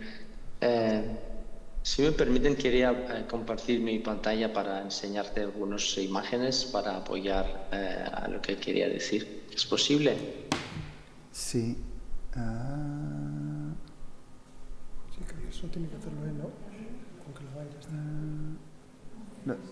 Ah, mira, ya sé, directamente. Perfecto. No sé si tenéis permisos. ¿Está bien? Ok, gracias. Entonces aquí está Dinamarca y Samso, la isla que tiene 112 kilómetros cuadrados y 4.000 habitantes permanentes, y se hizo famosa en todo el mundo por convertirse en una isla de energía renovable con participación ciudadana. Y quería hablar un poco que todo empezó por un plan que después tendríamos que comunicar a la gente para que la gente lo acepte. Entonces calculamos que se necesitaban 11 megavatios para cubrir la demanda eléctrica, y también vimos que la biomasa local, como la paja y los residuos de madera, era suficiente para producir agua caliente y reemplazar las calderas de petróleo en todas las casas. Samso tiene 22 pueblos, así que necesitaban 4 plantas de calefacción distrital, así. Además, calculamos que con 23 megavatios de electricidad renovable, además, podíamos evitar las mismas emisiones de CO2 que se usaban en el sector de transporte, coches, tractores y los ferries. Así que eso fue el plan general para hacer Samso una isla 100% renovable, pero el reto que Pau me pidió que hable un poco de lo que pienso que son los retos, es muy importante, un reto muy importante es cómo comunicar un plan así a los ciudadanos. Y quería enseñarte que cómo hablamos de la energía, de la transición energética. Muchas veces empezamos preguntando cómo lo hacemos, cómo lo vamos a hacer. Y la respuesta obvia es con energías renovables. Entonces, ¿dónde haya espacio, dónde esté permitido? Luego elegimos los mejores lugares y después anunciamos el proyecto a la gente, invitamos a la gente a una reunión informativa, pero muchas veces la gente no quiere el proyecto, no quiere verlo, no quiere que le cambie el paisaje. Y una vez escuché a un desarrollador decir: la comunidad se opuso aunque hice una reunión informativa. Entonces, para mí eso es una actitud muy arrogante, ¿no? Y así es cuando un proyecto se estrella contra una pared porque la comunidad no lo acepta. La razón es simple, que la gente no siente que el proyecto sea suyo, entonces no tiene propiedad. Y eso es por qué no pedimos la pregunta ¿por qué?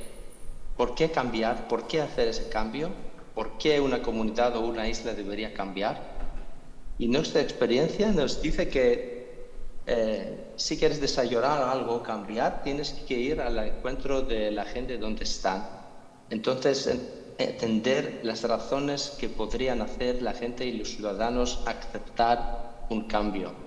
Y en el caso de Samso, esto estaba las razones en las que Samso estaba despoblando, no había nuevos trabajos, los jóvenes se iban, no regresaban, era una crisis y la gente se puso de acuerdo que deberían que hacer algo, deberían que cambiar. Y después hablamos de qué el cambio podría ser. En el caso de Samso fue sobre cambiar el sistema energético, volverse independiente del petróleo externo, de los precios cambiantes de la energía, usar los recursos locales para crear ingresos locales, tener más trabajo, más familias, más niños en la escuela y una economía local más fuerte.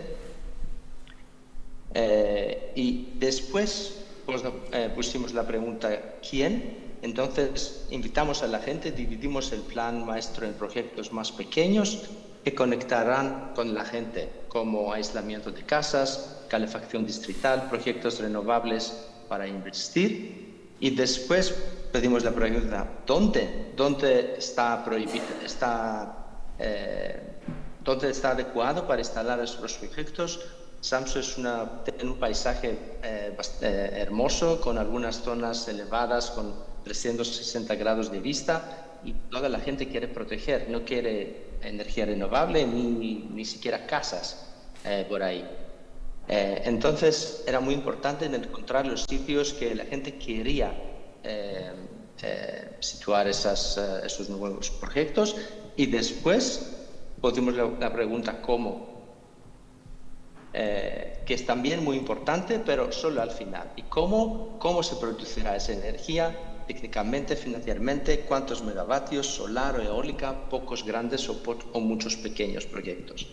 Entonces quería enseñar que el proceso fue muy diferente, o queremos decir, a veces lo contrario que lo que hacemos, o que en algunos ejemplos la gente se hace, que empieza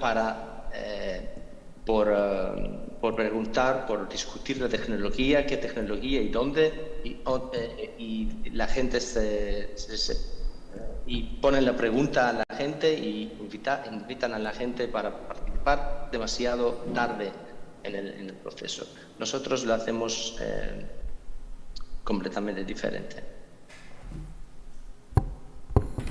Muchísimas gracias, Alexis. Hemos hecho una primera aproximación a cuáles son los desafíos, y yo creo que hemos pasado de cuestiones muy concretas, desde cómo electrificamos la demanda y cómo hacemos que esa energía eléctrica esté generada de una manera renovable, hasta cuestionamientos más amplios de para qué queremos la energía, ¿no? Y de qué manera construimos esos objetivos con la sociedad. A mí lo que me gustaría ahora, en esta segunda ronda, sería que compartierais un poco la perspectiva de cómo conseguimos eso, cómo damos ese paso para superar esos desafíos, para superar esas dificultades y para conseguir una transición energética que sea realmente eficaz. Teniendo en cuenta, además, que cuando hablamos de cambio climático, por ejemplo, tenemos una cuestión de tiempo que la tenemos encima. Se acaban de publicar distintos estudios que muestran que seguramente en 2-3 años ya habremos consumido todo el presupuesto de carbono para mantener la temperatura a 1,5 grados por encima de lo que era la época preindustrial, pero al mismo tiempo tenemos que compaginarlo con procesos que son mucho más lentos, como los que describía Alexis, de necesaria o imprescindible diálogo social. Entonces, también unos 3-4 minutos cada uno, ¿cómo veis que se puede afrontar eso para que se puedan superar con éxito las dificultades y conseguir esta transición que necesitamos hacer sí o sí? Gracias, Pau. Y esta es mi visión, creo que es un tema de metodología y de foco, ¿no? Es decir, creo que puedo estar de acuerdo en la mayoría de lo que ha expresado Martín. Alexis, hemos compartido el caso de Samso en algunas ocasiones. Yo aporto mi perspectiva, ¿no?, sobre donde yo creo que deberíamos trabajar y hacer, y creo que al menos no en todo no puedo estar de acuerdo con Nuria, ¿no? Y estoy de acuerdo en que tenemos un problema de cambio climático, tenemos un problema de adaptación, tenemos muy claro y tenemos a la ciencia detrás diciéndonos de por qué debería cambiar, y tenemos un debate sobre los usos de la energía. Y para mí el error, o lo que nos está generando fricción y lo que nos está generando problemas, es la manera que tenemos de aterrizar problemas globales en problemas locales. Es decir, hablando claro, ¿no? O sea, si metemos en la batidora todos los problemas, es imposible. Aquí el profesor, como buen químico, sabe que tenemos que ir separando, fraccionando los componentes para resolver los problemas.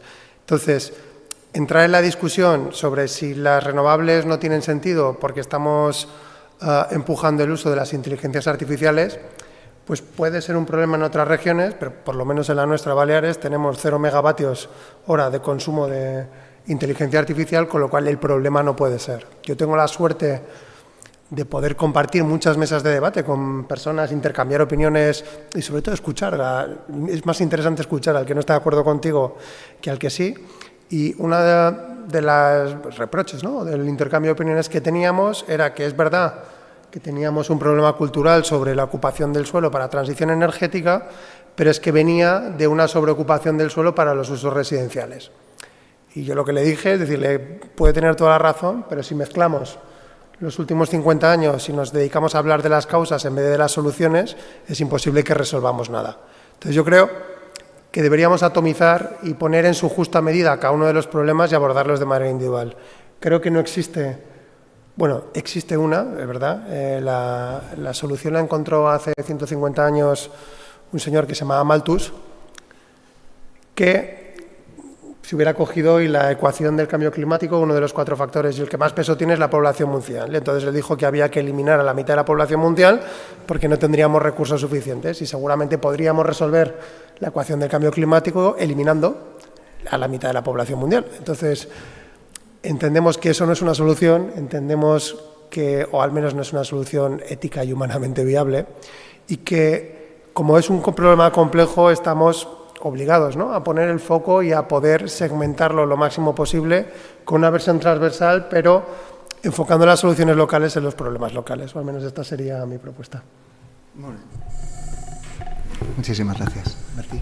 Bueno, es una pregunta, Pau, más filosófica que técnica. Yo soy ingeniero, he visto que Nuria un poco rechazas la aproximación que hacemos los ingenieros para resolver este tema. Pero bueno, a ver, como tal, yo creo que es importante la educación, o sea, el hacerlo desde la racionalidad, el ir a lo básico, ¿no? Y para ir a lo básico yo creo que también primero tenemos que entender nuestro rol como personas, como seres vivos, ¿no? Como seres vivos, bueno, somos máquinas biológicas.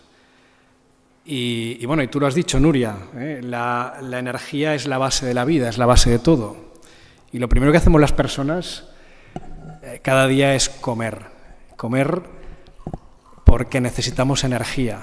Una persona necesita cada día 2,4 kilovatios hora de energía en forma de enlaces químicos, de ATPs, el adenosin trifosfato, que eso es lo que nos da esa energía para mantener el cuerpo vivo, ¿no? Y eso nadie se lo cuestiona, nadie renuncia a comer cada día, ¿verdad? Porque es algo básico. Y para darnos esos 2,4 kilovatios hora cada día de energía en forma de alimento, fijaos lo que hemos hecho la humanidad. Hemos transformado la faz de la Tierra. Hace 10.000 años que dejamos de ser cazadores-recolectores para ser agricultores y ganaderos y hemos ido transformando el paisaje, nuestra actividad y nuestro día a día para darnos de comer, para asegurar el alimento. Y, insisto, el alimento es energía, ¿eh? O sea, el sector primario es el sector energético por excelencia, el más importante, el básico, el que nos mantiene vivos, ¿no? Luego, a partir de aquí, pues vamos construyendo, pero yo creo que es importante que como sociedad, como ciudadanos, como seres vivos, seamos conscientes de esa energía básica. Somos una bombillita de 100 vatios encendida 24 horas al día. Esos son los 2,4 kilovatios hora, para que tengáis en la cabeza lo que eso significa, ¿no? Entonces, bueno, luego, gracias a la ciencia, a la tecnología, pues hemos ido construyendo a lo largo de siglos y, bueno, miles de años, pues todo un estado de bienestar que ha alargado nuestra vida útil como máquinas. Antes la esperanza de vida pues eran 30, 40 años, ahora estamos en 80 y nadie quiere renunciar, nadie quiere eliminarse a los 30 o 40, sino que todos queremos pues seguir viviendo, tener salud, bienestar, etcétera, ¿no? Y cuando analizas lo que hoy consumimos para darnos bienestar, o sea, para comer, para vivir, esa energía, os decía, son 2,4 kilovatios hora y día por habitante, son las 2.000 kilocalorías esas que dicen los nutricionistas, que puestas en kilovatios hora, paso del sistema métrico al internacional, nada más. Pero luego nos hemos dado a lo largo del tiempo, como os decía, y especialmente desde la revolución industrial, en los últimos 250 años, pues hemos llegado a un consumo de energía que aquí en Baleares y en Occidente más o menos es parecido, en Estados Unidos un poquito más, abusan un poquito más de la energía, que es de 55 kilovatios hora por persona y día. O sea, fijaos, 2,4 para mantener la maquinita biológica viva y 55 para darle bienestar. Bienestar en forma de climatización como tenemos aquí, iluminación artificial, movernos, transporte, bueno, en fin, todo lo que tenemos hoy en día, vestirnos como nos vestimos, etc. Bueno, esto es lo que hay, esto es lo que hay. Entonces, que eso quizás sea demasiado, probablemente, o sea, ya os digo, es un debate filosófico, incluso maltusiano, como decía Diego, ¿no? Pero yo creo que hay que ser tecnooptimistas y ver todo esto pues como una oportunidad. A ver, gracias a la tecnología, gracias a la ingeniería, gracias a la ciencia, gracias a la innovación, eso puede bajar, o sea, puede bajar, puede reducirse. Si electrificamos toda esa demanda energética y además esa electricidad la hacemos con renovables o quizás el día de mañana con la fusión nuclear, que también este es otro debate que bueno, que podría ser interesante, pues eso, por ejemplo, puede bajar a la mitad. Si echáis cuentas, podemos pasar de demandar 55 a 25, un poquito por ahí, más o menos. Bueno, pues, a ver, un paso importante habremos dado. ¿Y por qué lo habremos dado? Pues porque tenemos una tecnología, la electricidad, que es más eficiente. Ha salido por aquí a lo largo de la jornada, pues que una bomba de calor es 2,5 o 3 veces más eficiente que una combustión en una caldera o con efecto Joule, porque un vehículo eléctrico pues aprovecha un 90% de la energía que le pones dentro, mientras que uno de combustión interna solo aprovecha el 20%. Bueno, pues electrificar es algo que, primero, permite integrar renovables, segundo, consumir menos energía final. Bueno, pues yo creo que la humanidad, a ver, dice el Génesis, ¿no?, que Dios utilizó o necesitó 7 días para hacer el mundo. Sí. Bueno, o 6, porque es verdad, el séptimo descansó, efectivamente. Bueno, pues en mallorquín decimos que el món no es fet en un día, ¿no?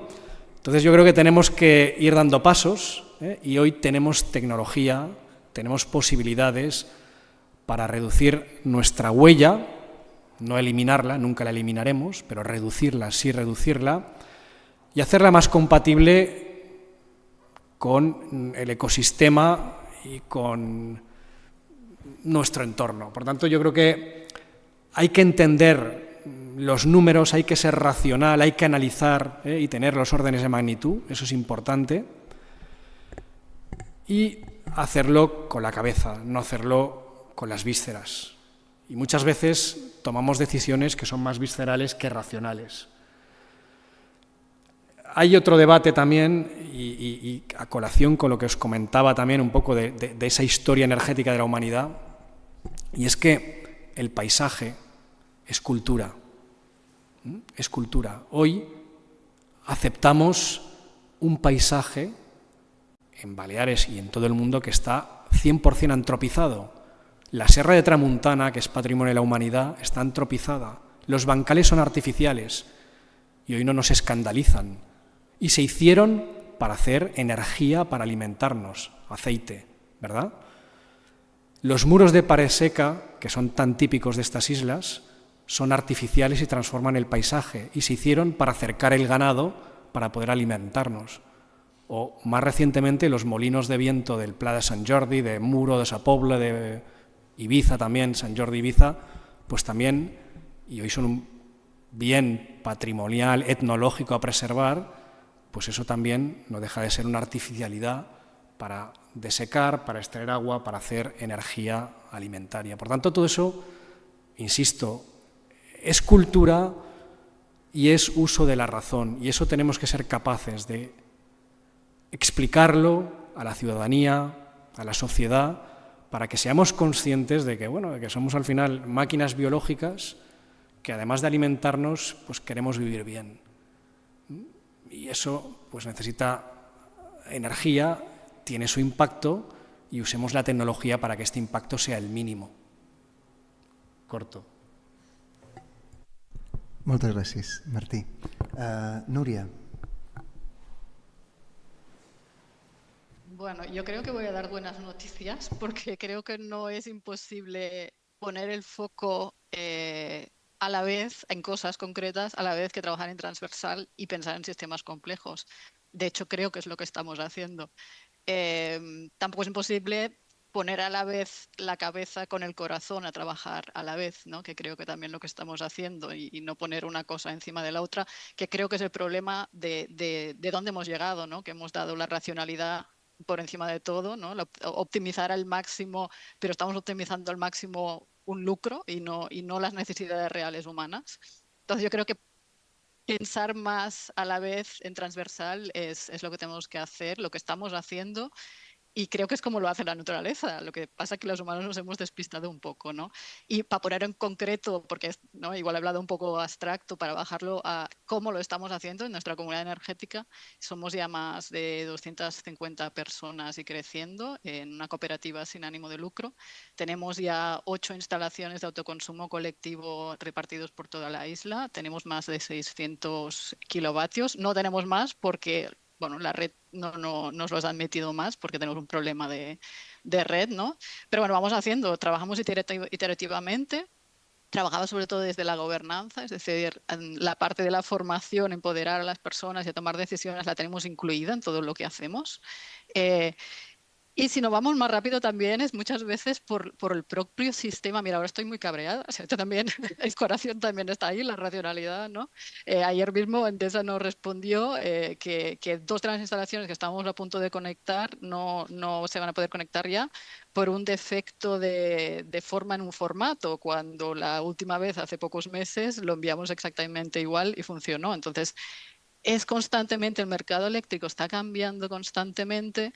Y bueno, es un reto, pero estamos ahí trabajando iterativamente y estamos siempre haciendo el máximo que podemos a la vez de diciéndolo el máximo de bien que podemos. Por ejemplo, los paneles. Somos totalmente conscientes que estos paneles nos vienen de China y que muchas veces no hay trazabilidad, no sabemos los materiales de dónde vienen, pero lo estamos haciendo a la vez que estamos trabajando ahora y hacemos acordamos con una nueva cooperativa que están haciendo en Italia, que lo que quieren hacer una antigua fábrica de coches, la están reconvirtiendo para fabricar paneles fotovoltaicos con condiciones laborales buenas, ¿no? en Italia, con un sistema lo máximo sostenible posible, y entonces estamos intentando mejorar a la vez que lo que estamos haciendo con la gente de la comunidad. Hablamos de todo esto y estamos teniendo un proyecto que está siendo muy chulo de ahorro energético, que la gente está aprendiendo a ahorrar. Y yo me encuentro a veces por aquí la gente por la calle, ¿no? Que no sabía que poniendo un temporizador que te cuesta menos de 10 euros al termoeléctrico puedes llegar a ahorrar la mitad de la factura eléctrica, y en La Palma la mitad del consumo es doméstico. Entonces, el potencial que tenemos de eso, de no poner el foco solamente, si solamente lo hubiésemos puesto en poner paneles y ya está, no estaríamos haciendo todas estas otras cosas que también nos están llevando a solucionar el problema más complejo, ¿no? Y sobre todo eso. Sí que es otra forma de funcionar que como sociedad no estamos acostumbradas, porque somos una sociedad que hemos sido, ¿no? muy pasivas, a consumidoras, a lo que nos venían a vender grandes empresas, y no hemos ido más allá, y requiere un cambio cultural brutal, pero bueno, lo estamos haciendo poco a poco y es muy bonito de ver realmente, ¿no? la transformación de las personas y optimizar el sistema mucho más allá de la lógica económica del lucro, sino optimizarla. ¿Cuáles son los indicadores que queremos trabajar? Bueno, queremos ser más felices, queremos vivir mejor, queremos más comodidad, pero el problema es que el sistema no está optimizando en eso, sino que está optimizando en el lucro de unas pocas empresas, y eso es lo que se tiene que cambiar. Muchas gracias, Nuria. Alexis. Sí, como dijiste, Pau, en Samsung el proceso fue muy largo, pero la gente lo aceptó al final. Y lo contrario no habría sido posible si no habíamos invitado a la gente y no habíamos escuchado a la gente. Entonces, en mi opinión, escuchar a nuestros ciudadanos y construir comunidad es clave.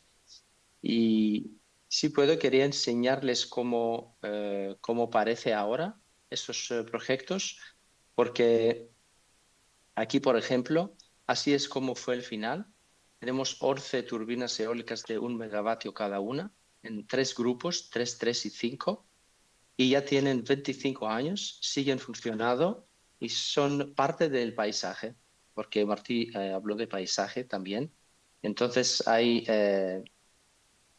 la gente les gusta y tiene beneficios. Y para la calefacción, así es, esto es paja. Los agricultores tienen contratos a largo plazo con las plantas de calefacción distrital, que son cooperativas propiedad de los hogares que están conectados con cada planta. Y el precio lo fija la junta directiva de cada planta y siempre ha sido más barato que el petróleo. Y quería enseñarles también el proyecto eólico marino a 4 kilómetros de la costa con 10 turbinas de 2,3 megavatios cada una. Las bases de las turbinas actúan como arrecifes donde crece biodiversidad marina. Y es interesante para mí porque esto no era el mejor sitio técnicamente, era el tercero mejor, pero fue lo que la gente aceptó, así que fue el único posible. Entonces no importa cuán bien se vean proyectos sobre el papel, solo es tan bueno como lo vea la comunidad local. Y creo que eso es el mensaje clave de mi parte.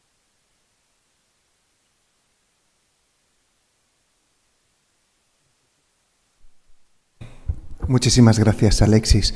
Yo creo que ahora podemos abrir un turno de palabras para el público y así acabaremos a la hora. Creo que todo el mundo lo agradecerá. No sé si hay preguntas. Sí, aquí delante.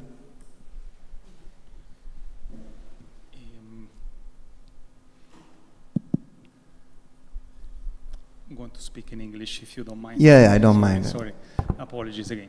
So, you asked about the how, and I would like to mention a couple of numbers and ask a question. So, every year, we spend about, I think, $5 trillion, which is around 7% of the global GDP, to subsidize fossil fuels. I think in Europe, the figure is around 50 billion. In Malta alone is around 20 million per year, euros, to subsidize fossil fuels. So every time I hear about, where do we find the funds, my, reply would be, of course, this cannot happen overnight in one day, right? But there are funds that can be used to support the transition. And this has been already done in certain countries. Certain countries, for example, Germany is giving the majority of the subsidies from fossil fuels to support renewables. However, in many countries, especially in the Mediterranean, this is not happening as fast as we would like to be. So my question to you is there anything in the internal debate within the Balearics or in general in the context of violence in Spain regarding this? We have the funds, but we need to push towards, using these funds to go away from what is bad, fossil fuels, and help the transition towards renewables. I would also like to say I agree 100% regarding the cultural acceptance of renewables within the landscape and the abilities of the islands. It's also a necessity. So we have this debate in Malta and all the islands who have been visiting as well and studying in.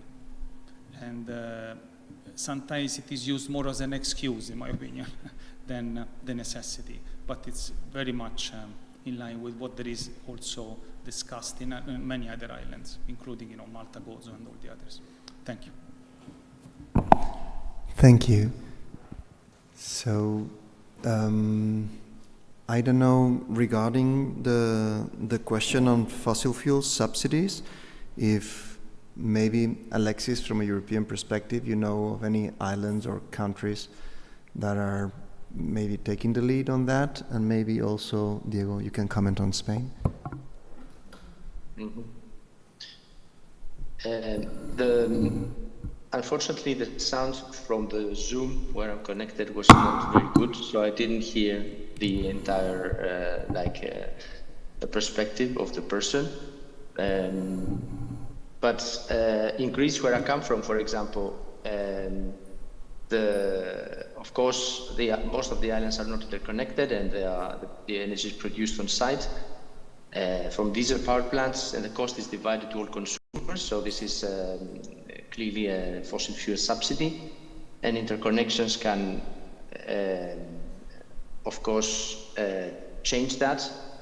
And this is the clear message from the European Commission also, to reduce fossil fuel subsidies. Recently I had a discussion with people from an Irish island that they have a very old oil rusty ferry connecting with the mainland, which was a very short distance, and they were trying to find ways to deliver their clean energy transition, agenda. And we have a discussion about subsidies also. And we were telling them that sooner or later the Irish state will no longer subsidize the ferry if it's burning oil, unless it changes. So I think the subsidies are phasing out, maybe not as fast as we would have liked, but I don't think there can be medium-term investments considering or hoping that fossil fuel subsidy would be in place. Of course, the timeline is uncertain. We don't know exactly, but I think the direction is very clear. And on Samso, where I work, just for the record, last week we got a fully electric ferry, 100% electric, which is quite big, almost 200 cars and 600 passengers. And this was the Danish government who asked companies to bid for an electric ferry. And then the best offer got it. And the ferry is brand new. It was constructed for this reason. The previous one was 40 years old, burning oil. So I don't know if this gives some perspective and answers the question, which I didn't hear in its entirety. But these were some ideas. Thank you very much. So first thing first, Dr. Moncada, thank you very much for turning me back an easy question. Just kidding. No, I think Martin says clearly what's the problem, and I think is the public administration architecture, because there are one ministry that has the lead and also deploy all the directives of the regulation in order to get the energetic transition, and there are another two ministries that are pushing for that subsidies, that is agriculture and the maritime transport. So, as far as I know, European Commission, as Alexis said before, is inquiring the state of what are you doing with that? Where are the DNSH principles or protocols applying to that subsidies? But in this moment, here at the autonomic level, because we are islands but not a state, that's maybe the difference. We are not able to modify or to push some regulations despite the national ones. We cannot do nothing yet, by the moment. I don't know if you can complete that. Entiendes el español, ¿no? Bueno, digo porque I can go ahead in English, but I mean, mira, yo os cuento una experiencia que he vivido personalmente. Yo vivo aquí en Palma, en el centro de Palma, en un edificio plurifamiliar con 17 vecinos, 17 viviendas, ¿no? Y el año pasado, y además Pablo sabe porque somos vecinos, no compartimos escalera, pero somos vecinos, le dije, oye, tenemos que poner fotovoltaica en las cubiertas. Él me dice, mira, mi escalera ya desisto. Me dice, inténtalo tú con la tuya. Y yo dije, bueno, pues yo lo intento. Hice los números de poner lo que cabía de fotovoltaica en la cubierta. Cabían, creo que eran 12 o 14 kilovatios de capacidad para 17 vecinos, o sea, con lo cual pues era menos de 1 kilovatio por vecino, ¿no? Y bueno, pues hice todos los números, todas las ayudas que podíamos pedir, la ayuda de la Dirección General de Energía, el descuento del IBI, bueno, la venta de excedentes, etcétera. Hice unos números para que todos los vecinos pudieran entender cuánto pues, les iba a costar y cuánto iban a recuperar si montábamos una fotovoltaica en la cubierta.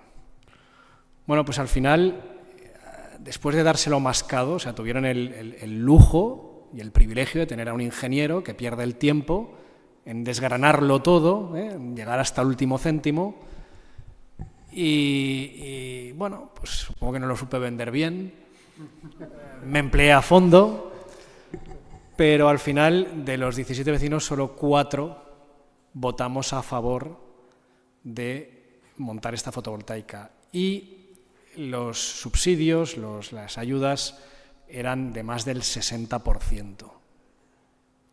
Pero había que avanzar 1000 y pico de euros por vecino y eso era mucho. O sea, os digo, tenemos un problema cultural. Tenemos un problema cultural. O sea, yo cuando veo eso, a mí me escandaliza. Yo no sé cuál es la solución ya. O sea, yo ya me he dado de frente contra el muro, he chocado y conozco todo el lío, os contaba la dependencia que tenemos de los fósiles, a la señora del ático le decía, pero es que además usted será la primera beneficiada, porque tendrá menos radiación solar, la va a aislar, es la que más sufre. Bueno, pues yo creo que, mira, hasta que aquí no hierva, o sea, que hasta que el cambio climático no nos suba la temperatura 4 o 5 grados más y esto hierva, no seremos capaces de racionalizar que tenemos que cambiar. Y que hay que hacer, pues poner renovables, poner almacenamiento, electrificar, en fin, todo lo que se puede hacer con la tecnología, que es mucho. Mirad, descarbonizar Baleares es muy, muy, muy fácil desde el punto de vista del lado de la oferta. Hacen falta 5.000 megavatios de renovables entre cubiertas y suelo, y hacen falta 13 gigavatios hora de almacenamiento. 5.000 megavatios es lo que se ha montado en fotovoltaica en la península cada año, en la península ibérica, en los últimos 4 o 5 años. Es decir, es un año. En un año podemos montar, hay capacidad en España para montar lo que necesita Baleares. Y en almacenamiento, Reino Unido hoy tiene 10 gigavatios montados. Reino Unido. O sea, quiere decir que ya hay un país que tiene la capacidad que necesitaríamos nosotros de baterías para poder almacenar la energía fotovoltaica intermitente y tener casi, bueno, en fin, quiero decir que la tecnología está, pero los humanos somos mental y socialmente muy lentos, nos cuesta mucho ser, ya no os digo early adopters, racionales. ¿Alguna otra pregunta, que ya sería la última? Si no, yo me voy a permitir 2 reflexiones porque me hubiera encantado participar en el debate, pero no puedo. Y me ha parecido muy interesante precisamente porque los contextos de donde viene cada uno son muy diversos y las visiones también. Y yo creo que son reflejo de la realidad de nuestra sociedad y también un reflejo de las dificultades que tenemos a la hora de afrontar estas cuestiones. Aún así, creo que introducir la complejidad en el análisis nos ayuda a tomar soluciones quizá que tengan un mayor impacto, ¿vale? Siendo consciente que no lo podemos resolver todo al mismo tiempo. Pero hablábamos de demografía y hoy en día el 50% más rico de la población mundial genera casi el 90% de las emisiones. Entonces, efectivamente, si nos cargáramos a la mitad de la humanidad, tendríamos un gran impacto de cambio climático, pero dependería de qué parte de la humanidad nos cargáramos. Nos podríamos cargar a 50% de la humanidad y que no tuviera ningún impacto. Y eso ya nos da un indicativo de que el problema no son tanto el número de personas, sino cómo viven esas personas. Y eso lo traslado a la segunda reflexión que creo que es importante tener, que es, que todo el mundo lo ha mencionado, que es la adopción cultural de este tipo de transformaciones. Y yo creo que un elemento clave que previene o que impide esa adopción o esa aceptación cultural de los cambios necesarios viene dada, en parte, por el hecho de que mucha gente no ve que se vea beneficiada por ello, o ve una desigualdad muy grande entre el nivel de beneficio que retiran unos y el nivel de beneficio que retiran otros. Y en relación con eso, simplemente hace referencia a unos datos que aparecían hoy, que Baleares, que es la locomotora turística española, tiene el índice de desigualdad más alto de España, solo por detrás de Canarias.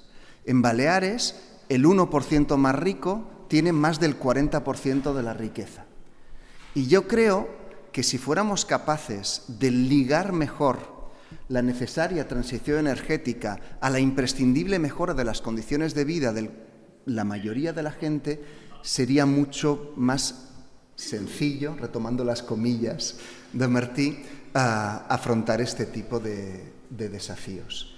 Martí, levantabas la mano. Sí, yo ahí discrepo, Pau, porque te he puesto el ejemplo de una comunidad de propietarios donde no tenemos ese problema, digamos, a ver, todos más o menos debemos tener el mismo nivel económico. Y fíjate, o sea, sin entrar en las valoraciones económicas de si uno vive mejor o el otro vive peor, pues no hay conciencia. O sea, no es un tema simplemente de que es que unos viven muy bien, que es verdad, o sea, en el mundo hay unos que viven muy bien y otros que viven muy mal. Pero si te vas a una comunidad pequeña de 17 familias y te encuentras con esta ya dispersión, dices, el problema no solo es este, es un problema de mentalidad también, cultural, de educación, de conocimiento. Efectivamente, el problema es complejo, pero bueno, yo estoy convencido de que todos los que estamos aquí hoy seguiremos trabajando para darle respuesta.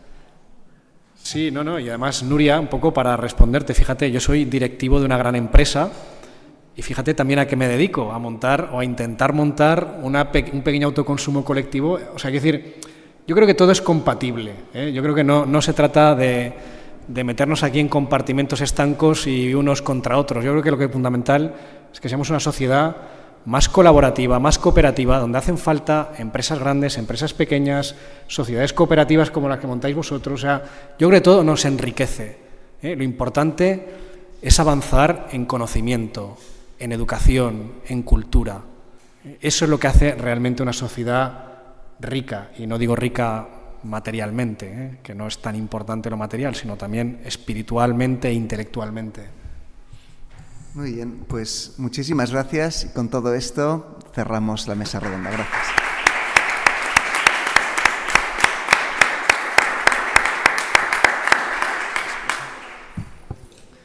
Simplemente ahora unas palabras de despedida por parte de los organizadores. Tan solo agradecer a todos, ponentes, participantes, en directo, en diferido. Muchas gracias, Nuria, Alexis, por vuestra presencia también en red. Y gracias por haber asistido. Yo creo que ha sido muy interesante todo lo que hemos escuchado. Tomamos nota de cómo continuar, ¿no? Entonces, gracias y hasta la próxima. Nos vemos aquí o en Serriera. Gracias. Ja ho he dit abans.